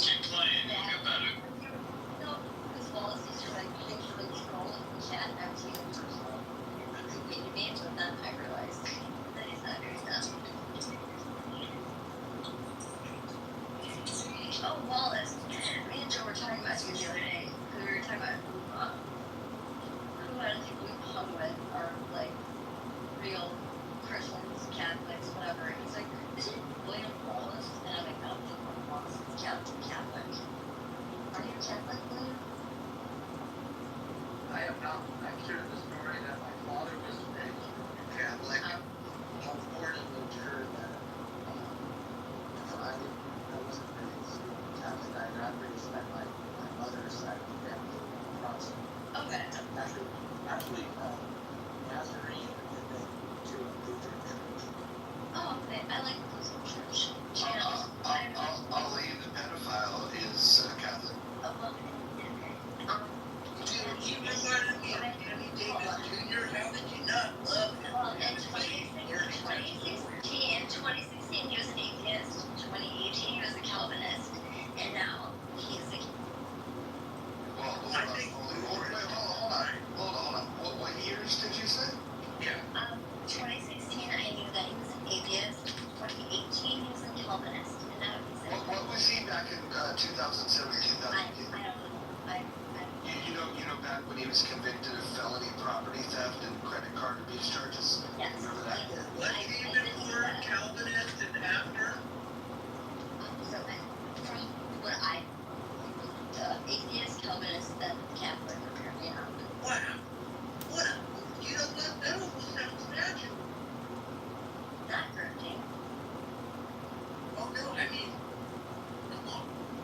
All these atheists, I say, like 98% of these atheists are agnostic. I mean, come on. Yes, Like, you're let's right. talk about it. You're right. Maybe that could be next week or something. Yeah, I would say that the people that say I'm atheist, you know, they're actually saying, you know, they're curious. Like that girl, as much as he says he's an atheist, he's very curious and always wants to talk about God, which I actually, that's what I like. You know that he's like, wants to talk about it. He's not. It's like dancing. It's so gross. Like dancing. It's gross. No, you like to back up on For it. all the people that love to like dance and dance and show you, look, I can spread my legs and sit on the fence. It's like, look, I'm fucking proud atheist. we're cool, man. Dude, nothing worse than splitters in the tank. Killed it. I didn't know what a tank was. It was derogatory Killed the it. other day. Joe's right there. It tank this, it tank that. I gotta know of it with like just recently that Joe was like this much against Trump and also because that I'm really got distracted by Cardone. White coffee. Is that steam coming off it, or like? I'm sorry. You probably knew what you were talking about. I don't know. What was the comment? I said I just realized me and Joe were also talking about you since we've been in these past couple years. I didn't know until just like this past election that you were an atheist and that you were this much against Trump. Like you were this much they don't show the same or have the same views on things as like me and Joe, and I thought you were more aligned with us than Yeah, I was in line with you guys during the Biden years, but going on my own excursion, I'm an atheist and I'm against Trump.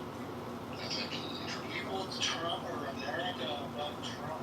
That's what he said. Exactly. I love America. not all of us. So, Yeah. Like, what, I love dude? America. Rogers been smashing on Trump lately? No, Roger, no. Neutralism, he doesn't like either one. I'll tell you what. If Elon starts a third party, I'm gonna be first in line to figure out what the fuck this thing's gonna be all about. I'm not saying I'm gonna sign up, but I will be like, I will pay very, very close attention. Does he get a pass? I feel like he gets a pass because he's autistic. But like we understand that. I don't get at this. For like to be like being autistic, it's so brilliant. That AI and robots Thank you. eventually end humanity. Roger, isn't it even a good thing if like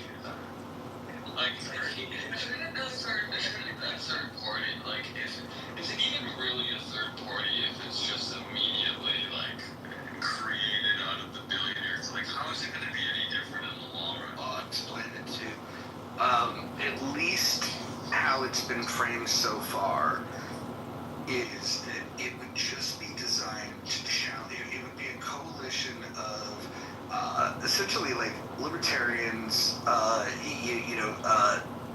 techies, independents, and disaffected people from the right, and maybe moderate leftists that know there's a better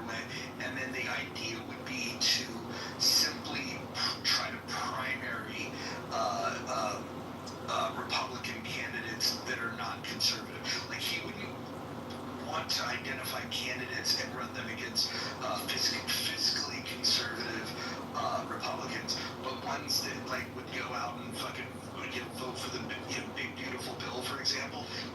The Republicans that want more government, the Republicans that want deficit spending, and I think it's a really good idea to primary them. What he's not going to do is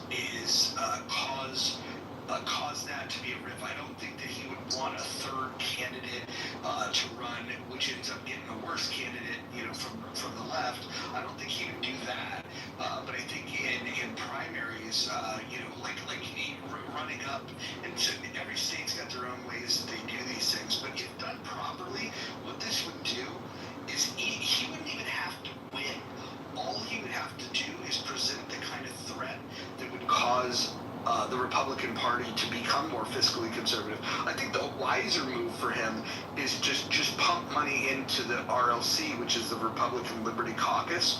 That way it stays a problem right within the Republican Party, and he can just battle for the heart and soul of the Republican Party. I think that, to me, like if I had 5 minutes with Elon, I would just say, knowing what I know about third-party politics and all of the barriers of ballot access and getting on debate stages and things of that nature, I think he's better off pouring his money into the Republican Liberty Caucus and then finding people that are really fiscally conservative and just organize and build that thing up. I think that because the Republican Liberty Caucus is essentially like the Ron Paul wing of the Republican Party, and so you can do more good by doing that, I think. But what's going to happen? I'll mark my words. If he fucking files and starts an American Party, the very first thing that Republicans are going to do is they're going to say it's a Trojan horse to help Democrats. That's the move that Republicans will do, and then the rank and file Republicans, because they can't think for themselves, will go, yeah, that's right. And like the truth of the matter is if you pay attention, Elon's not a guy that bullshits around. He'll tell you exactly what's on his mind. He was actually supportive of Trump when he thought that what Trump wanted to do was to reduce the budget and reduce the size and scope of government. The moment that he found out that Trump wasn't about that stuff, then he's turned on him. And so I think they're rightfully feuding. And I think Elon's 100% in the right in their. So the latter I've already dealt with. So would you say that this is basically like an artificial way of pulling accountability against people that Republicans that are actually not what they say they're going to be? In that sense, where you just primary them out, where it's like, they'd be worried about, it's not just the left now. You don't just have to beat the Democrat. Like, if you don't do what you say you're going to do simply because you're, what do they call it, the incumbent, doesn't mean necessarily that you're going to be a shoo-in. Yeah, I think all Republicans that have abandoned their principle of fiscal conservatism should be challenged in primaries. Yeah. Oh, I agree 100%. And 100%. And if Elon's willing to put his money behind it, and I'm sure he's able to. Look, there's a lot of like limousine libertarians. Libertarians wouldn't call them libertarians, but there's a lot of people like the Mark Andreessens of the world, for example, they're not an according to Hoyle libertarian, but they definitely skew towards individual rights and lowering the scope. They want to deregulate. And if these guys decide that if these things have gone too far, and the wealthy people that really believe that we should have less regulation get politically involved in a meaningful way, and Elon leads that, it's not just going to be Elon. It's going to be like, there's like a list. Believe me, when I was doing fundraising for the Libertarian Party, there is a list of billionaires that are very sympathetic to deregulation and to reducing the size and scope of government. And then even outside of the billionaire class, there's people like Chris Roofer, for example, in California, that owns the company Morningstar. He's devoutly libertarian in his policies. And these guys, if they start throwing their money into this shit, fucking, like, these big spending Republicans could be in a lot of trouble. The only reason they haven't done it is because they for the most part, they just thought, well, it's a better alternative than Democrats. Let's just let them be. But with bills like this and adding so much more to the debt, I don't know if you guys know, but now that $37 trillion deficit, like, when Trump leaves office, it's going to be a minimum of 40, probably $42 trillion deficit, and this is not what Republicans should be doing. Well, and it's interesting that Marshall, real quick, it's interesting that Marshall left, because just the last 5 minutes has really built up a lot of questions I was going to have for him. And Suavemente besame. That's right. Anyways, very interesting. I totally distracted. Where did he go? Marshall, you're back. Beautiful thing. Did you just hear what was said before you left? No, what was that? That was in a different language. Can you translate it? Yeah. Well, so I think you would be a Trumpster over Elon. Over this, everything that was just said. I think you would choose Trump over Elon. If Elon was to just go full board, and I'm on the Elon train with Roger. Like, I'm not a maniac or a trumpet or a maggot but I did vote for Trump. And but I'm on the Elon bus, because if we could Trump, and I wanted to think about it, Roger, I've been walking around the clubhouse streets talking about this cut $1 trillion a year, and everyone thinks that's crazy. And I was thinking, well, that's, like Roger said, that's what's got to be done and more to cover the interest. And everyone like, dude, you're fucking crazy. So I don't think have even 80 or 75% of the nation on board with correcting this debt, which I'm highly concerned about, and the interest to service it. No one else on Clubhouse even cares, and they're all either on a Trump train or a Biden train or a Kamala train. And I think the conversation they're trying to build up, which I think is so valuable, but I think maybe 90% of Clubhouse could care less about saving money and doing the right thing, so that in 80 years, 100 years, we could maybe get to a Calvin Coolidge like you've taught us and I've learned about sovereignty. I mean, not just Bill Clinton, like you said the other day, but I think Calvin Coolidge managed a zero, he's also one of the most underestimated Republican presidents. Also, and he's an off-ramp in Oakland. Let's go Oakland. So, yeah. Marshall, have you saw that the early polling of would people be supportive of Elon's third party? It was something like 40% was either somewhat likely or highly likely to be supportive. Do you feel? Why can't Elon run with the MAGA torch and be a fiscal conservative, taking the torch from Trump? It's because MAGA isn't fiscally conservative. Yeah, we're going to ditch him, Roger. Like you just mentioned, you went over all the statistics, how it's going to get left in the dust, just like all these other parties. So I'm not really worried. I'm kind of excited. And what you just said, leaving before I talked, I was thinking, that is it. That is the road, the path. And it's way more people. And you know the majority of these Republicans are going to jump on, because what are they going to go be, Democrat, leftist? I mean, come on. Like, this is kind of easy, and it is the direction we need to go, because we have to be sovereign in our currency and our money and we have to correct this $7 trillion debt. So it's insane. I don't even talk to my kids about it, and it's probably time I do talk to my kids about it, but I'm scared because I don't know how to explain to them, so that I keep a positive head, because they have positive heads and they're doing great things, going to be great people. But if I was to even talk about this, I'm afraid that they'd be like, what am I going to do this for? And we got to fix it so we're not like boomers breaking shit down. Not too much in the boomers. Whatever. I make fun of my mom every day. I My love mom that. wished Trump was shot in the head, and Oh is my sad God. that he wasn't. Yeah, you could thank your nearest boomer, because almost 90% of the boomers agree with my mom.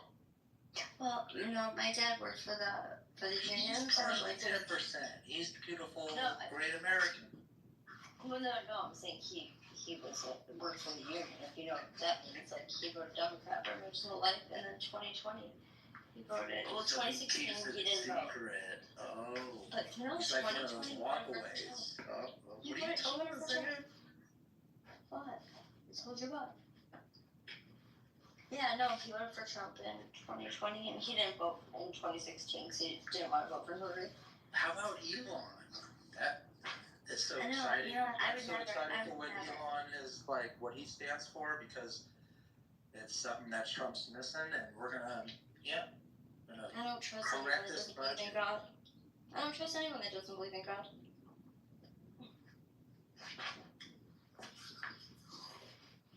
You drive a Tesla, right, Ann? Me? No. I mean, I can't afford an $80,000 car, but even if I could, I wouldn't. I buy like $2,000 beaters. Oh no, They I make you have a tens car. of thousands of dollars though, so it's a good option. I always, drive Chrysler because my dad worked there. But I have a Jeep Compass. And before, I've always driven Jeeps.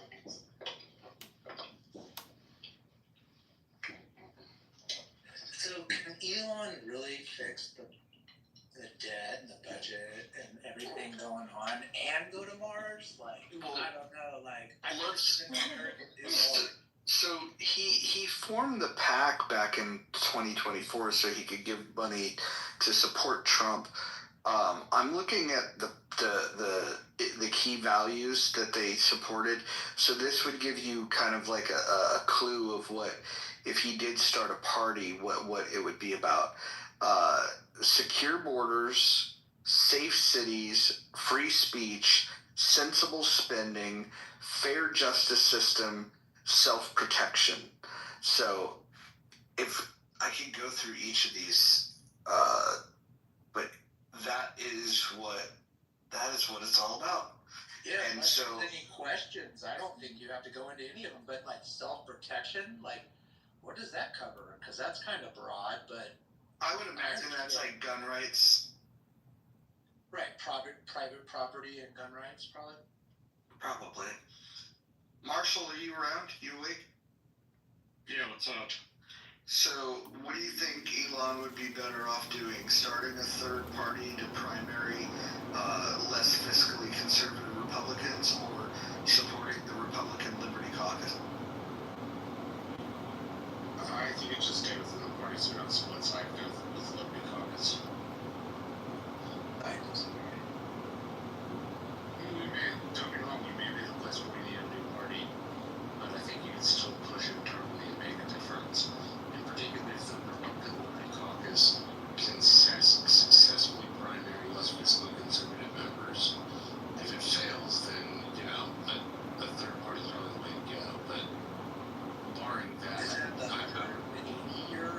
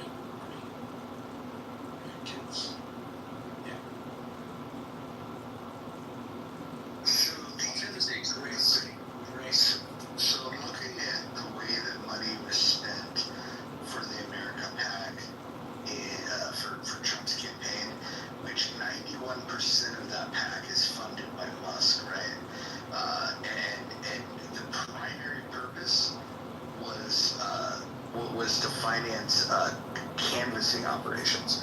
So that means literally going door to door and stumping for candidates. If he continues to put money into this and then finances those that canvass and go door to door, he could very easily outflank the rank and file Republican, the old Republicans, because financing the canvassing movement, when you're going door to door, that is the work. That is the real work of the party. Like, you can get on the commercials and you can watch the podcast, you can do all that shit, but the canvassing, that's the door to door. You're looking at data of who's likely to actually vote, that's going to go to the polls, and then you get to talk to them face to face, outside of all the bullshit. And in areas where you do successfully canvass, you can win. AOC, her rise to becoming a congresswoman was because she canvassed. She successfully canvassed in her neighborhood and in her district. And so if that's what Elon's going to put his money behind, I think traditional Republicans can be in a lot of fucking trouble. I don't get that. So what does he have to do with AOC? So I'm using AOC as an example. I'm using AOC as an example of how canvassing is successful. If you don't know her story, Separation, right? She primaried a sitting Democrat. Isn't that like hurting a bunch of, I don't even want to be insulting, but come on, we know the kinds of people that she is cheerleading. I bet she makes a good drink though. Like, I don't know. Person did.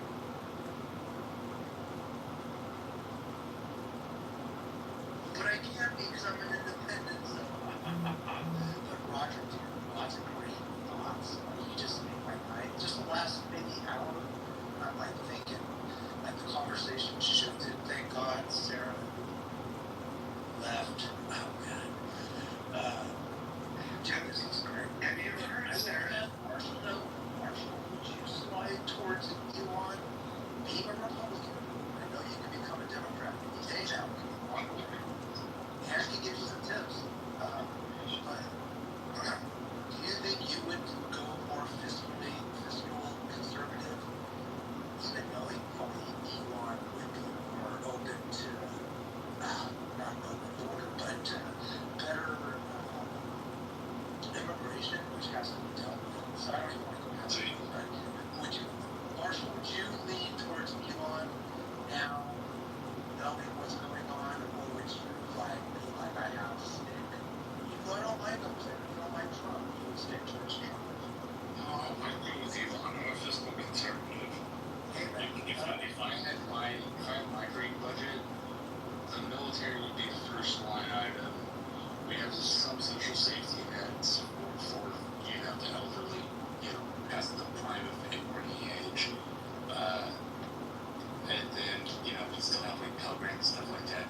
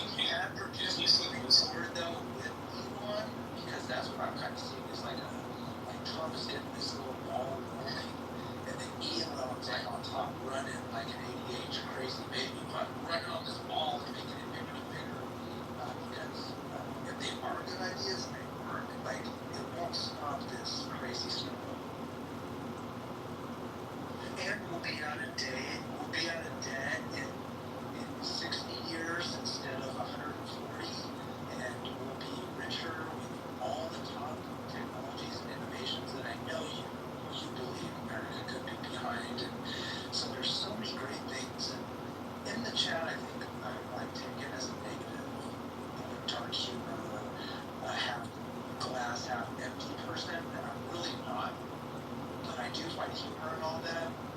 But so I think there's so many great things ahead of us, and Marshall knows. And I think if you were to mix, like I said, the Trump torch being the MAGA torch being handed off to a fiscally conservative Elon, and the business development of it on both sides, how this could be managed in the next 30 years to be something making America great again.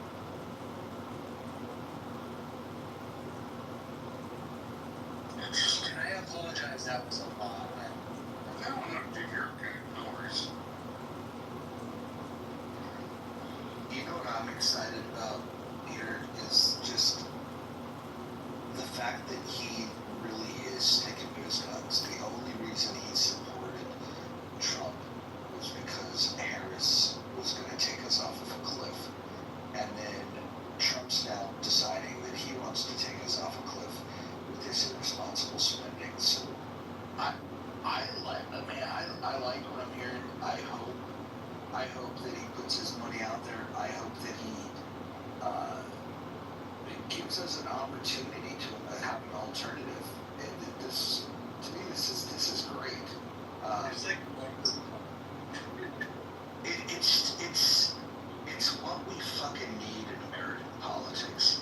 Like it's absolutely what we need. I'm sure we'll find some issues where Elon and I would break, but big picture, I think he's fucking right on, dude. We gotta start slashing this budget. And the other thing is he doesn't have to go after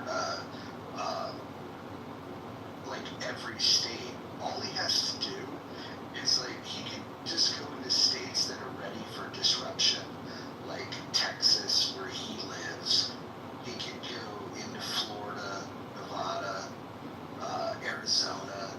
These are red states, but they're red states that do have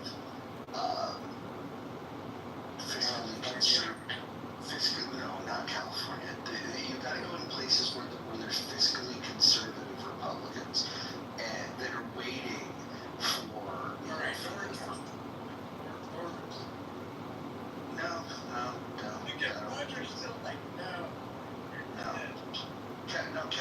Look, the only reason why you even have a Republican Party or a Libertarian Party in California is because there's 40 million people to mail to and to call to and to email to say, hey, can you give us some money? Here's what's interesting. The money that you give to the Libertarian Party in California is a rev share with National, and like over half their budget for National comes from the California Libertarians. And so the Libertarian Party in California, they can't do anything. They're pretty impotent, but they give that money to the National Party. So what state has a larger concentration of libertarians than California? No, the biggest concentration would be New Hampshire, the Free State.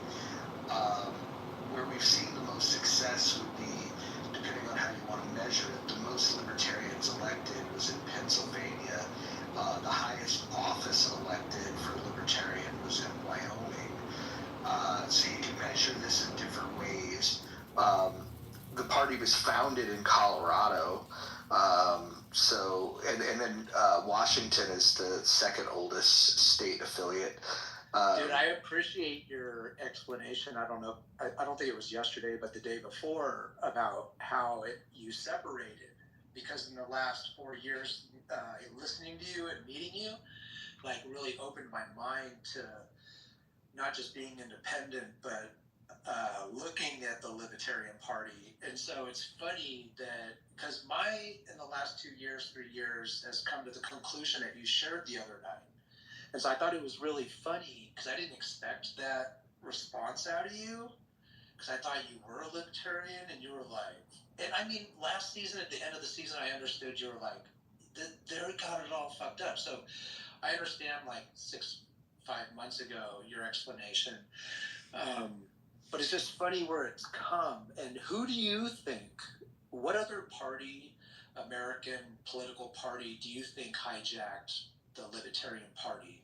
Do you think there's because I truly believe that, and I'm hoping you'll say the Green Party hijacked the Libertarian Party, because I believe the American Communist Party hijacked the DNC and the Democrat Party over the last 10, maybe 12 years. But and it's conspiracy, and that's my thought. So who do you think maybe hijacked the Libertarian Party to explain what you said the other night? And maybe it was yesterday, but I think it was 2 days ago. Yeah, no, You explained your separation from the Libertarian Party, which I totally respect, and I'm like, it makes me closer to you because I've never identified as a libertarian except for being a punk and somebody who just identifies as like the mass majority, the individual.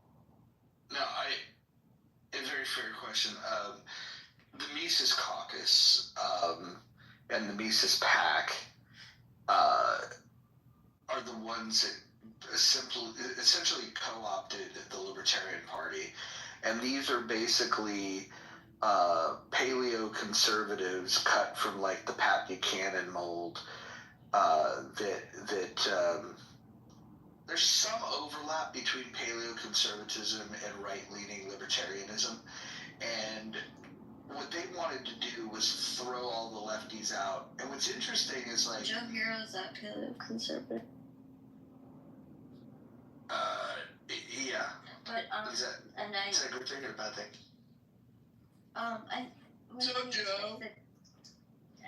When he explained this to me, I guess I don't understand the difference. Well, maybe you can explain. No, hold on. Yeah, so Let Roger, I mean, I was like listening to what he was saying, and I was kind of like honing in because he was talking to me, but I want to hear what you have to say too. You distracted me with Joe. Shit. So the paleos, they've got some alignment with what I believe.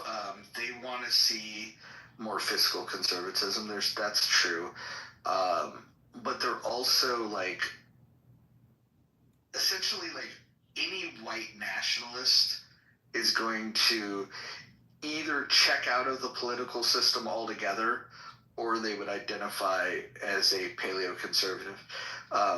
In fact, David Duke, who was KKK member, was a prominent was a prominent paleoconservative, and again, I think Pat Buchanan is well intentioned, super smart guy. If you want to read a book to understand like where we're headed, he wrote a book called Death of the West that describes all the stuff that we're going through right now, and takes it all the way to like 2050. And so we're like maybe like halfway there from like when he wrote the book. Pat Buchanan is an interesting political figure because there's probably about 75% of his platform that's 100% in alignment with how I think. And this is how like some libertarians and paleos have this overlap. But is that like let me finish it. So Pat Buchanan and in these paleos, the other part of it though is that they're very big on like the idea that America is a Christian country, America is a white country, America is like, so it's essentially like it's an intellectual version of Pepe, and is basically the best way to describe it. And they make these arguments that when you really boil them down, they're not even really capitalists, because capitalism just depends on free trade, and they take it from non-interventionism to isolationism in a way that's just super fucking dangerous. And then the big linchpin that connected paleos with libertarians was when Murray Rothbard left the Libertarian Party and started hanging out with Pat Buchanan, David Duke, and those guys. So, again, there's like if we were to go down the list, you could probably hit me like out of top 10 issues. 7 or 8, I would be like, yeah, I agree with them. But the 1, 2, or 3 things that we disagree on are things where they're just really fucking wrong. And were you triggered a little bit listening to that, Am? No. No? You agree with them 100%? I would say that sounds about right. That from what Joe had told me. And and there was another term. It's something that he identified Brad as. It's a. What the fuck is it? I don't Wallace, know. remember when? Paleo is fascinating. No. What does he call him? It's a president. It's a president that we've had. It's whatever that president's name is in a conservative together.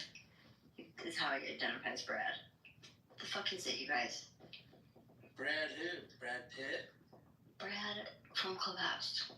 Brad! You fucking faggot. Kayak Brad. No, And just to let you guys know, I carry 2 on my back. I go to. You wanna know what, Wallace? I'm gonna fucking rip your spine out and shove it down. Hunting trap too. Hunting is enough. And I'm just as. And I don't need a gun either, because I got swords in it. I eat rabbits. I totally agree with Oh, I am. You don't He's know. insufferable. Him and KK can jump off the cliff for all I give a fuck. Why'd you bring up Brad? I know, I'm just thinking about the different. I used to season 1 and 2, bring that up all the time. Look at the big brain on Brad. He's retarded. Dude, weird science. Guys, remember the brother at the end? What? What? And do you remember having private rooms with me and we used to like talk and cool conversation together? Yeah. How's Joe? Tell Joe I said hi. Yeah, he's good. We just talked about you the other day. That's what I'm saying. God, it's gonna bother me now. Of what he called Brad. Paleo.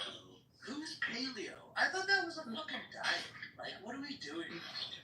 Paleo just refers to they were the old ones. So it like, in fact, the paleo so paleo conservatives really, that label came about once the label for neocons came around. So it's like, here's the new conservatives. It's just the word for the old conservatives. So it's like SCOTUS, like the Tea Party. Like the Tea Party. Consider that. Which? The Tea Party.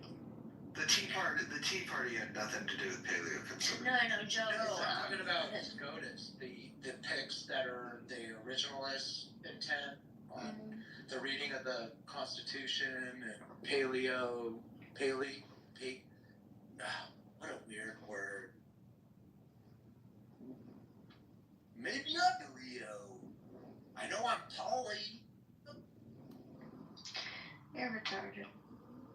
No, I'm not retarded. I've been learning things I think I found out like a week ago I'm poly. No, you're not. Dude, I am.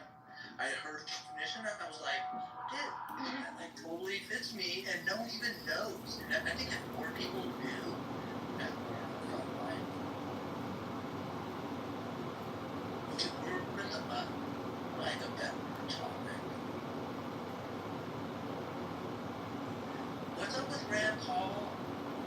Like, are the Pauls gonna like come back like with Elon and like pull the sword out of the snow and be like, fuck you Americans, we're doing it right?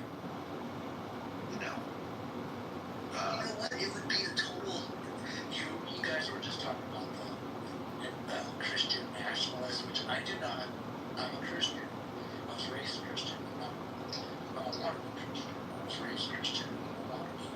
But I'm not a Christian nationalist. So I just think if he pulled that sword out of the snow, it was like Christian. That's why it would be an amazing thing. We could just like free ourselves from Elon and go to Mars. Dude, we might be able to ship out to Venezuela.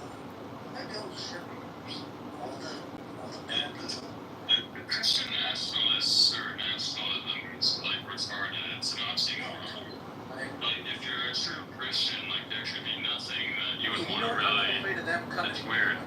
for saying that. So I agree with you. They're not Islamists. And Roger, not to shit. I just 1040s. We don't need that. Sorry. But who's scared of a Christian nationalist? You guys are all Muslims.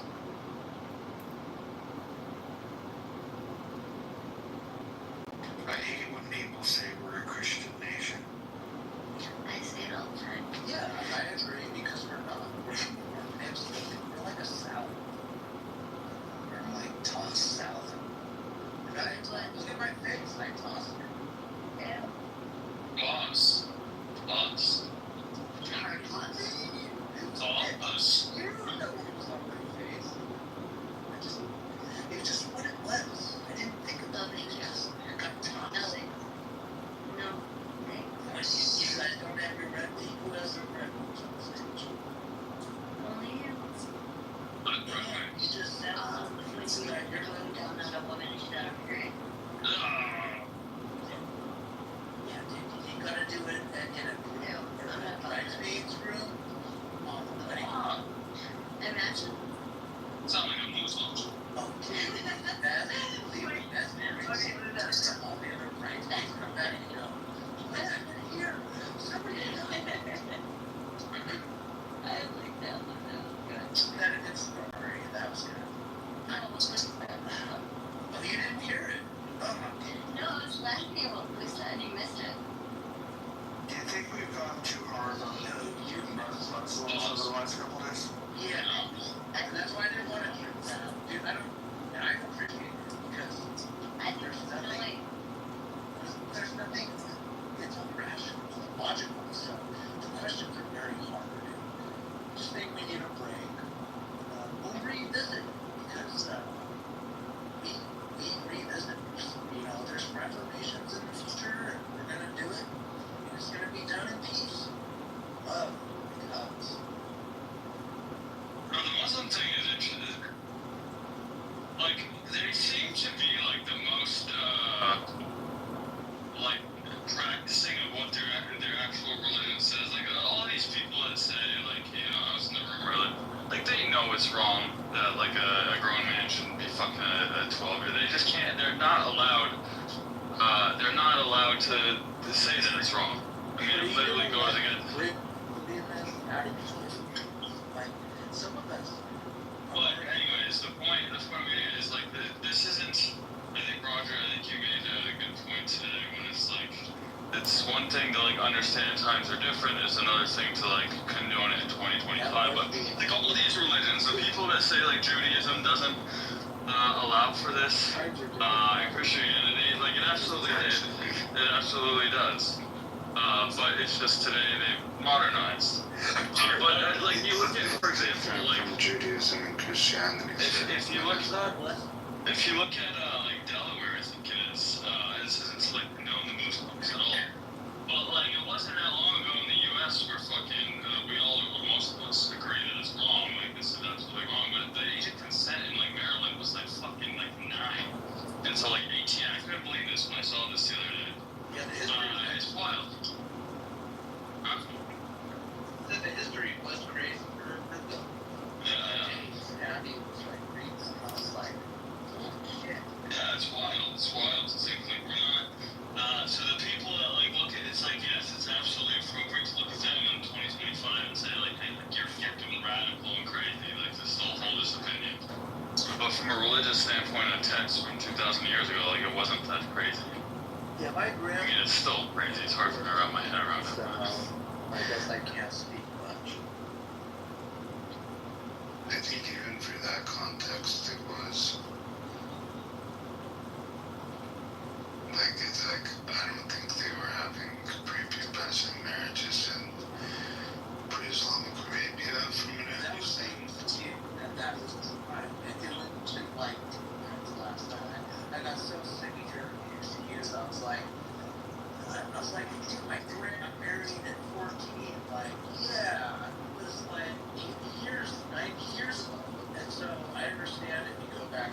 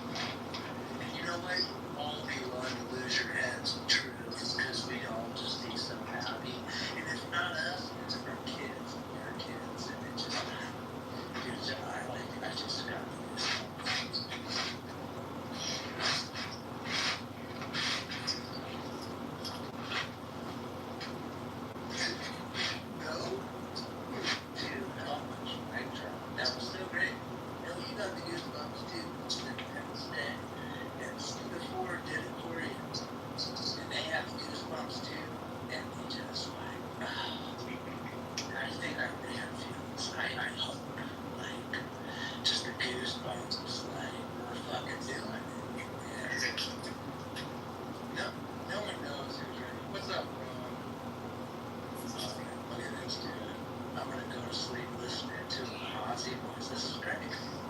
Love you, bro. Pause. Sounded like you said you love Iran.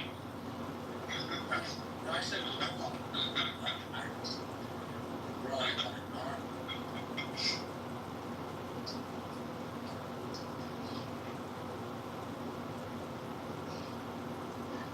I don't know. I guess before I like brush my teeth and stuff, I think like because I'm like a war person, and I thought Trump wasn't gonna bring war, but the only exception I would have had for the last 20 years, or maybe I'll even say my whole 46 year of life since 1979, is that we would neutralize Iran.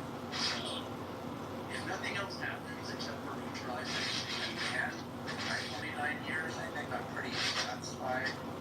Being a non-war, kind of peaceful, classical liberal person, I'm sure that was fine. And other people on here, and what they have said, have comforted me in thinking that I'm not the only one who makes the exception for neutralizing Iran and not spreading democracy, because I know the damage that's done, but at the same time neutralizing Iran so that maybe we get another 20 years now worrying about a nuclear,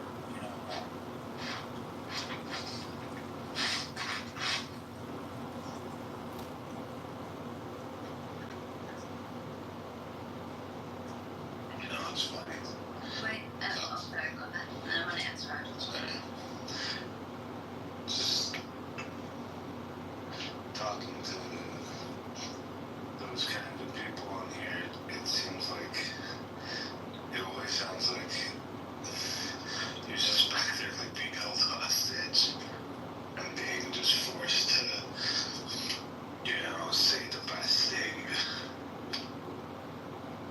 And it's so, you think like, does the IRGC, do the leaders even believe their stuff?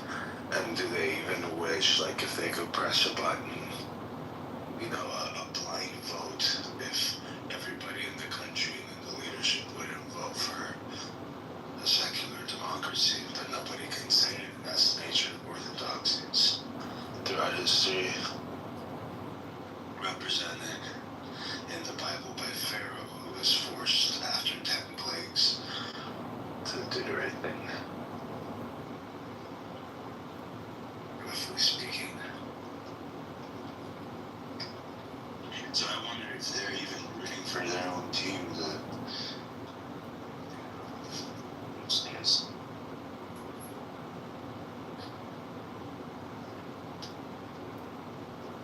Yeah, it's been a bizarre few days with that topic for sure. And what was your question? when you were asking us, was the best representation of the Republican Party in the House, or the most knowledgeable. Who would you say? Oh boy. So there's honestly, the person that's the most involved and the person that, is capable of, understanding the history, where it's at, and where it's going. I'd probably say Stephen Bader. Yeah, that's true. He's got a good volcanic whisper too. It's very good, spicy whisper. Spicy. And I want to say, ITRC, that's like what I'm saying about Iran, like the people, I would distinguish, I in this group, I don't need to, but I probably should, for people who don't, make the correlation, distinguish the correlation. I appreciate that honesty saying that.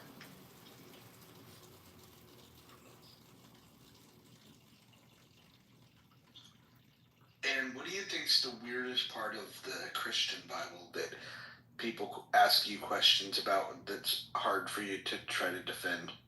I had a hard time okay, I'll just give me first time. I have a hard time for a long time accepting immaculate conception. But now, not, and so now I can, now I do, and now I can answer when people, talk about, well, Mary, how old was Mary, blah, blah, blah, Wait, blah. so you think Mary never had sex? No. That was like one for me, otherwise It's a I couldn't go miracle. forward. It was a miracle. And Mary was, 14, and I think Joseph was, how old was he? 40 something. So it was immaculate conception. And so I had a hard time. You genuinely believe that she never had sex? I do. The Virgin Mother. I think he was a miracle. Trusting people who said, well, what if she got raped? God, like, what the? Yeah, and then they said, oh my, yeah, and they said, oh, so she had. How disgusting. Like, They said, why would yeah. your mind even go there? Right. Because So they said, Roger made the point, immaculate conception. Like, that puts your whole, and good, was that yesterday or today? Yeah, well, but that's what the Bible claim is. But if you ask me, clear. Yeah. Well, that's what the Bible says. But if you were to ask me, what's a more realistic scenario? Let's just put it this way. Wallace, imagine you were married, right? Imagine you had a wife, and she the baby came out black? No, hold on. Imagine you were married, and you still hadn't had sex, which is weird that you're married and you're not having sex with your wife, and you hadn't had sex with her, and then she said, Wallace, we got to talk. And you're like, what's up, babe? And she goes, I'm pregnant. And then you're like, what, you son of a bitch? And then you jump on her head about it, and then she tells you, no, don't be jealous. I didn't sleep with anybody. It was a spirit that got me pregnant. You'd find that a little weird, wouldn't it?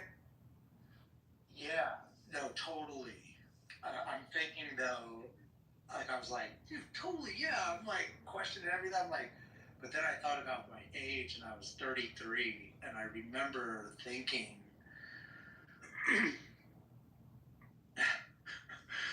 this is weird. I remember thinking before we decided to have kids, and which was quickly after we got married, because we kind of like decided before we got married, being together for 12 years and getting married, that like right after, like literally right after we were going to try, and I prayed to make sure that it's the right time. If not, it's okay.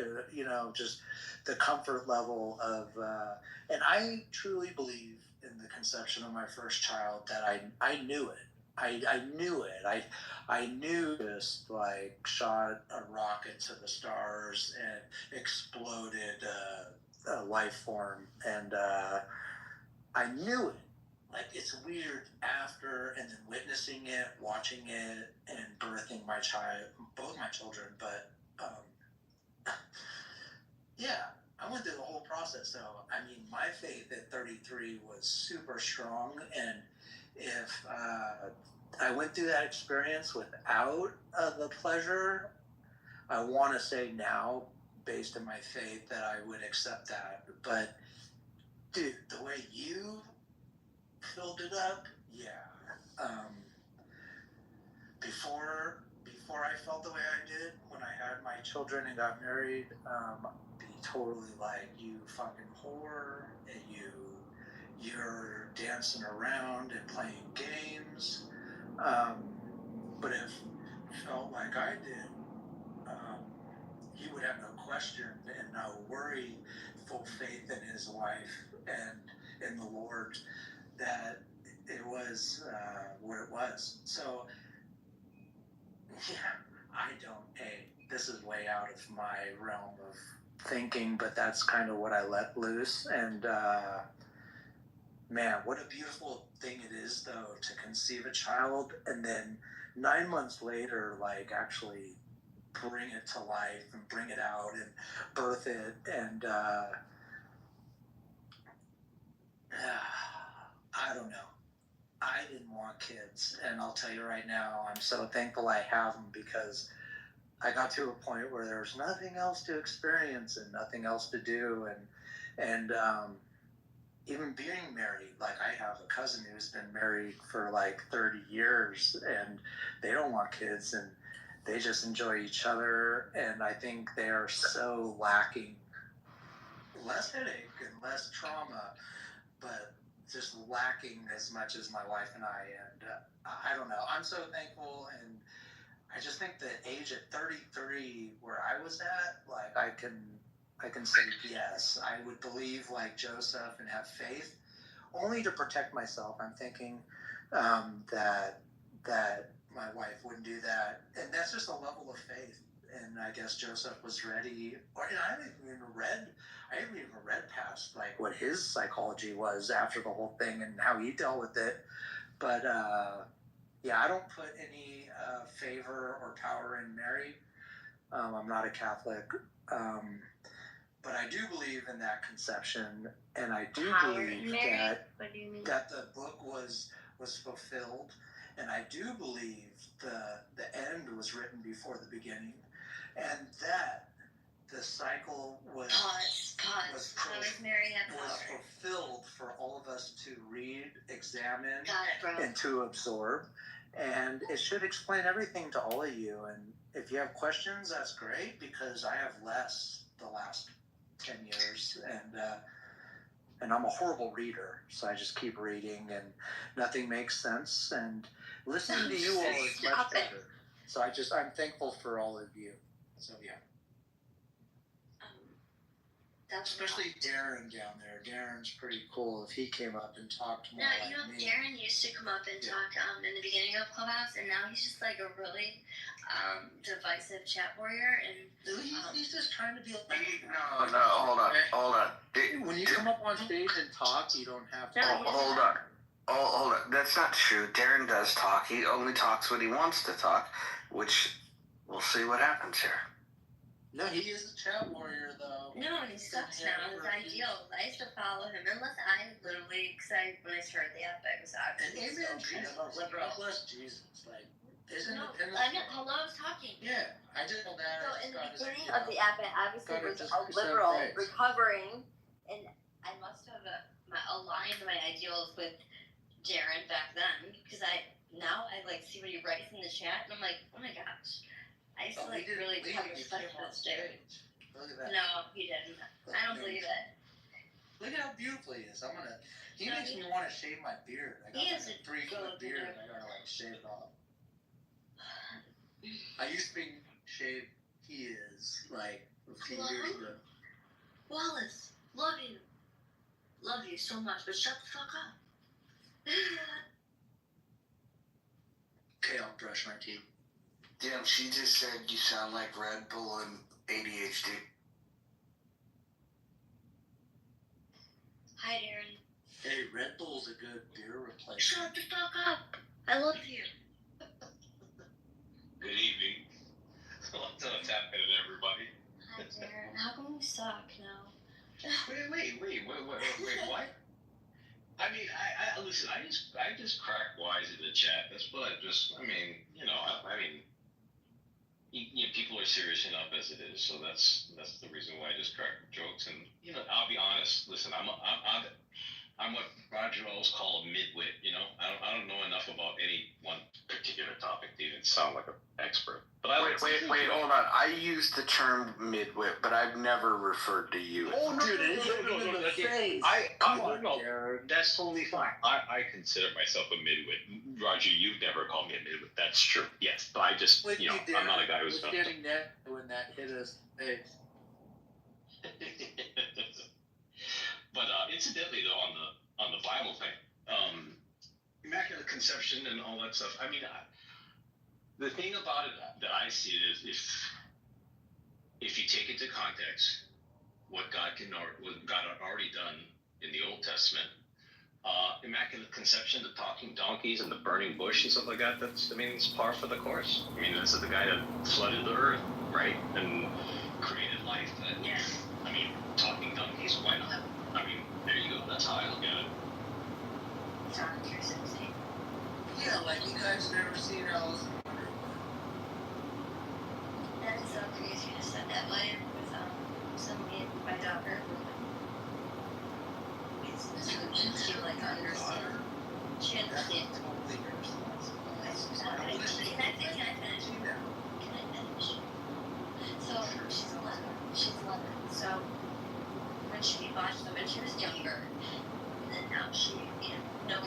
like, I mean, I keep my kid informed on what's going on because she didn't hear shit from at school, so I keep it real with her. She has discernment.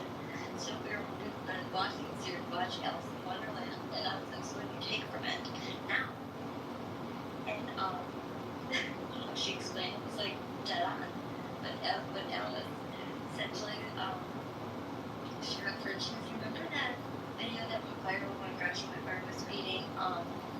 That was that picture of when Gretchen Whitmer was speeding, but it looked like she was pretending to be a priest speeding that Eucharist.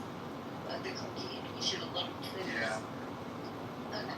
So she referenced it, she was and she's like, it's like when people in the world are trying to get people to comply with them. And she explained it so well, but that's just funny that you said Alice in Wonderland. Just watched that. She was spot on. All these movies have like these underlining meanings behind them. So the kids didn't know. Do you regret watching them as kids? I know. Oh no, it just didn't hit me until I went to the last great dead concert, and then when I was walking home, and I was art training, and I was walking home, and I was like, oh my god, so like, Alice in Wonderland was real, like, the up is down, and the left is the right, and like, by the time I went to bed, I woke up the next day, and I was like, God is real, and we are all created, and the chicken did come first, and how can you... Wallace, you ever heard the theory, But you never went to that concert. hold on, yeah, I used to go to the parking lot, I never went in. He died 2 weeks later, by the way. Yeah, hold on, let me get some words out of my mouth, if I can. Have you guys heard the theory that, that apes eat mushrooms, and that's where the jump came from apes to humans, was this, when their brains got, exposed to mushrooms. Have you heard this theory? No, I only heard that he was taking mushrooms. He was taking meth for sure. There's videos of that.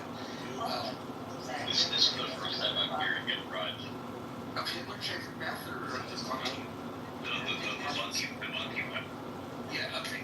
So, hold on, let me get a fucking article. He's taking back. You know that, obituaries too. I bet he's, What are barbiturates? Like demo off perpetuate. What's so you guys see what's that? Smoke pot, but you do an occasional fruit, and that's about it. I smoked weed one time because I give you the strongest thing right now.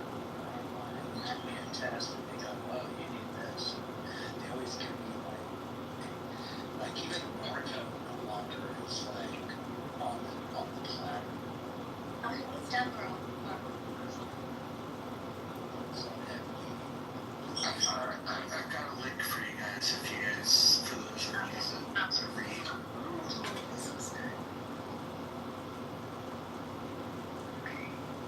Yeah, my teeth are delicious. I agree. Got my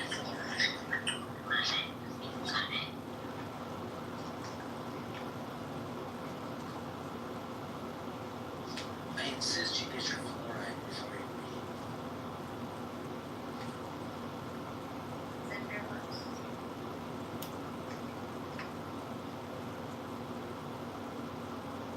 Oh. Wait, no, this is that. Did you post it in the chat? No, it's up in the banner. And you have to subscribe, but it just goes No, you can't. So you can't, when you click on it, Roger, it said, oh,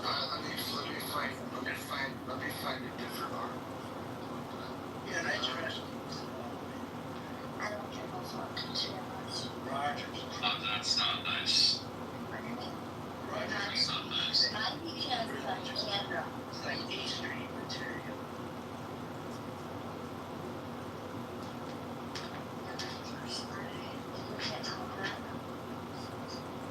Wait, it's dead.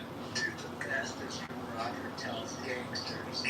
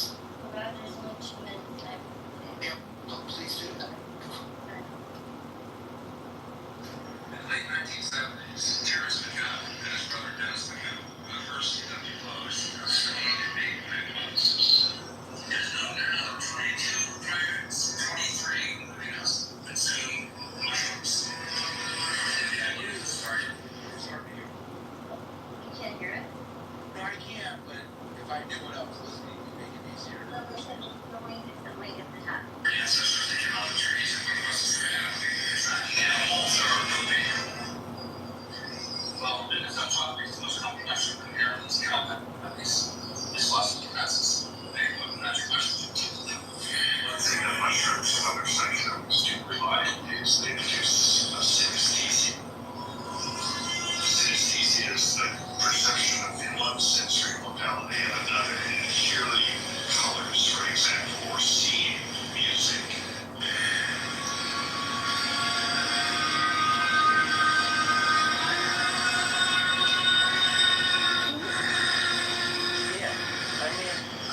Having experiences, and you have to put yourself in their place and imagine what the impact of such an experience must have been on an early hominid. Some piece of information you see. Basically, you can think of it as a contact fluid between the synapses within the brain. Wow, what a competitive advantage, especially if you're one of the young people. So, if we're having to deal with something that will give you a better chance of survival. The tigers happen not once, not twice, but millions upon millions of times over millions of years is a very plausible explanation for the troubling the brain 2 years ago. It's not so simple to say that the psilocybin mushrooms and something in the brain mutated. I think it's more complex than that, but I think it was a factor. It was like a software program, this neurologically modern hardware to think, to have cognition, to have language, because language is essentially synesthesia. Language is an association with an error, meaningless sound, something that's associated with very complex meaning.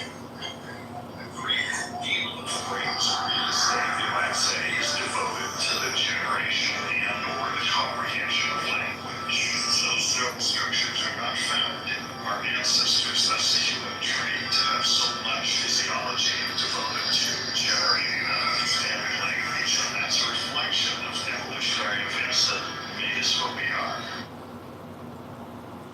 I believe it's totally true. It's totally true. It's developed my speech to what it is today because I couldn't speak to anyone like 25, 30 years ago. Couldn't communicate, couldn't talk to anyone. And I believe this, what just was revealed, is what released my ability to communicate.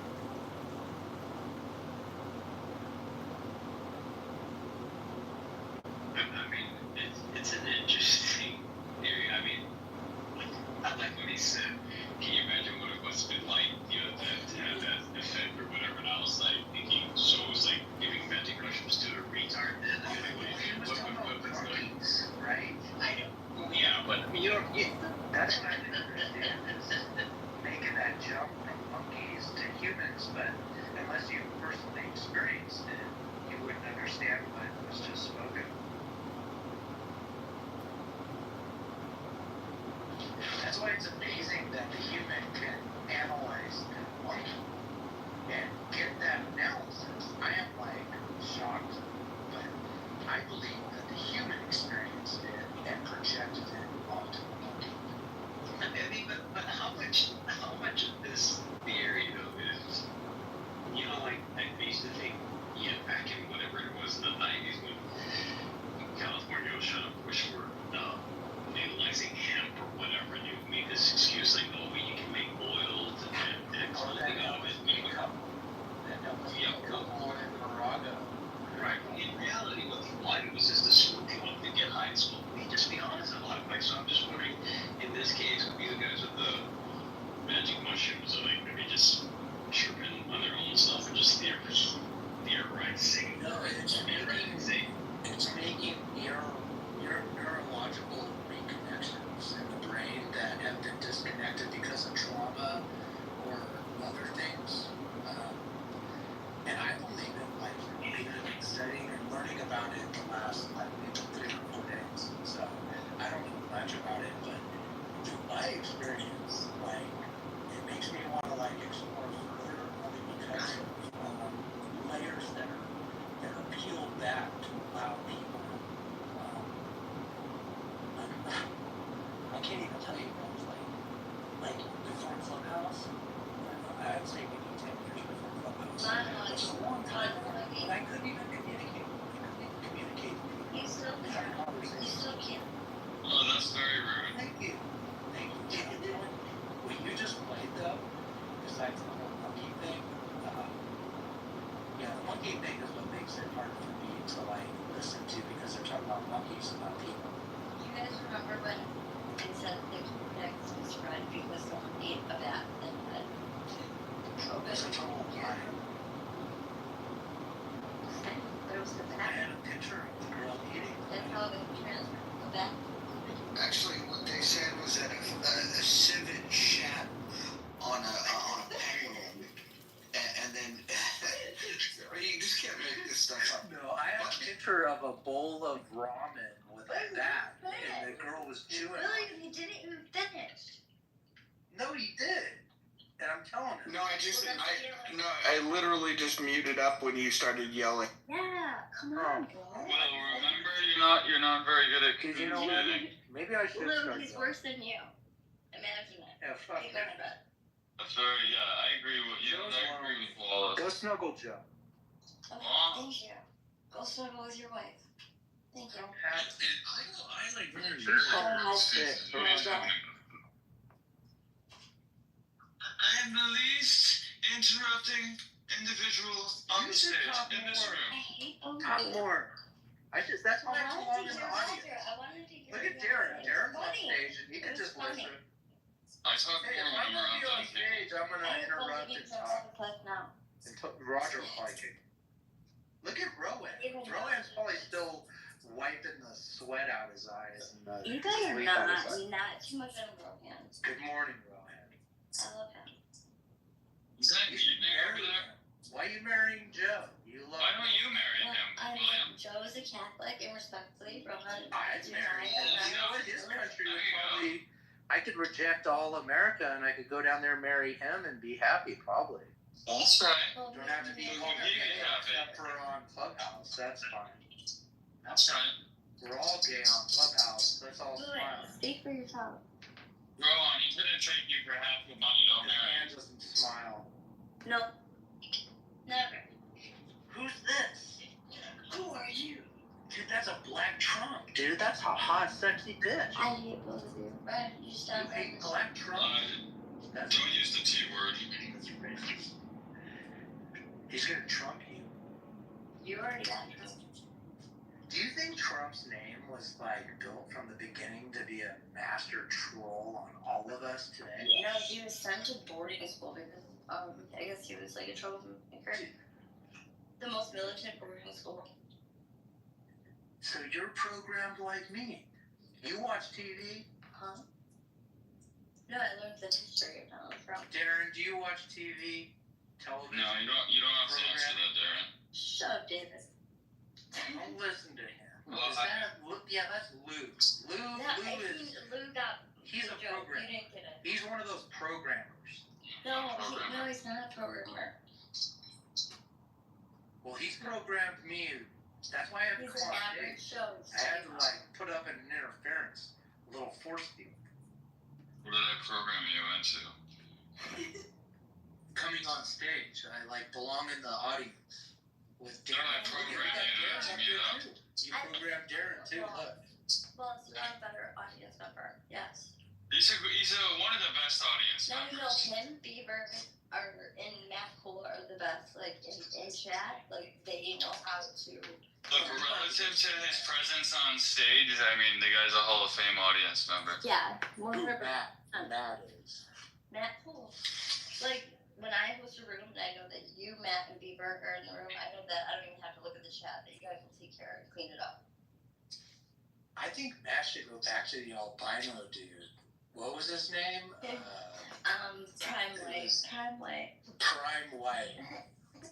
And he had the albino picture. That was cool. He's done a really good job of keeping himself completely anonymous. Like I know, like where he lives in California, but as far as like,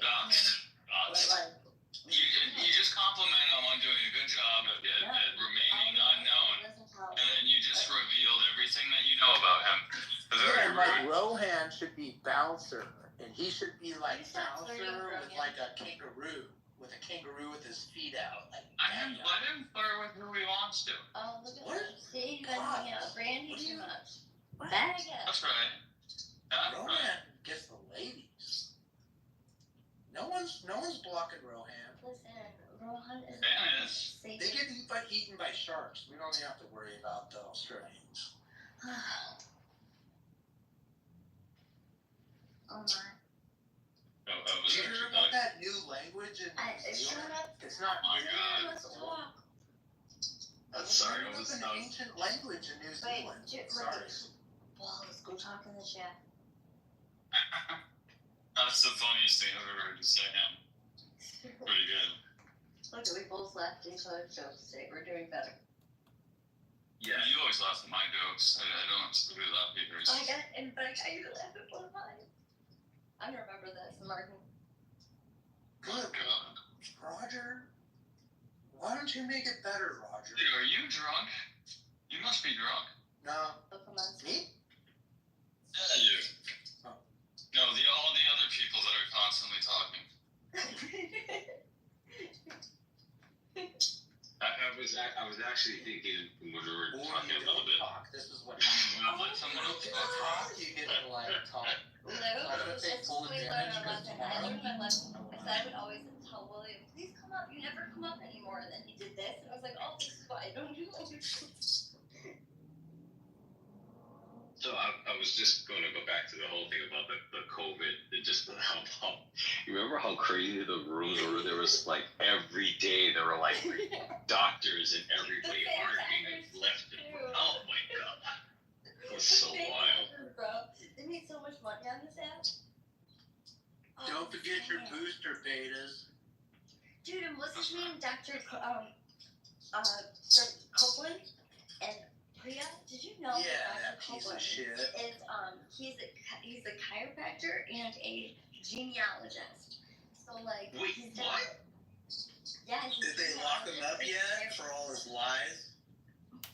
So yeah, and when you can ask him about it. He does rooms on here every once in a while. He does X Spaces now because he lost his traction. Then you can look him up. He's public. He's a chiropractor and a genealogist.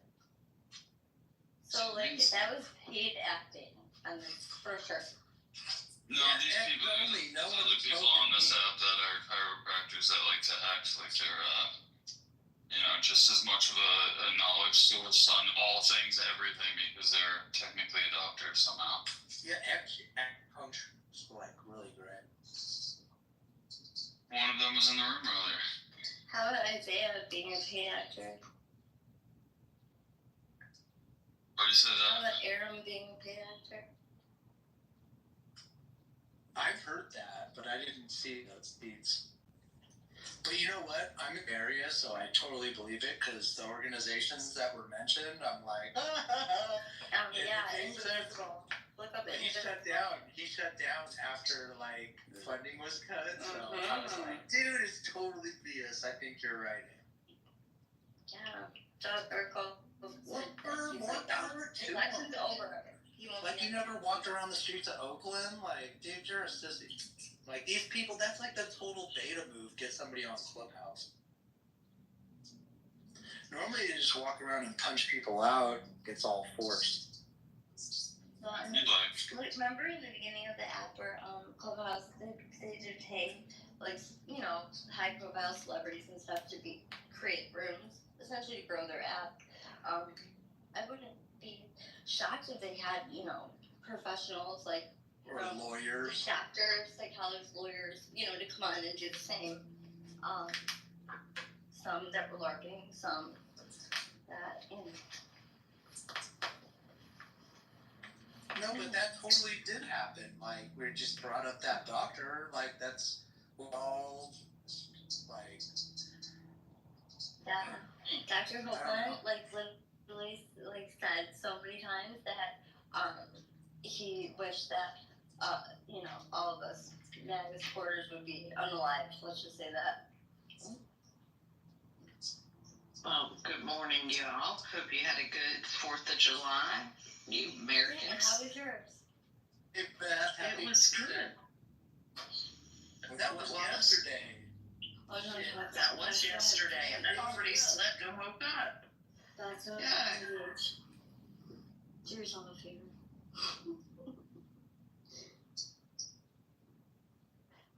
Yeah, I'm such a brat. And I'm such a brat on this app that there is not one person that puts doctor in front of their name that I will call him doctor. Except for Adams, right? Except for Doc. No, I just call Adams Adams. I'm like, you're not my doctor. Sorry, dude. Ricky, he's Dr. Responsible because he's like, well, he says he's the biggest piece of trash on the app. He's so irresponsible. At least it is funny.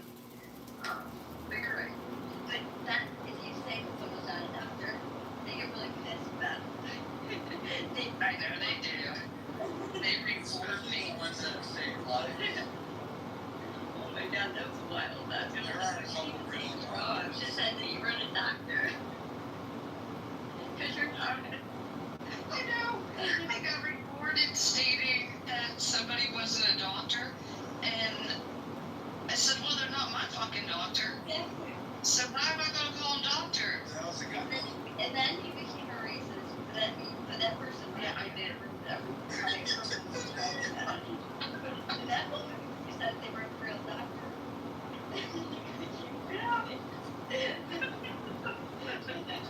You're such an asshole, but she went you. Yeah, you get that regularly though. Yeah, you play with a lot. Who does that? Yeah, that does. I don't even do anything, man. I just. I don't know. Well, but it's optional, it's all. No, I didn't say she did. She participated. It's fun. What do you mean? Did you drive your golf cart tonight, bud? I drove my golf cart earlier. I had a 10-minute break. Yes. Safe and sound. Oh, Marshall, I'm so glad you're here. Do you remember back when Joe and Brad had that debate or whatever, and he identified Brad as something conservative, or not even conservative, but it was what does he consider Brad to be? Paleo? I learned that tonight. No, that's Joe Hero. He identified Brad as something. Dude, I take rank. I don't know. I think it was paleo. No, Joe Hero is a bit conservative. Brad is not really conservative. How do you know that? It's not like a Jacksonian or something. Oh my god, Marshall, see how Wallace says Brad's not good. No, he's not paleo. Holly was saying that was I remember it was something of the first part of it was a former president. Did they wear wigs? I know, it's calling him a bushy. It was something like a bush, but it did not.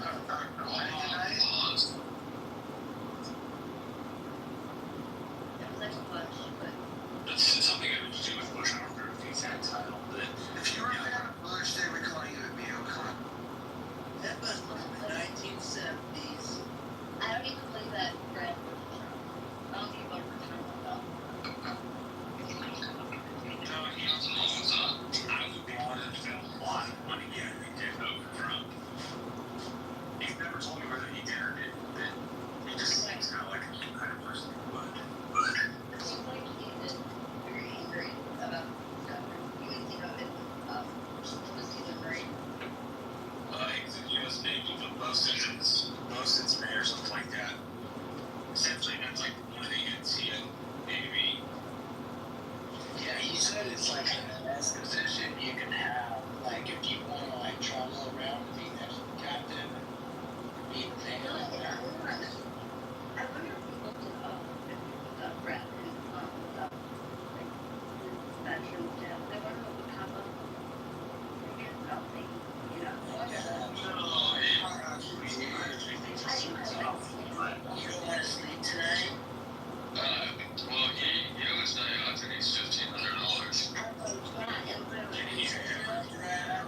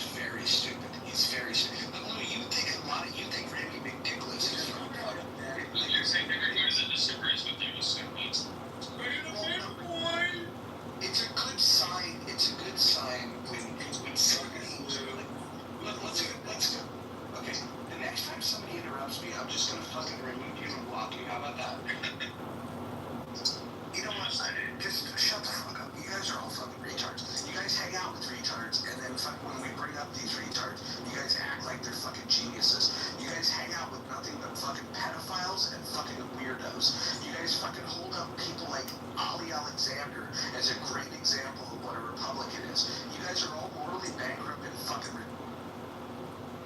It's part of the most big thing that I've heard someone say, even though you're throwing me in that group. But I agree with you.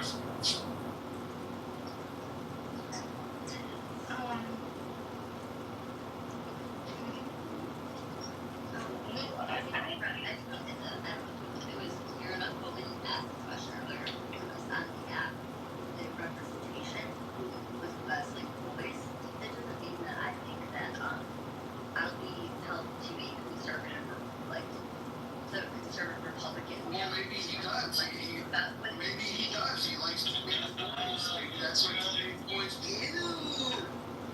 He's got a point. Maybe you didn't know that is what Republicans do. Maybe that's a Bro, it kind of seems like it. I'll be honest. You act like we all do or something. It's so dumb. Dude, even after you guys found out, you guys still fucking hung out. Get them in the balls. What are you talking about? Yeah, and I still said I lived because it was still very Even that Zappy boy, the laser Zappy boy, he got it kicked in the balls too, and they both hung out together, probably up in the closet.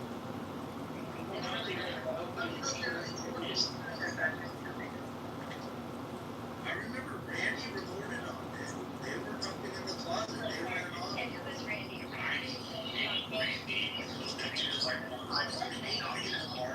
Marshall, you don't hate stuff. Shut up. I don't actually hate him. I just strongly dislike him. Good correction. Good correction. A piece of shit. Whatever, man. Are you perfect? No, like, why do you got a bad one?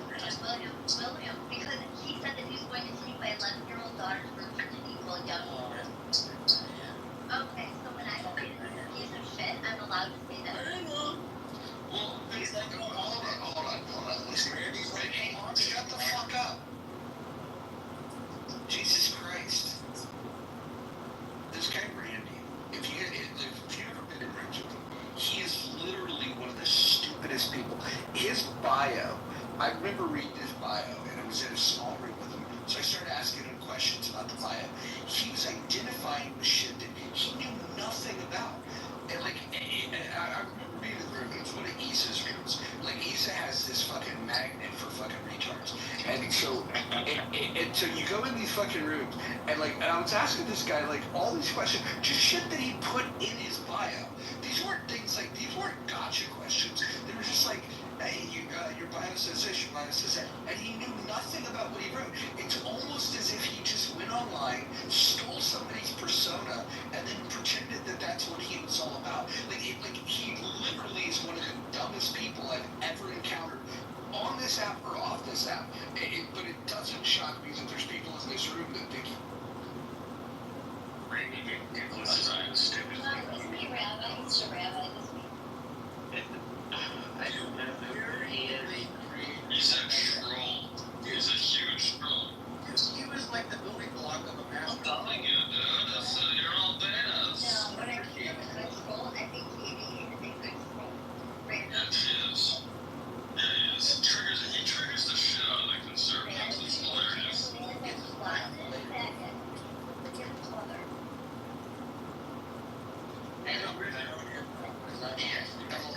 Hold on. Let me just say this. When you guys would sit in fucking rooms with the fucking Randys of the world talking about politics, you guys were the ones that made fucking people like Aaron on this app seem like he fucking knew what the fuck he was talking about. I'm being dead ass serious. Like the reason why the dumb lefties look smart on this app is because the people that were on the right were even stupid. No. We're stepping ahead of them. That's very obvious. There's a lot of people on the right that are just very proud. Like Roger, that was a free ejaculation. The original ones were the conservative Republican house. It was girls, a lady with red hair and it was a man, and they ended up giving it to me. They were definitely a great representation of the Republican conservative. No, she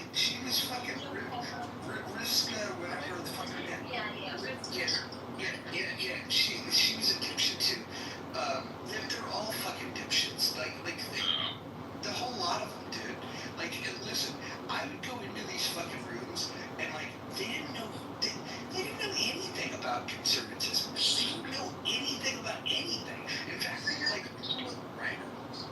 I'm going to tell you, here's what's funny. You get, back in those days, you could have 150 people in the room, and the only two people on the stage that knew anything about the Republican Party was Marshall and fucking Stephen Bannon. And, well, no, respectfully, Naveen lies about a lot of shit. Naveen is one of the more dishonest people on this app. And so Marshall and Stephen Bannon were the only people, and I didn't agree with Marshall or Stephen on a lot of this stuff, because they were the only two that had any knowledge whatsoever about what was going on with the party. And guess what? The people in the room treated the two of them like shit. And like for the first 6 months that Bader was on here, you guys whipped it around. Marshall, you guys still talk shit too. And I'm telling you, you can take the rest of the people in the room combined, add up their entire knowledge base about anything political, and they still wouldn't be able to touch Marshall or. You know, I agree with you when I started BFX, you know, it's like liberal thing still. And so if I can go back, so I'm thinking back of when I was, that's all I know. So when I came onto the app, they seemed like they knew what they were talking about compared to where I was at mentally. So if I listen to the host room, I probably would think different now, just from what I don't know. I've learned a lot at Clubhouse University. That one, Roger just gave me another title tonight. I learned that I'm a Jew, which I'm not. I learned that I'm white, which I guess apparently I didn't know that I was, even though I'm very tan right now. And now I learned that I'm a retard. So God bless you, Beth. Can I get government assistance on any of these things? Yeah. You sound too cute. You should just, you can't go for that.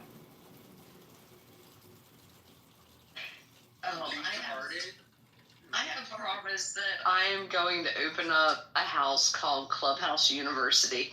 I learned more shit on this app than it was even worth the money I paid to get a master's degree in psychology. It's great.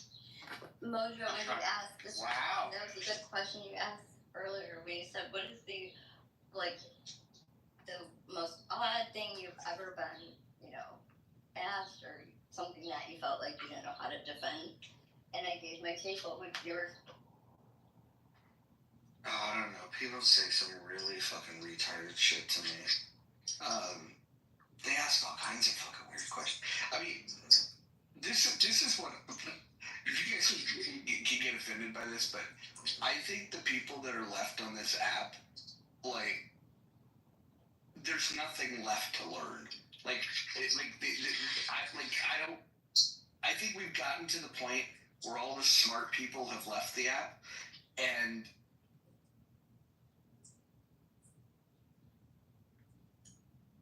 Where did you go? Hello?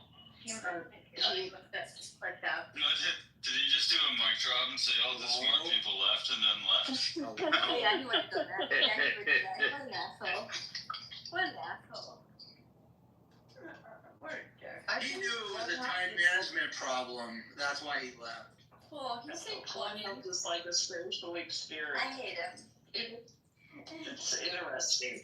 He's funny as fuck. That's the best. That was good. My mind never sweats unless I'm with him.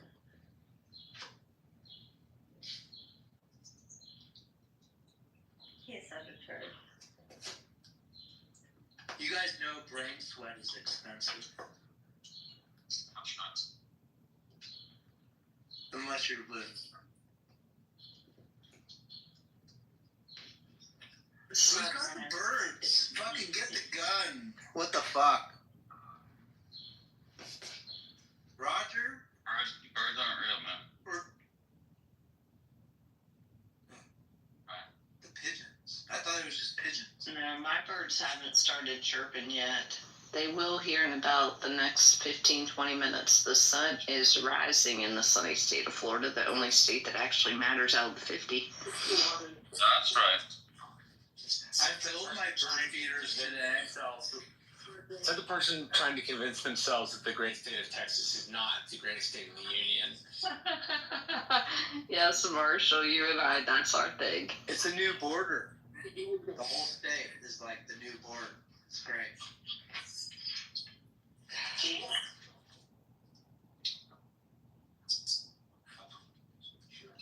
We have Thank you, Marshall. You're welcome. We have alligator Press already filled up. I think they have 2 more buses going in today. Yeah, they've got JAG judges doing the hearings, so people get a timely hearing and address their issues. So it should be like they should be only staying at the property for between 2 and 3 days. Yeah. We're moving on. Dude, Yep. ramp it up. That's awesome. Well, I mean, like the people who say that it's alligator Alcatraz and that that's just so fucking inhumane, it's an old Air Force base. If it was good enough for the Air Force, it's good enough for anybody else, right? That's number one. Number two, there's surplus tents from Iraq, which have air conditioner. There is running water. There is food. There is electricity. All the things that you're legally required to provide. The part that I don't get about this is if you didn't overstay your visa, it probably meant you crossed the river.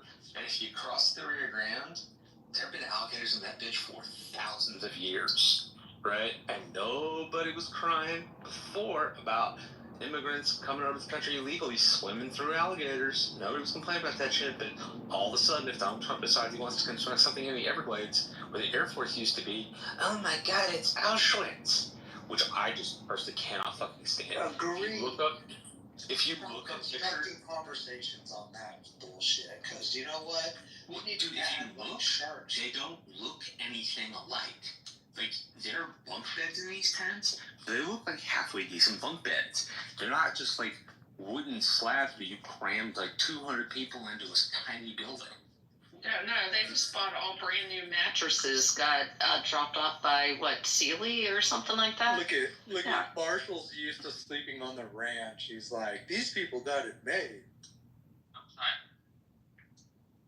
Well, if you ever had to sleep on a hay bale, ranch, and the beds are probably not as good as what they got. And so it's probably really nice what they got because you're used to sleeping on the ranch. It's pretty rough.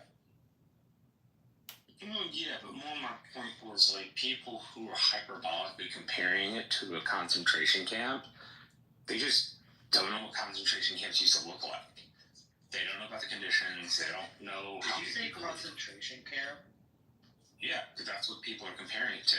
They're comparing it to They're not staying there. They're going to get deported. Doesn't matter. They're still saying it's like a little Auschwitz, which like aside from the fact that Auschwitz. Roger? Or sorry, do I agree, Marshall?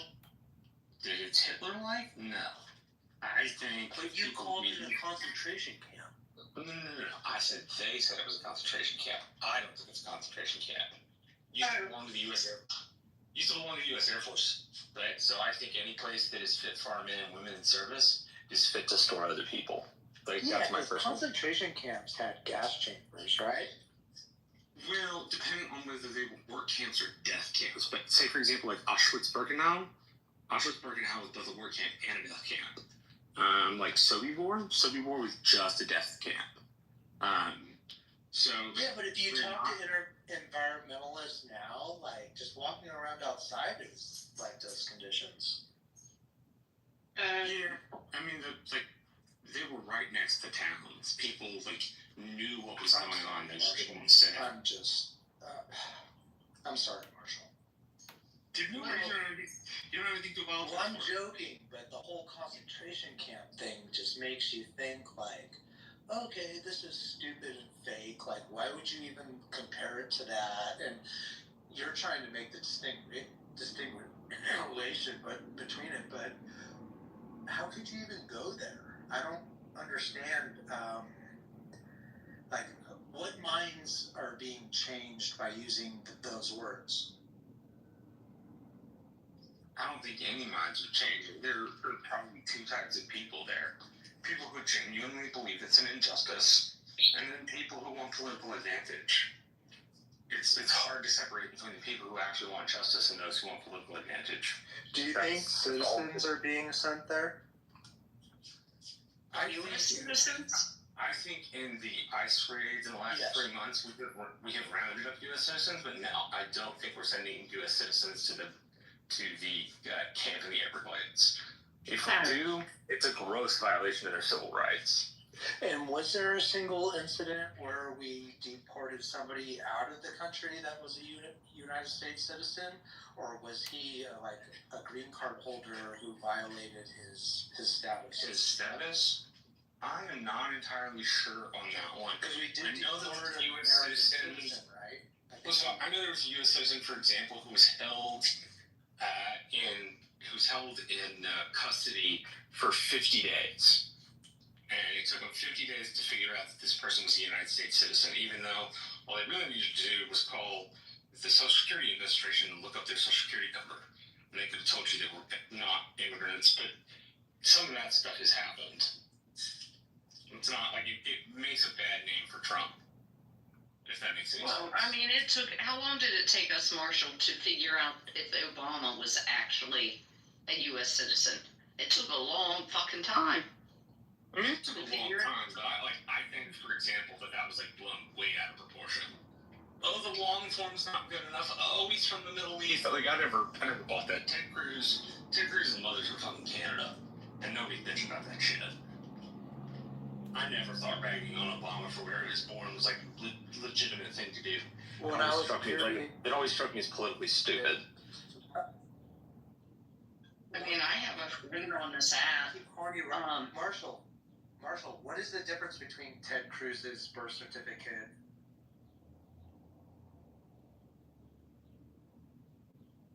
Well, number one, where Ted Cruz was born in the United States. Which I can understand Ted Cruz's birth certificate. I'm more curious about Obama's. Yeah, I mean, to be frank, I'm not. I think a lot of that stuff was rooted in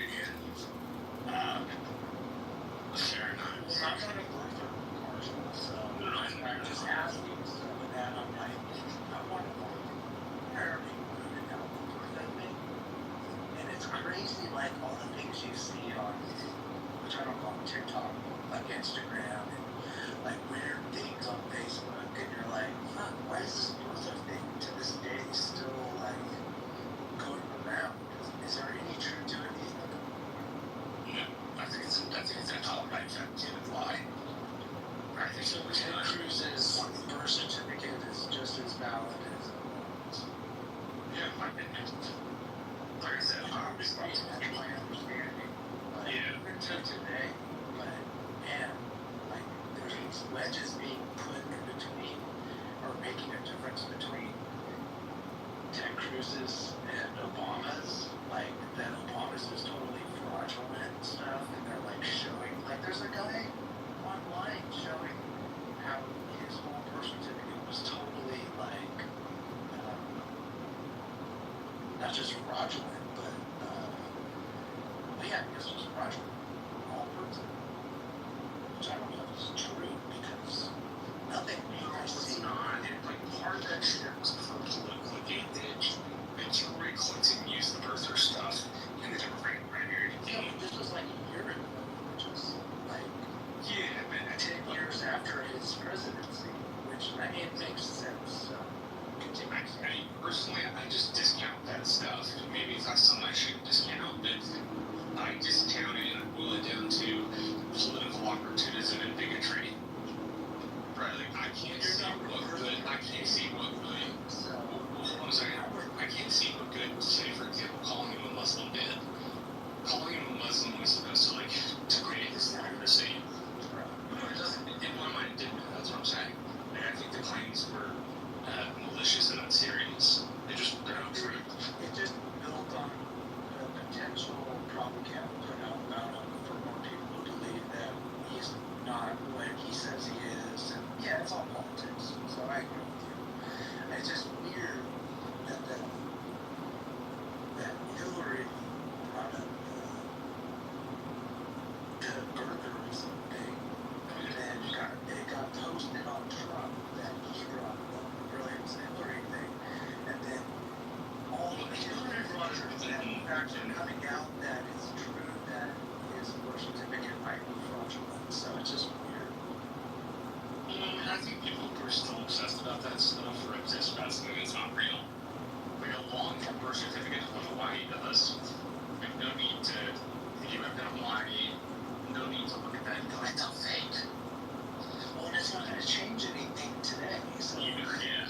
yeah, that's why I feel weird talking right now like this about this, because I mean it's just for fun between me and you, but there's like all these people hung up on it that it's gonna affect their political decisions today, and I just think that is like a microcosm of being hung up in the past, and that you can't judge and think rationally for today, and so I'm very like skeptical about how society is just getting slugged or getting slowed down so that they can't be caught up with current events to make a rational decision. And you know what? I'm probably just judging myself, which keeps myself as much on point as I can. Yeah, I just think because I listen to this whole thing, a lot of people are getting quite shocked. Like, you voted for Obama? Yeah, no way, I did. So I'm not surprised by that. He was an incredibly charismatic candidate.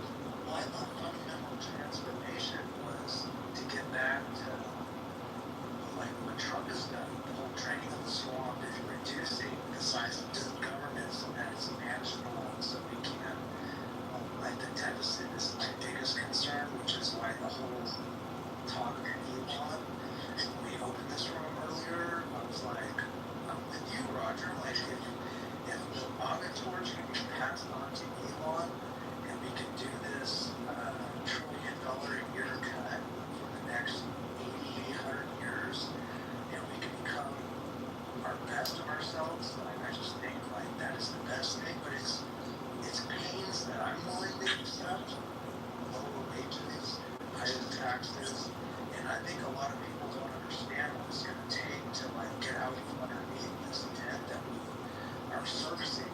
And I don't even want to talk about the debt, but the servicing of it is what should scare everyone. Yeah, the interest payment.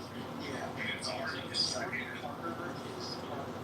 I'm 46, so I know that I'm not going to retire, and to get out of this, that I'll work until I die. And I think younger people, maybe 35, 36, 35, and I think I'll be working for my life.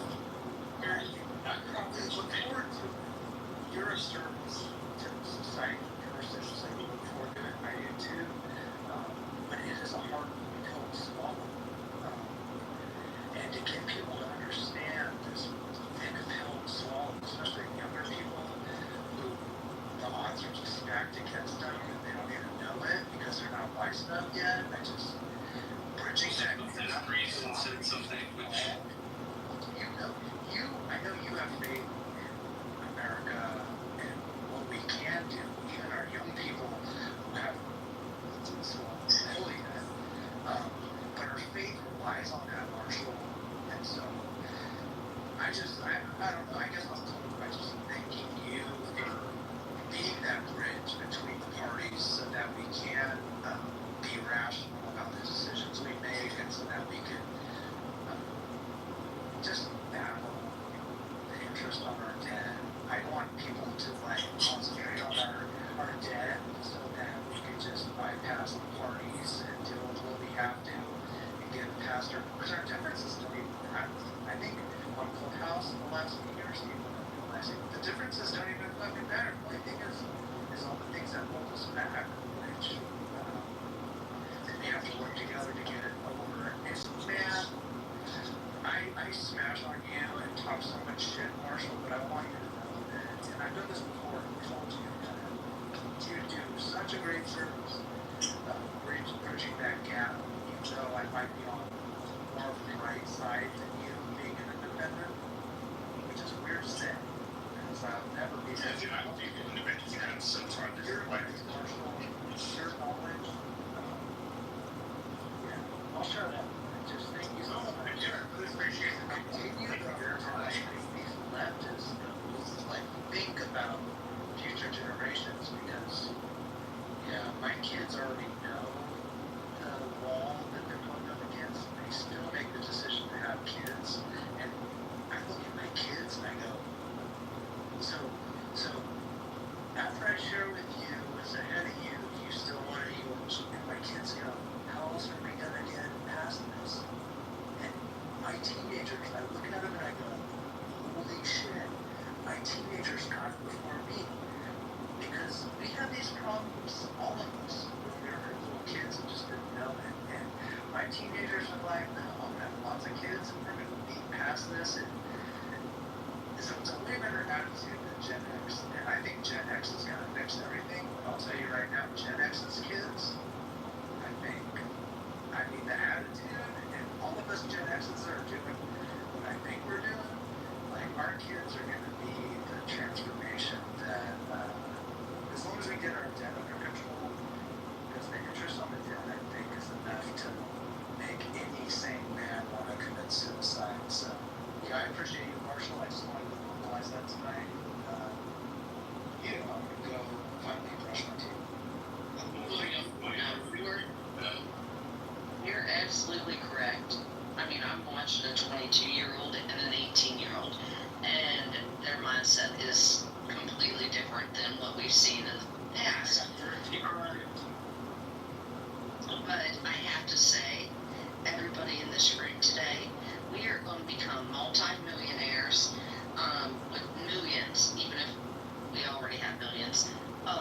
We're going to get even more because our great friend is down here live streaming us on YouTube, you little stinker.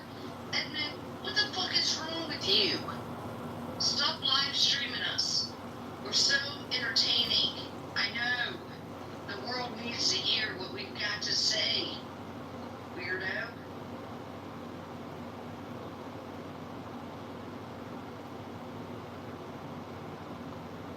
The only comfort I have about him in this video will never win a political election. If anyone's gonna make Clubhouse really cool, it's gonna be him. Yeah, I actually agree with that from an advertising perspective. I think the Clubhouse has gotten so much free advertising out of it. Where is he streaming, Ben? Hold on. I wasn't willing to. Hold on. That means mute your fucking mic. Jesus Christ. This idea around getting free advertising, just because he posts something doesn't mean that it's getting a lot of eyeballs. I would guess that overall everything that he's put on combined probably has 100,000 views with everything that he's done combined on this app. I've looked at the ones that he's posted where I'm on there or Dr. Jordan's on there, and I don't think I've ever seen one with more than 100 views. That's interesting. To be frank, I never changed his views.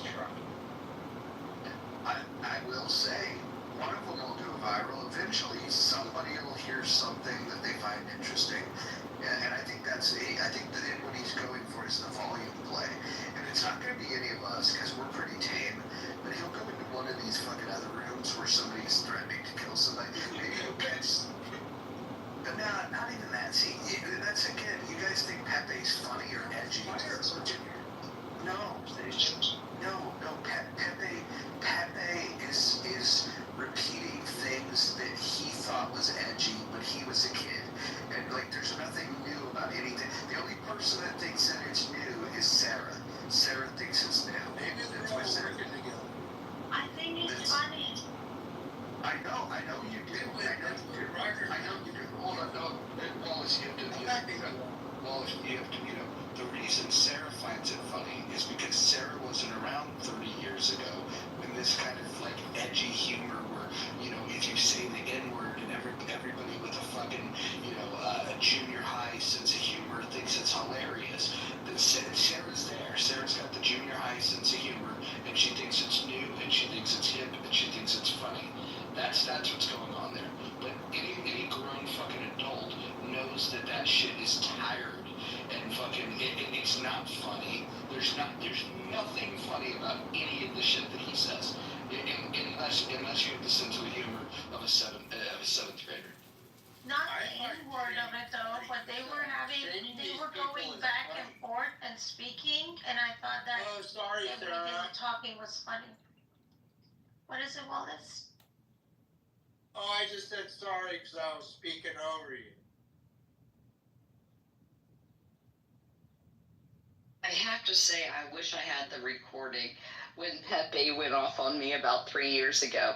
It was hilarious because I don't ever say really anything for people to go off on me, but he went off on some tangent and I just sat in the room like, okay, well, all right. He does comedy. Yeah, he said trolls. something stupid, Beth. He does comedy. He trolls, and What comedy? That's why I asked Beth, wish I because could I think this poop Anon down there, I do think it's Edmund.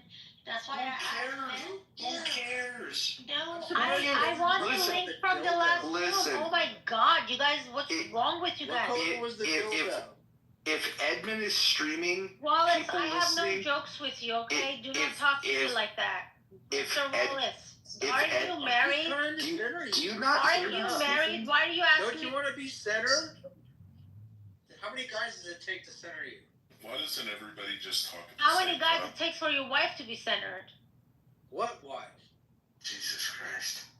What are you talking about?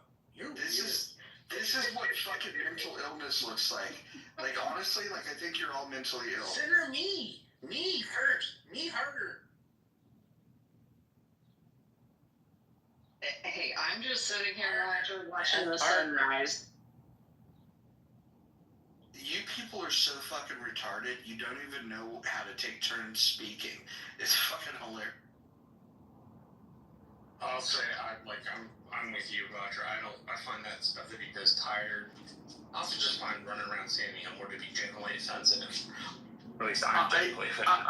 I'm not even as turned off by what he says as I am by the people that fucking react as if it's the first time they've ever heard this shit. Like it's literally like fucking 10-year-old kids hearing someone fart, and and that's the way it appears to me. Like, it's people that don't have a sense of humor.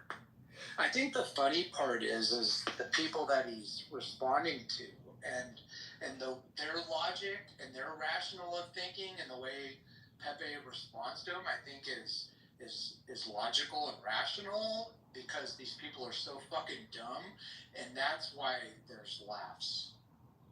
No, it's not. No, it totally is. That's what I not. said. No, you're wrong. I said, You're wrong. why don't you You're put wrong. attention You're to wrong. who Pepe You're is wrong. talking to, and you'll see that these people are fucking racist, crazy people who want to believe that Pepe is this thing, and Pepe embraces it and runs with it and trolls the fuck out of them, and that's all it is. Looking into it Wallace, anymore makes no, you Wallace, the person suggesting some racist thing. Wallace, no, Wallace, respectfully, you're wrong. Pepe is No, totally hold on. up and- Shut your fucking mouth. How about that? Thank you. Okay, how about this? I'm fucking done with you. You're a fucking idiot. You're wrong. The only fucking thing that comes out of it, dude, he wants to say these things. He can say those things. Like, especially when he's in a room with somebody like Sarah that doesn't know how to moderate a room, and he says these things, and she thinks it's funny. The reason she thinks it's funny is because she doesn't have a sense of humor. She doesn't know what actual humor is, so she mistakes people saying edgelordy things like the N-word. She thinks that that's comedy. That's where her maturity level is that a person doesn't have to say anything funny. They just have to say a word that you're not supposed to say in polite society, and because she thinks like a 7th grader, that's what she laughs at. She said it herself. She thinks she likes him. She thinks he's fun. I agree, and I did get tossed out of a room one night because I was in a room with a bunch of my black friends that were in the room, but a lot of the other people, the mods, didn't know who I was. And I was like, I would never hire you. If you're going to walk around and talk like this, to me, you sound stupid. And I would never hire you. And then I got thrown out of the room because they said the N-word over and over again. But again, to me, it's not the N-word. It's the fucking retards that don't have a good sense of humor that think that covers for humor. Like their lives are so lame and so boring that they think that's fun and funny.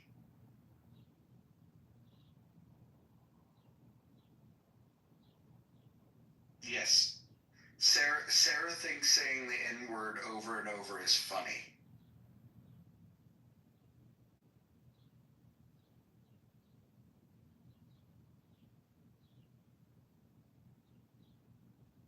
But she doesn't like people mentioning big black cocks.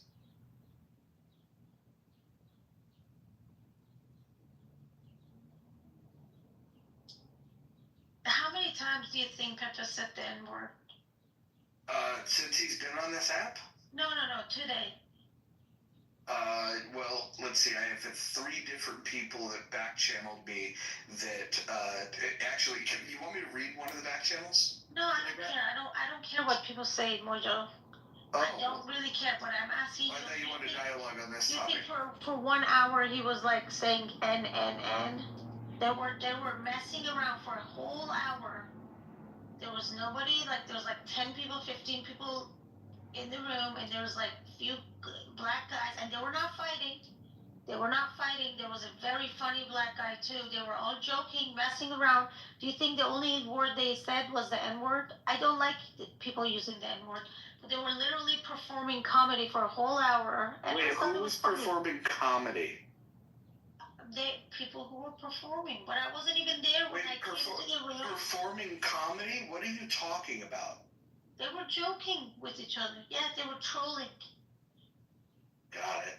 So you think saying the N-word is hilarious? No, they didn't say the N-word alone. That's why I asked Beth.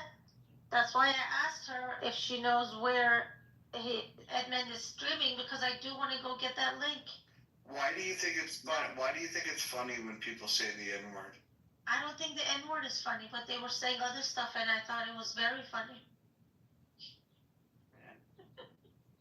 There you go. You just don't have a very good sense of humor.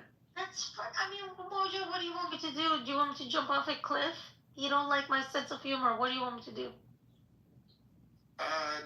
You don't have to do anything. I just now that I know that you have the sense of humor of a 7-year-old boy, I can act accordingly. I used to think, oh man, this person likes to have mature conversations. I now know that that's not the way that you like to communicate.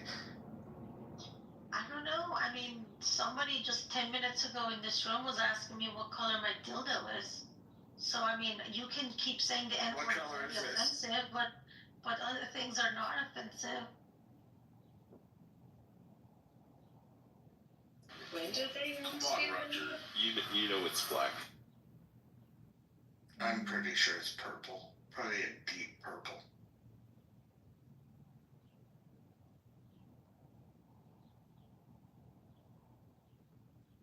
I guess I missed that conversation. I came in a half an hour ago, but Yeah. They think it's okay to tell women like what color your dildo is or what size penis you like.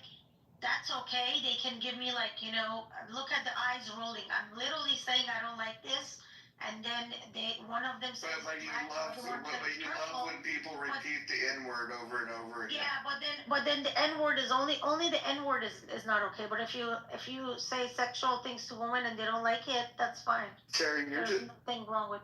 Sarah, I don't even think you're a racist for liking to hear the N-word. I just think you're a person that doesn't have a very good sense of humor. I just told you they were talking for an hour, and no, they weren't saying the N-word for an hour.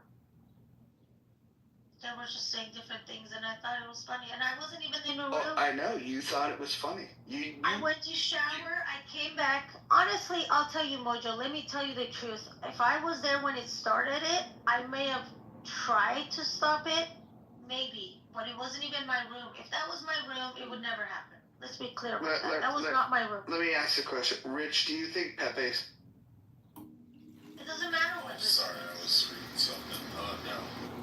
I think Rich is not funny either. Let me Hold on. Beth, do you think Pepe's...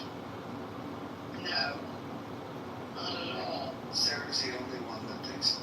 I think he's an abusive troll. Are you jealous, Mojo? No, it just makes me laugh at you. You're like a little child. Then I'm a child. The more that I hear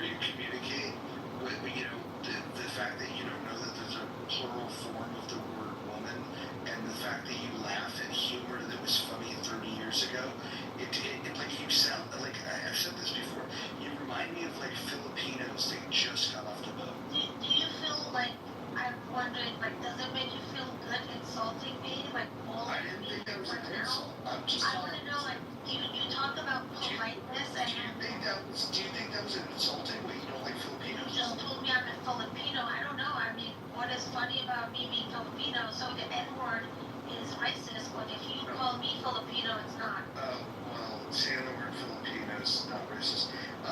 What I said was that you sound like someone from the Philippines that just got off the boat, with the broken English and not being able to decipher the difference between Just the fresh same off word. the boat is an insult if you don't know. But go ahead and continue. It's a description. No, fresh off the boat, FOB, that's an insult. I didn't come to America with the boat. I clearly have an accent. I went to school outside of America. I didn't go to school here. When I came here, I had to use 2 different dictionaries. If you think my accent is funny for you, when it is a struggle that I had to deal with, I had to use 2 dictionaries. I had to translate English to English and then English to Farsi to learn and study. So if you think my accent is amusing to you because I didn't go to school here, you're not as polite as you think you are. That's kind of like a bullying people for their accent. I mean, if you want to go on and tell me that. Yeah, I'm not making fun of your accent. I'm making fun of the fact that you claim to be a professor and you don't know the. I'm not an English professor. I teach science. You said that you don't know the difference between the singular and plural form of the word. No, I know woman with A is one and with E means multiple. I understand that. How come you just say woman when you're talking My about accent is something that you want to make fun of it, so go ahead. It's not the accent. I'm just showing you. It's your grammar. It's your grammar. I'm just showing you. Your vocabulary is not You're very. a hypocrite. Maybe that's the case.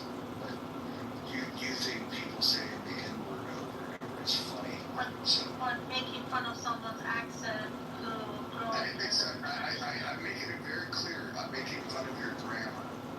That's not my grammar. I do know woman with 1 A and with E. A and E is for one versus multiple woman. I understand, but clearly you don't understand that it's my accent, but it's fun. What is it that you think is funny about somebody saying I'm fresh off the boat. Hold on, Sarah. What is it about somebody repeating the N-word that you find funny?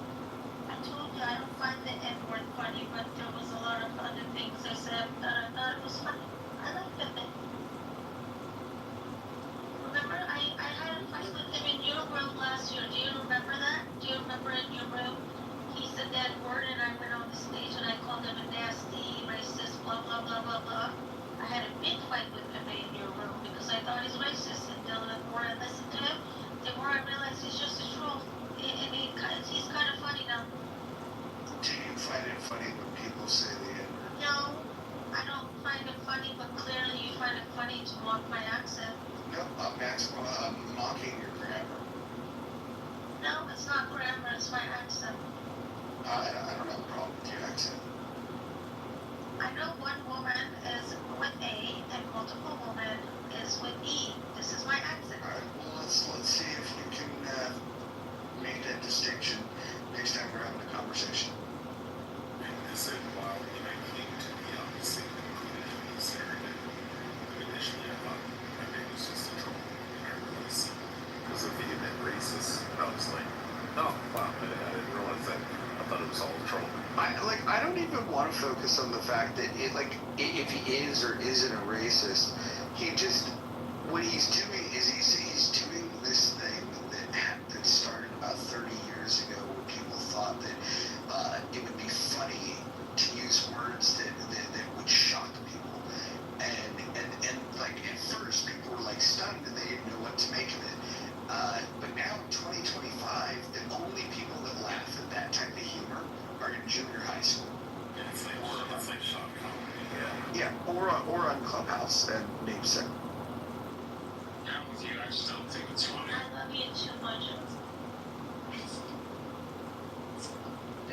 I don't find it funny either, Marshall. I find it to make people the value that I put on them as far as being good humans. The minute I hear it come out of their mouth,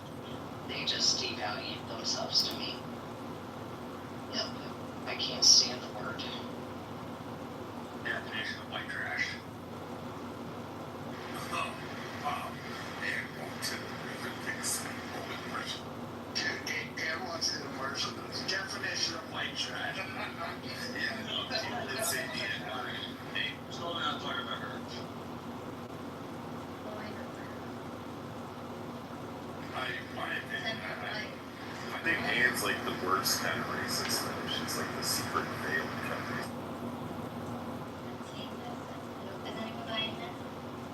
Are you a secret agent, Anne? You need to know. Well, let's ask Ann. Hold on, let's ask Ann a question. Ann, do you think it's funny when people shout the N-word over and over again on WhatsApp? Do you find that funny? Or do you think of moderators that sit back and laugh when it's happening?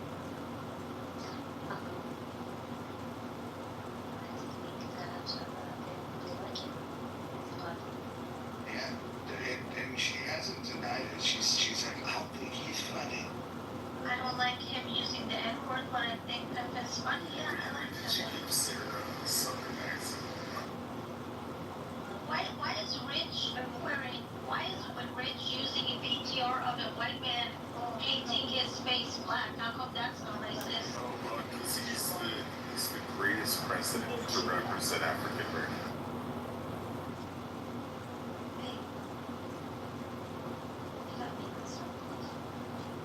I got a question for Joby. Joby, do you like it on WhatsApp when people shout the N-word over and over? Fuck. I've seen that come up. So, Joby, what do you think of moderators that sit back and say that they think it's funny? Because we're all blended. I think that moderator should get shot. Oh. These are the crazy comments you hear, right?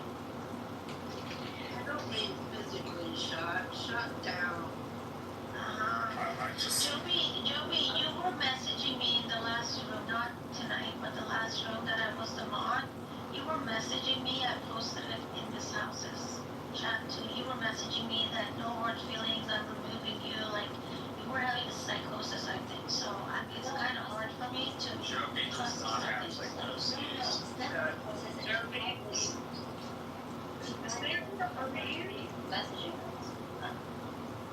Sarah, have you slept? She did it for a second time, and remember I asked you that night if you know what she means? She did it a second time, and then she said, yeah, I don't like you, I don't want to see you being a mod. But, I mean, it wasn't her room to make that decision, right? Right. But Mojo is, like, trying to find, like, I mean, I don't know, I probably shouldn't even be in the house. No, she probably asleep. Mojo knows the beef between Joby and me, but he's using that, and then he talks about being polite and being like, whatever. You know who I feel this is the worst for? Is Alexa Zhang, the Chinese guy who just came into the room a few minutes ago. You guys were like the Filipinos just getting off the boats. Nice. That's just listening, okay? So I don't know what happened. Yeah, hi. Alexa, are you from mainland or home? Yeah, actually, I'm from mainland China, but just He serves for mainland China. Oh, what part of China? I don't think you know that east of China also has the Give us a try. Like Shenzhen. Guangzhou. Maybe? I thought that they were allowed to download the app in China, unless they were on, what is it called? It shows United States in Dubai, so I'm guessing he's probably in the United States right now. You work for the CCP. It's not. No, I'm not CCP, sorry. Wait, how do you feel about Xi Jinping? No, I know maybe he's the current president. Do you agree that he's a piece of shit? No, I don't care about politics. No, I'm just asking, like, would you agree that he's a piece of shit, though? No, I have no idea. Oh, okay, yeah. I think what's interesting about Rich is that he seems to be ruthlessly pursuing China's interest. Granted, I had somebody from China tell me that she's had the worst crackdowns on expression since now. Okay, he's fucking, he's a warrant. When you get into arms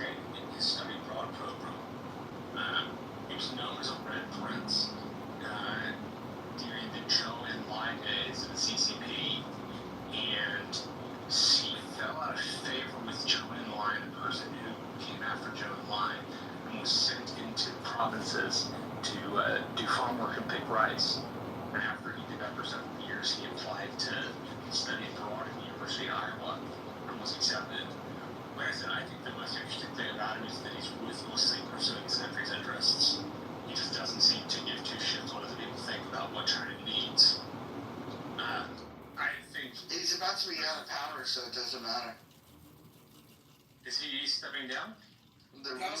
He's about to be ousted, right, Roger? Yeah, the rumors are that he's essentially not in power anymore right now. Which makes the whole conversation about economics between China and America, like, it's a huge topic, and we should be talking more about it, I think. So, some people think that he's going to be replaced with a more Western-friendly leader. Yeah, and this puts the whole perspective of the American dollar being like, we're like actually holding an edge against this movement of the change, against what we know to be true is the established, what is it, the established global, currency. Like, this is a big deal, I think, and I think America's got an edge. Oh, world reserve currency is what you're looking for. Yeah, I mean, if they oust him and replace him before 2047, I'll be happy. I mean, we got rid of President Liam in Hong Kong. That fucking atrocious fucking cunt working for fucking Xi. But hopefully they get it done before 2047. This is good stuff. This is fun. It actually brings a little spice to what we're doing every day when we work. Yeah, saying I used to live in Shenyi. I don't know if you know where that is. Are you Nicholas? Alexin, do you live in the States now? Yeah, actually, I mean, see, I do, yeah. Doesn't it rain all the time up there? 3:53, I think it's early morning. Huh. And it's like, what part of China did you come from? Like, I know you said we probably wouldn't know, but I'm curious. I'm fairly familiar with China's geography. Yeah. Actually, I birth from China. It's east of China, the name called Shandong province, opposite of Korea. So I think, I don't know who mentioned Shenzhen and Guangzhou. I think most of the foreigner. I mentioned Guangzhou and Richmond. No, I said Guangdong City. What is this, China history? What are we doing? Are you doing Longdong City? How about Longdong capitalism? No, so I spent 3.5 years over there. It's a retarded. In that shithole country with all your fucking psyop fucking brainwashed people. When you guys talk over each other, it drives me fucking bananas. This shit is bananas. Sorry, Roger. I was just trying to cut the CCP Roger, off. can I ask you a question? So, what do you think about when people call people like me a sand N-word? Too white. That makes no sense. A what? A sand N-word. Yeah, it makes no sense. Hey, Wallace, you want me to goo you again? No, I'm just trying to bring back the main topic. Sorry. So, and I don't think anybody thinks of you as Lebanese. So, No, I don't know. Well, when people say sand, I think people look at you and they think Midwest white girl. Got rubbed in the sand. Oh. She ran away from the Mennonites. Do you think it's offensive though? You ran away from the Mennonites? It's definitely not a polite term, that's for sure. I'm sure it would make Sarah laugh though. She's on the phone. Dude, you're not kidding. Yeah, wait till she gets off the phone. Say that again. Yeah, for real. Dude, you're not kidding. Dude, that's funny. She won't even laugh. Watch. I don't know. I'm to the point on the East Coast. I have no idea what you guys do over on that left coast, but apparently nobody ever goes to bed. I mean, Whatever, you live on a golf cart. Yeah, I live on a golf cart. I got a pillow, a blanket. I go to bed around 9 p.m., wake up at 5 a.m. But I wake up and the same people are still awake. That happened to me this morning. I was like, what the fuck? See, I came on at 4 a.m. After you got some sleep, right? Yeah, like I woke up and dude, yesterday was like a long day. That's Central Time, Am? I'm Eastern. Yeah, I was up at 5:30 this morning. I thought it was impressive. Everyone was like chipper and had their coffee. It looked like. Yeah, like 4 in the morning was a little bit early that for me, but now I'm pretty fucked today. But yeah, I got up about 5 a.m. 4:30. So, what time? You guys already slept? Hold on. You guys look in the goo.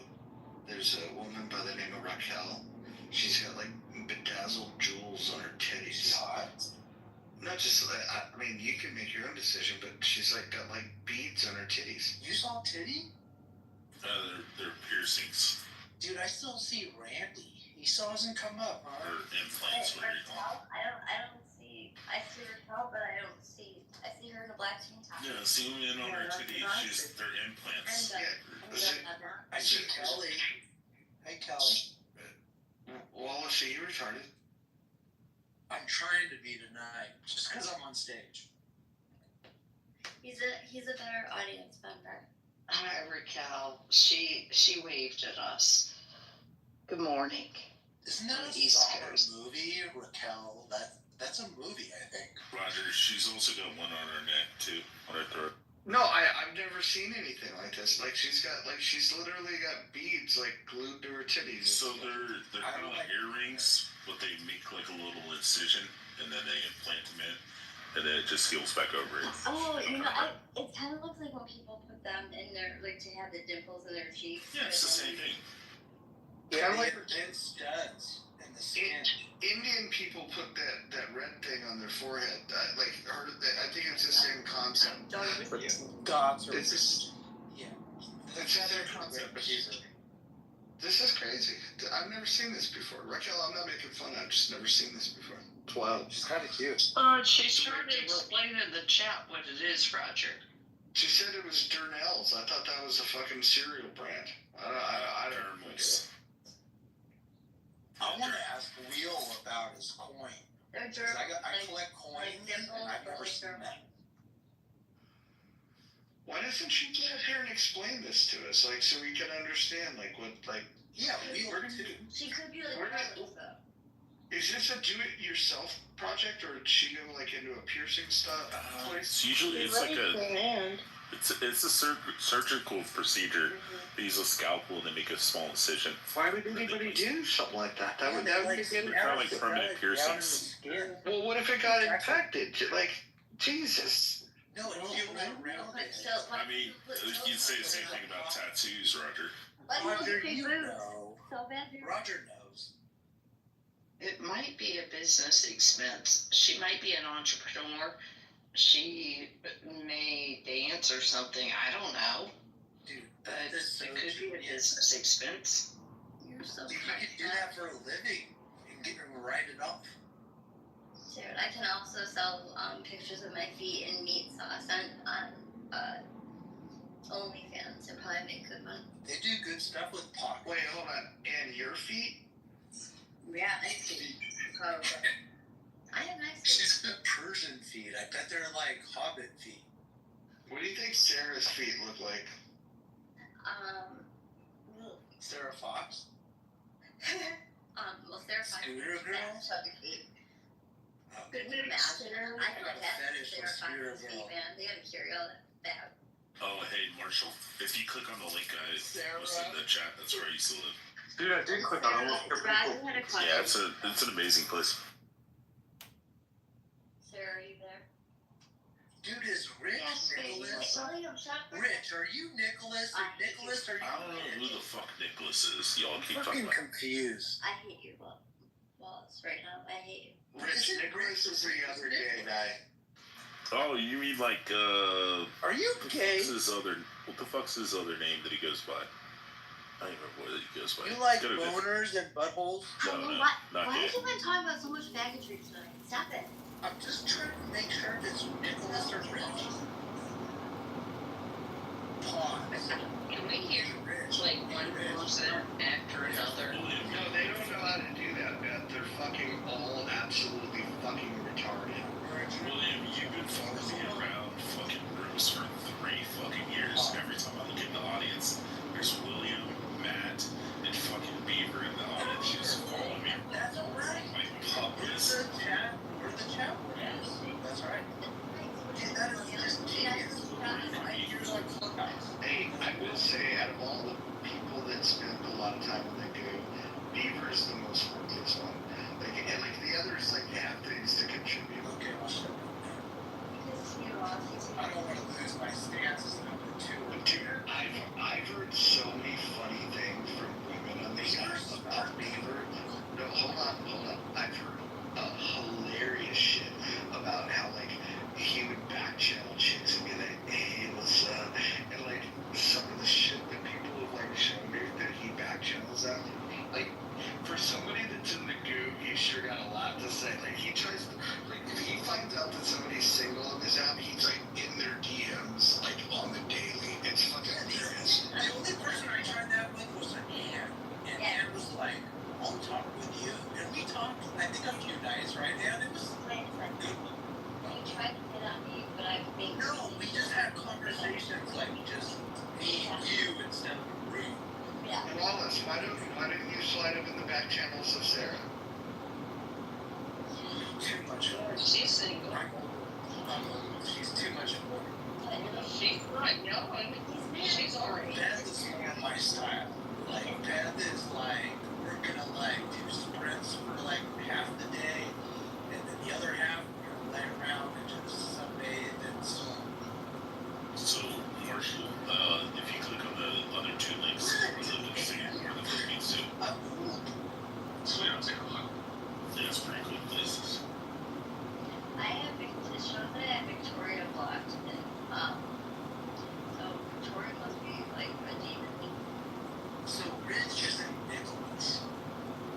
No, sir. No, Rich is definitely not gay. Well, I really like you, Rich, because you're not gay, and I like Nicholas, even though he's gay, because he's fun too. But Rich, dude, I know you're from Chilism, and Rich is fucking, he's good shit. Pause. Good shit. Pause.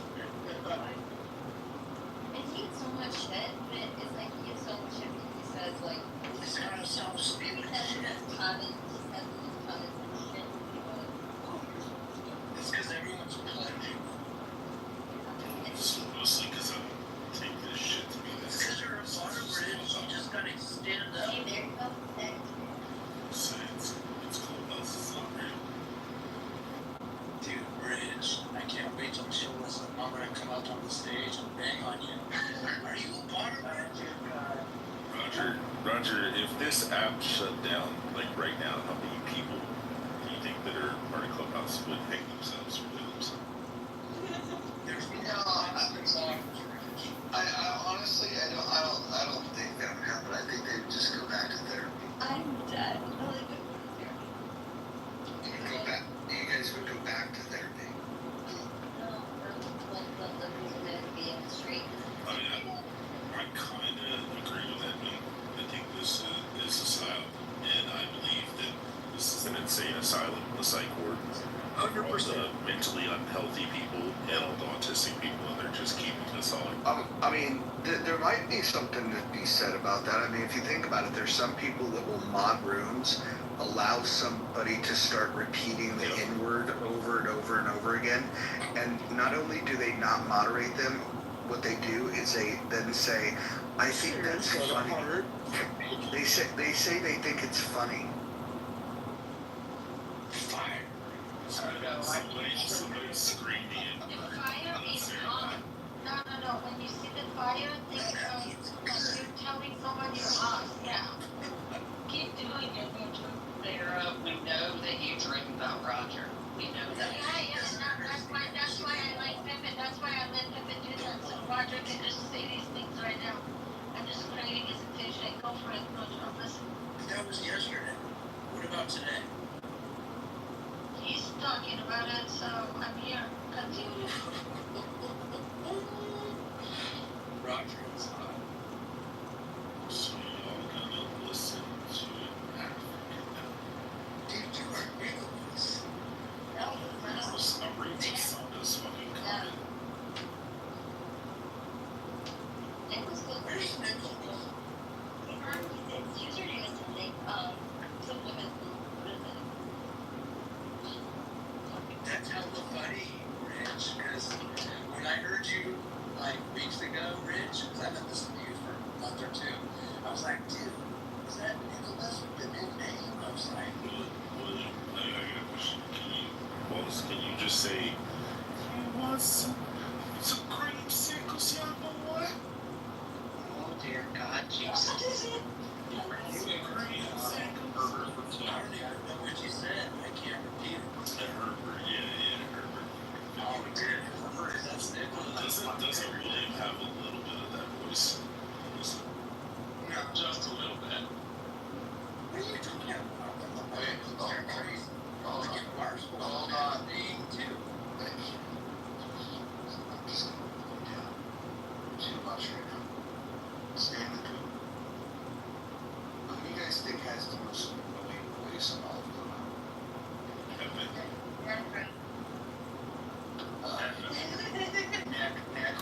Necro's gotta be up there.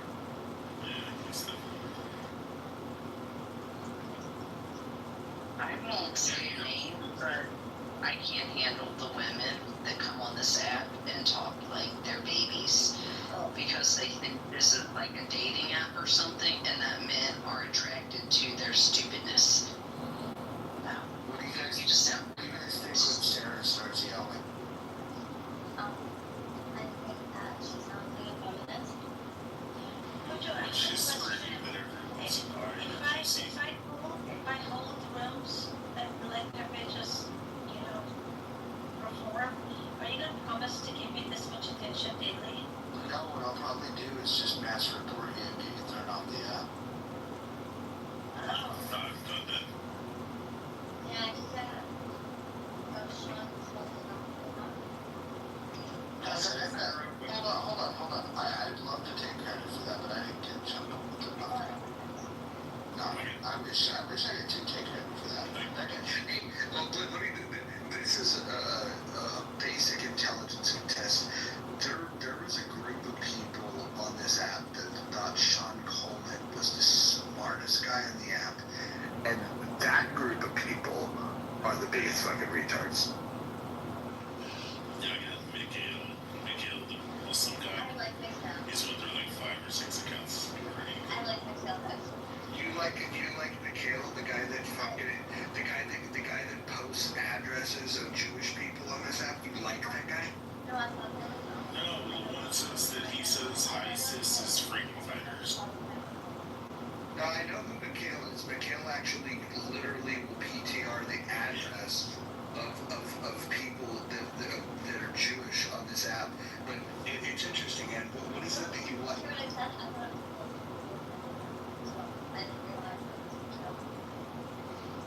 You know the guy Cynic? And you know Cynic? Yeah. Cynic, the crazy Muslim guy. That's Mikhail. Yeah, that's why he keeps changing his name all the time. Well, no, he's under a different account, a new account. He has to keep getting a new phone number because every time he gets a new account, I get him kicked out.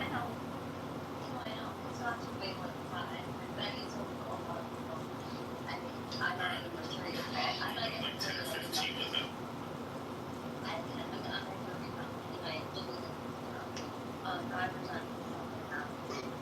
Who do you think would have the biggest fucking connection if they got mass reported and kicked off the app? Yeah, probably. probably Monica. I agree with you, Ian. Yeah, You would. 100%. Well, and I know that she was banned too. At one point. Yeah, and C have 800 burners. You? Yeah. Remember I used to go to Andrew's room? Yeah. Andrew Martin. And he would kick me off stage, and then like 2 seconds later, I'd come off mic. And he's like, who the fuck is this? And I was like, this is Rich. And he's like, how are you doing this? I'm like, I have 800 burners. So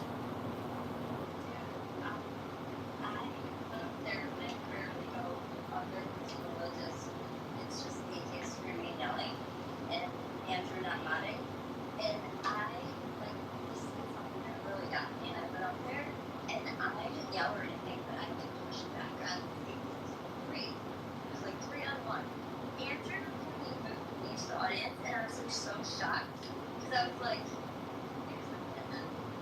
why did I be moved? When 3 atheists are saying the most disgusting, vile things. Like, what are you doing? And I messaged him in the back channel, he never wrote me back. I don't know. What's wrong with Christian beliefs, but I don't know. They're like, that's never the topic.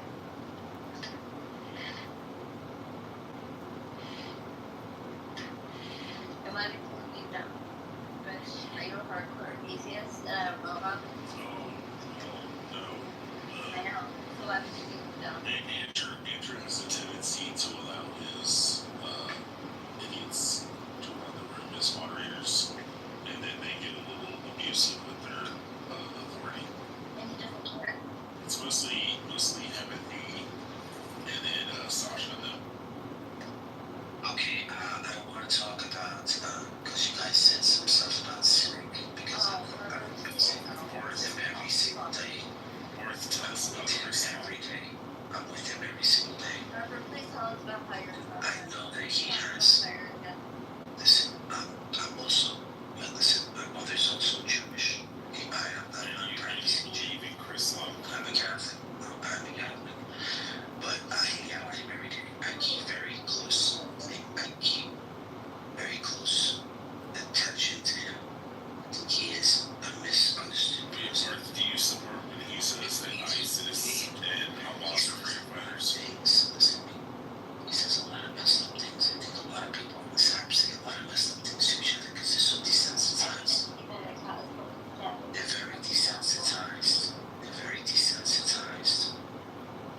In the world because of the videos they watch. They're not where they say they are.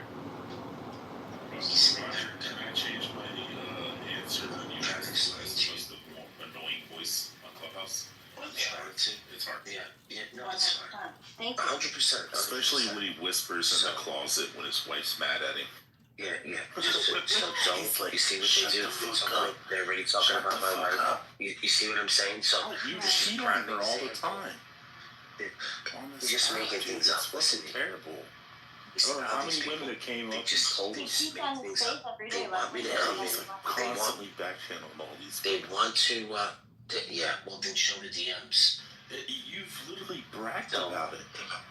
No, you see, and Rich is just making things because he wants to trigger people. And this is what they do to Mikhail. You've been in rooms where we This is brought what they this do up, to and you're Mikhail. like, and it's just unfortunate. Harper, These people on this app. I have a serious question for you. Can you be quiet for a moment? Go ahead. Yeah, I have a question. Yeah, but you're just talking, but you're not going anywhere. Your mother is Jewish, which makes you Let's go. A Jew. I'm not a practicing Jew. But you were practicing as a Catholic. Okay. What brought you? Okay, hold on 1 second. I didn't even get to finish. What brought you in to becoming a Catholic when you're an actual Jew? Your father. What? Okay. My father.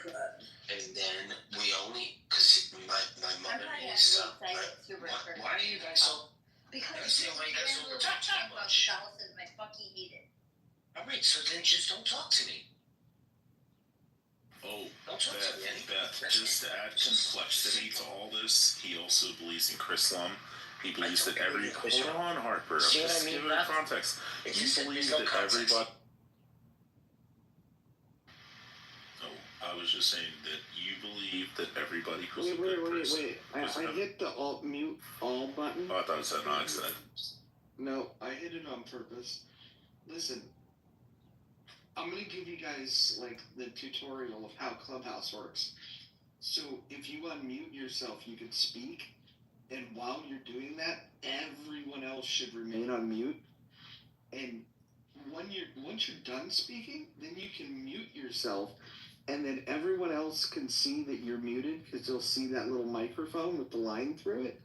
That'll be their signal that it's their turn to talk. The next person that fucking overtalks somebody, I'm gonna remove from the room. Don't care who it is. Yeah, Beth. Oh, okay. So, all I was saying is, what he believes is every person who's good just goes to heaven. Muslims, atheists, everything. You know, all those go to heaven. Yep. Amazing movie. Okay, so Beth, I'll give you some background about me. If I'm gonna be overtalked, then it's just I'm not gonna be able to. I'm getting muted, and I was asked a question. So, why my mother is much younger than my father. My father's older, and my mother's family is from Puerto Rico, and she's from our family is from that area. We speak Spanish, but she moved to New York to be with my father. So she moved to New York. She didn't have much family, and we were sent to Catholic school. The Catholic school I went to had middle states. Middle states means that we get a Regis diploma and stuff. There was other two Jewish kids that went to my school. I mean, they were practicing. They didn't go to yeshiva or anything. Their family was secular, but we just, so I stayed with Catholicism. I enjoyed it. I like it. I always liked it. It was always my friends' words, and I never appealed to Judaism, even though my mother was. Doesn't mean that we didn't do holidays or we didn't do cultural things. Yeah, we did. But it doesn't mean that I was going to adhere to it. I just didn't. I don't think it's a big deal. I mean, I hope that answered your question, Pep. Yes, thank you. I was just intrigued. Wait, that answered your question?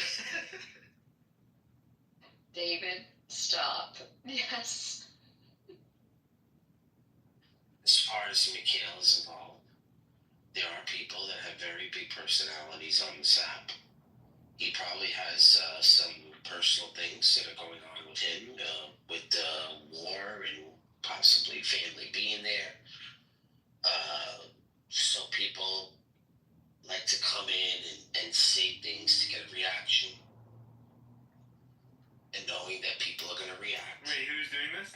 I used Mikhail. Who's that? And I'm not. He's a terrorist sympathizer. Okay, we don't need terrorists. Yeah, no, I'm not. And trust me, I argue with him.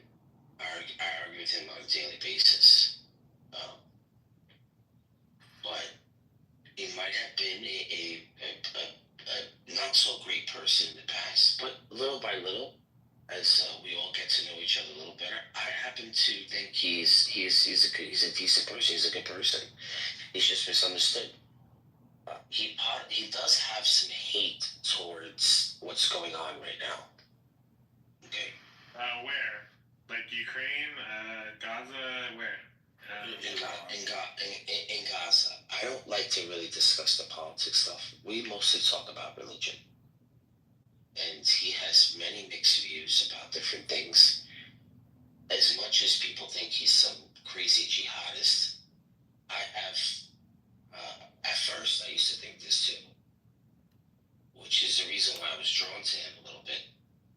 But as I speak to him on a daily basis, I see that he is just, a lost soul in a sense, but not that lost. Well, apparently you can be, pro-global Antifada and still run for the mayor of the biggest city in the country. Harper, are you saying that you like the Bad Boys? I'm trying to say that maybe people have the wrong impression of people just because others get a rise out of people and it's entertaining. But some people like to need things for themselves, and like myself, and I don't think he's that bad. I think there's worse people. Should we take him at his word when he said that he hopes that there's another Holocaust and every Jew will be killed? Well, when he says things like this... Wow, that came out of his mouth? Yep. Alright, so when he says things like this, right, it just triggered me that you said that. Joking around, Rich. No, I'm being serious. That's what he said. Alright, I'm just telling you to watch your mouth. And what I'm trying to explain to you is that... If he actually said this... Oh my god, yep. Maybe he's good. Yeah, or whatever, yeah. Well, Rich just said it, and I'm not sure why Rich repeated it. Harper, there's a reason I get his accounts banned. Okay. I'm just gonna wait until Rich... Oh, sorry, I was just responding to you. Go ahead.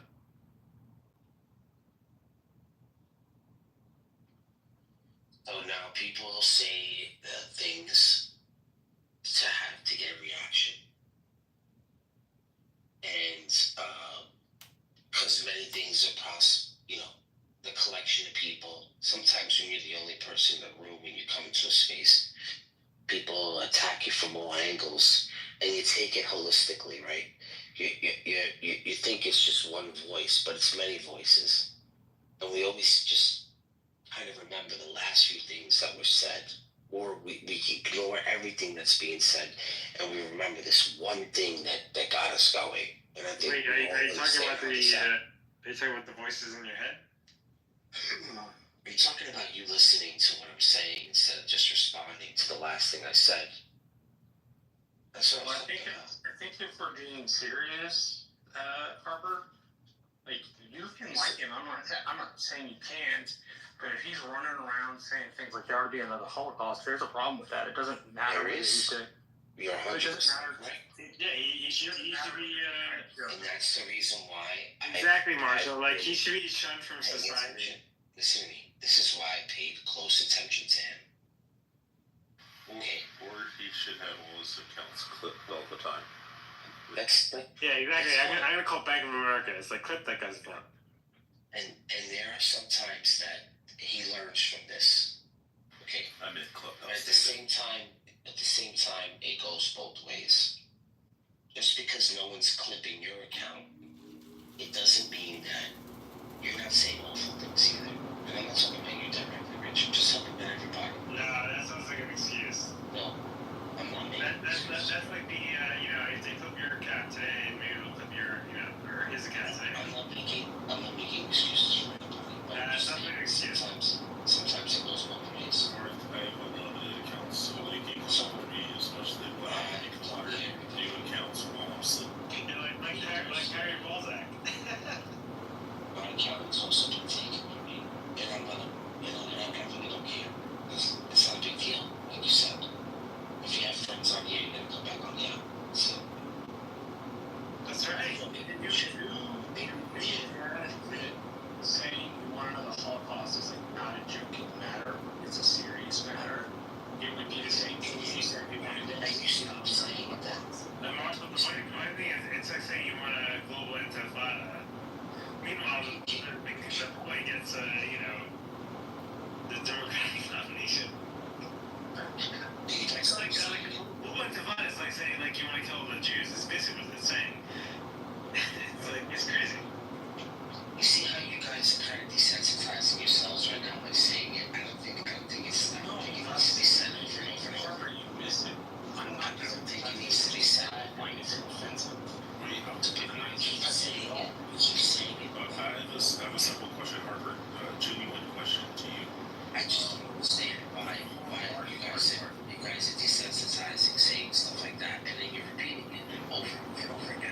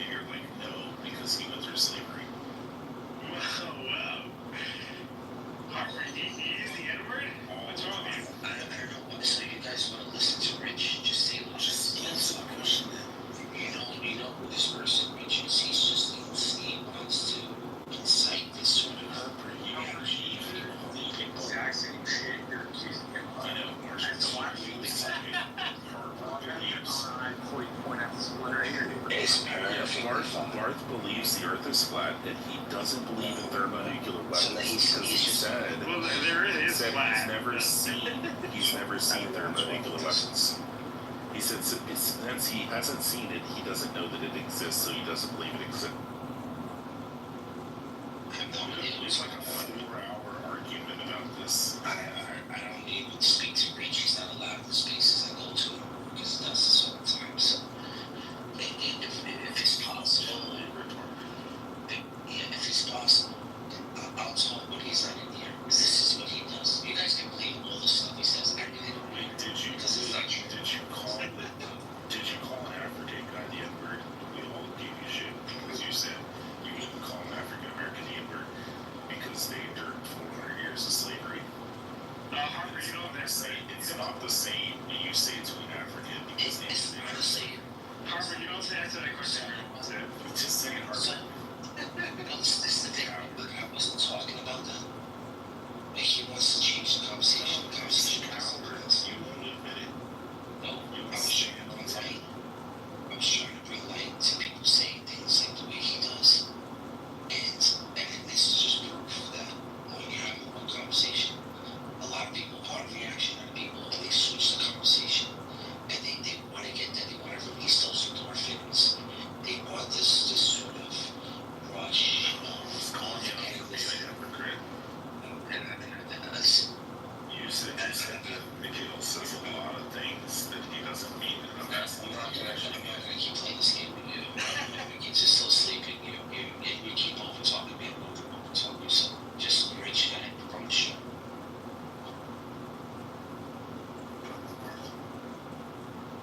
Go ahead, Marshall. Go ahead, David. Go ahead, Ann.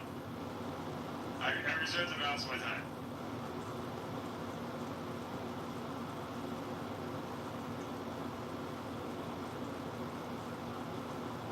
Sorry, Mark, you always ask if I bring this stuff up because I love calling out to know what a ridiculous human being you are.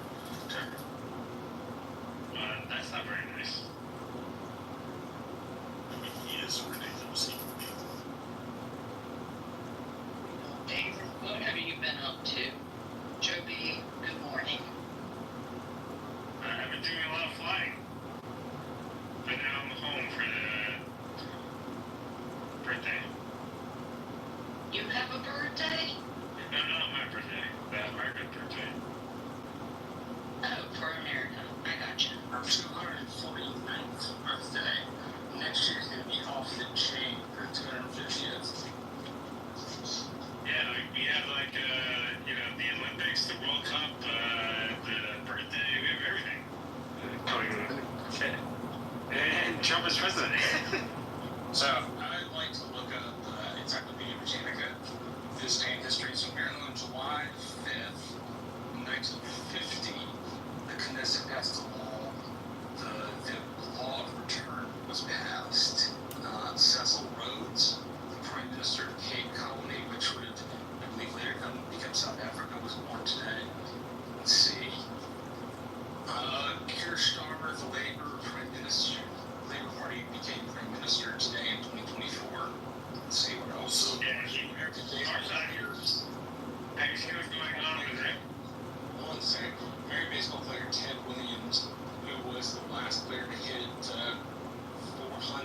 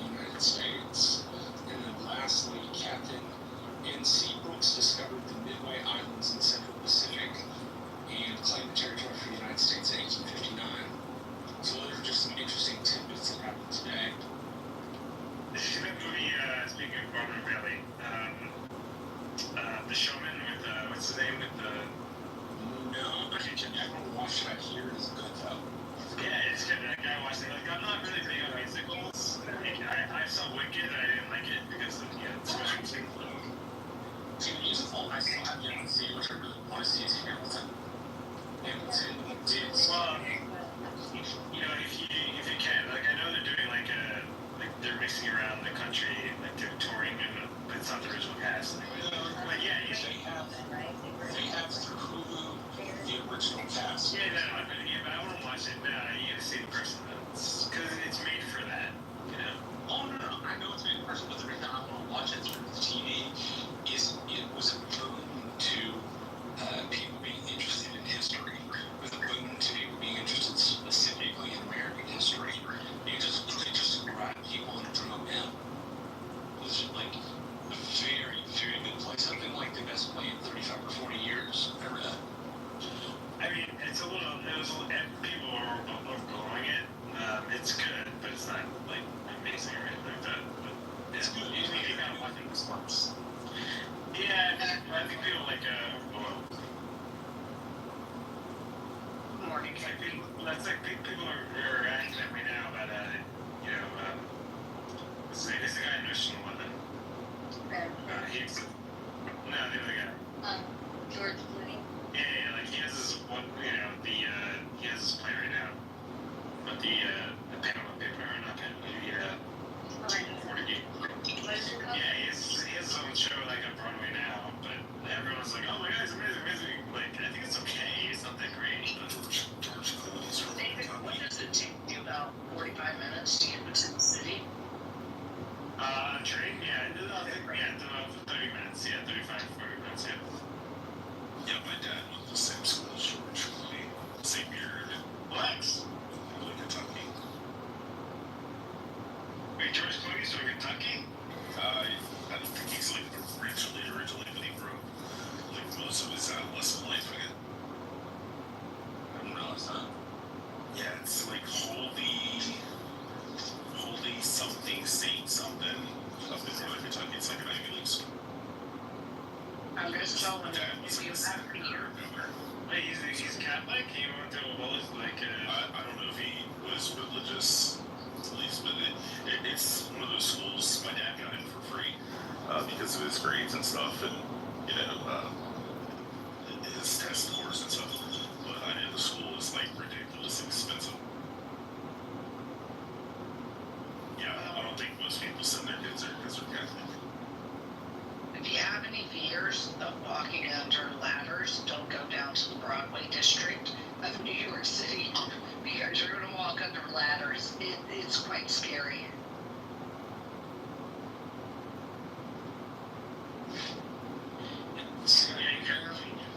you know, people don't know this. You know, having grown up in this area, they think like, you know, there's 10 popular shows, but there's actually like 200, about 200 different theaters and shows, like Broadway and off-Broadway. Like, there's a lot of places, a lot of shows, and they're all playing for attention. Plus, it's Sacrament School in Fort Mitchell, Kentucky. That's it. Plus the Sacrament. It's just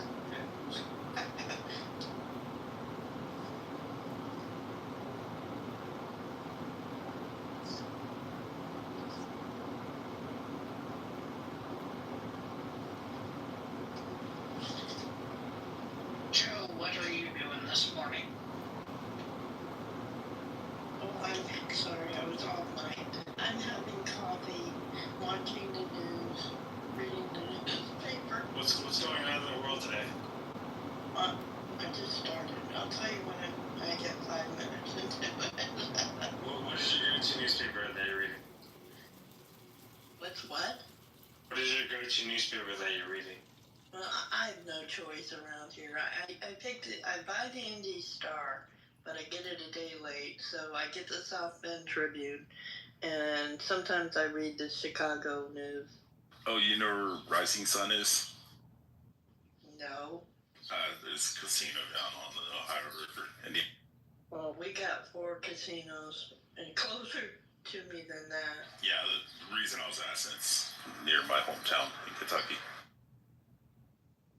Joe, sorry, I'm eating and I still am sick, but I can only imagine you down at a casino rolling dice.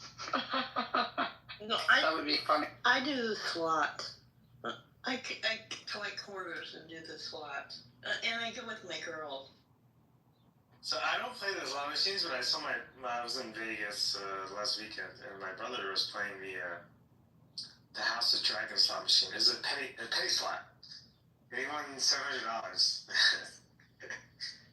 I was like, this isn't normal, right? Like, most people don't win That's cool, though. Yeah, I mean, it was fun watching, but you know, the machine melted because like it showed like this. We have a winner. So it made a lot of noise, made a lot of presentation.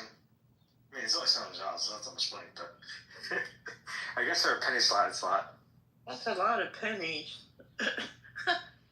You didn't keep them, did you? Well, he won. I didn't win. Yeah, I think they just give you a slip, don't they, David? Yeah. Yeah. You know what I realized, like, they don't even do the noise anymore. Like, they used to do, like, make those, like, fake coin noises. It's like, ding, ding, ding, ding, ding, he won. But they don't do that anymore either. But no, I play craps. But I lost. But it's like...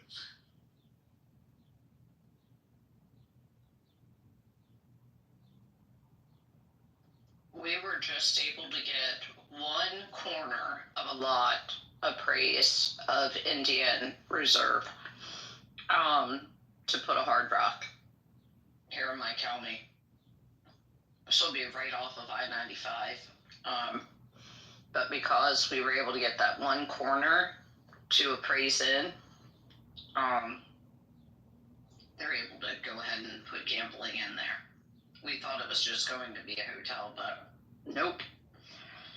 Now they're allowed to gamble. You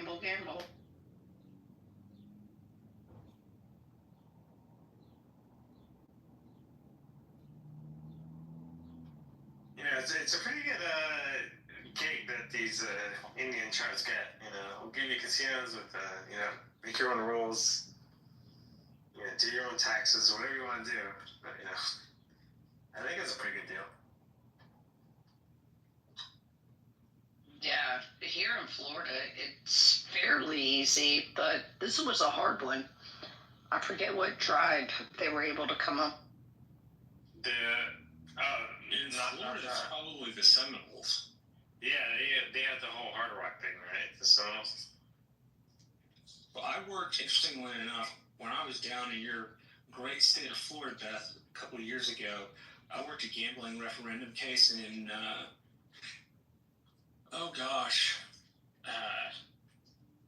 Seminole County, Florida. And it was to get gaming rights out of the hands exclusively of the Seminoles. It was sponsored by like Wynn Casinos and a couple of others. The measure ended up passing, but I got to stay. It was, believe it or not, Beth, the worst campaign I have ever been on. I got hired to be a manager, and these people, four people who volunteered, signed a contract which said we couldn't fire them for 3 days. They turned out to be druggies because the dude that was doing the management and the guy that was doing the hiring were two different people. And so the guy doing the hiring would pick shit people and you couldn't manage them. It was just a terrible campaign. Although I did have mofongo in Florida, and I still have a coat at a dry cleaners in Deltona, Florida. I need to call him and get it back. But it was a pretty little town. Yeah, what is with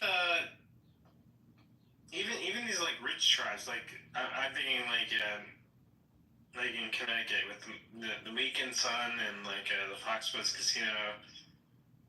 It's like they have so much money, they don't know what to do with it, but they can't take care of their people. And they just resort to drugs and shit like that. Like I remember like driving to Foxwoods and like coming from New York, like you would drive through these neighborhoods and like it's very sad neighborhoods to get to the casino. It's like, are they just like taking the money for themselves, like the tribe leaders? I don't understand. I don't know enough about that to give you a certain answer. I'd have to look it up.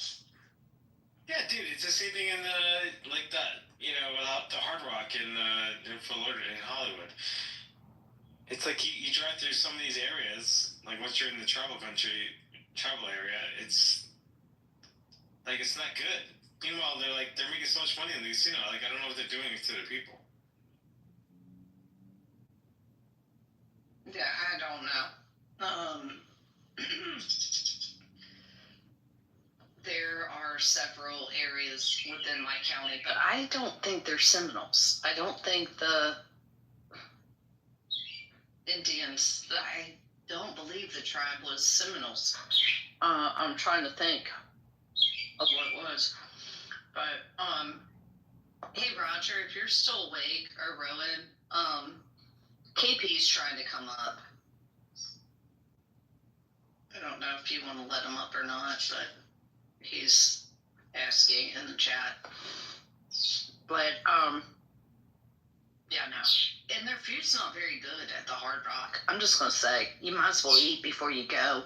But they have a nice caviar bar. Like, I took a client to that, to the Hard Rock in Hollywood, and they actually have some pretty rare caviar that you can't really get in a lot of places besides New York. And, yeah, he was very impressed. Although, the food I had is the Asian restaurant there wasn't that great, so maybe they have their specialties.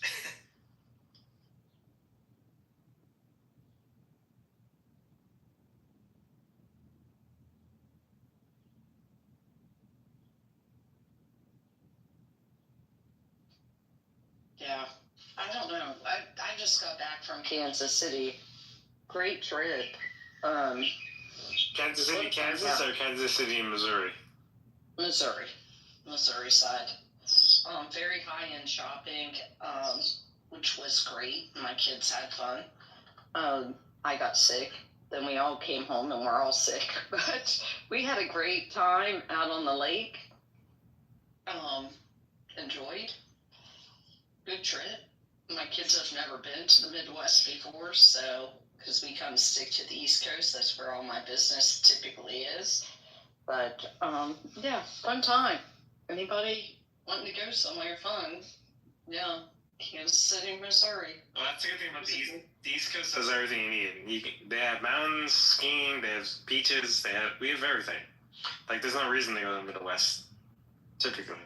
Yeah, next time go to Culver, Lake Maxinkuckee. They had RV land, like golden plated RVs, but they had golf cart parades, boat parades, everything you can imagine.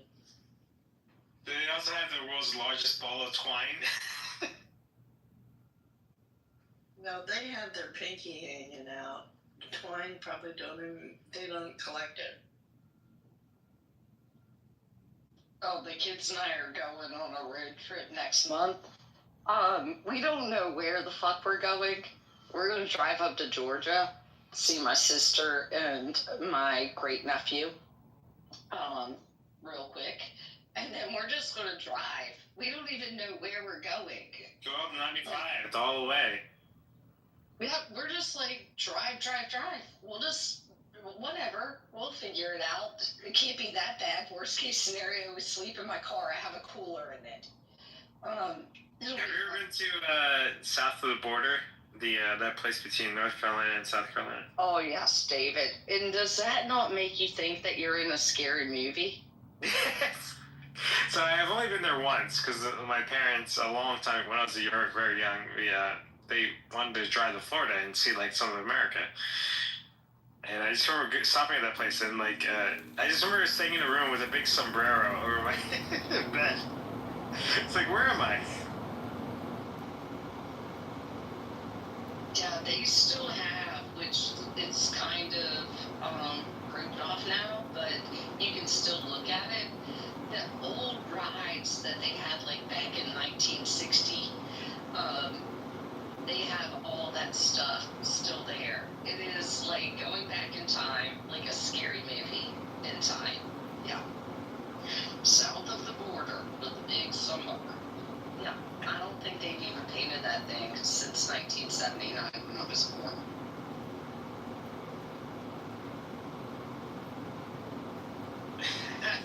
That's fun. I'm just kind of sad for them because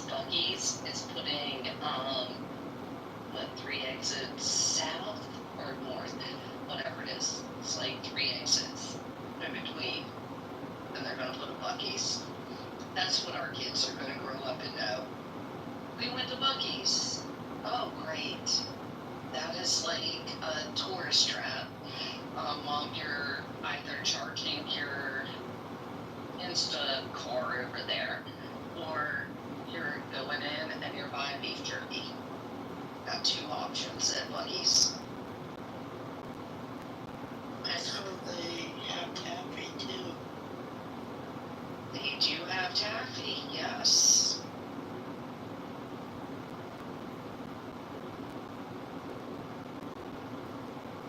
I've got to get motivated for the day. I just ate breakfast.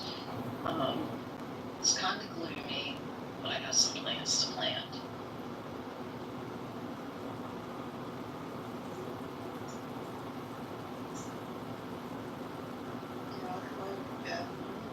I need to go over. Have a day, guys.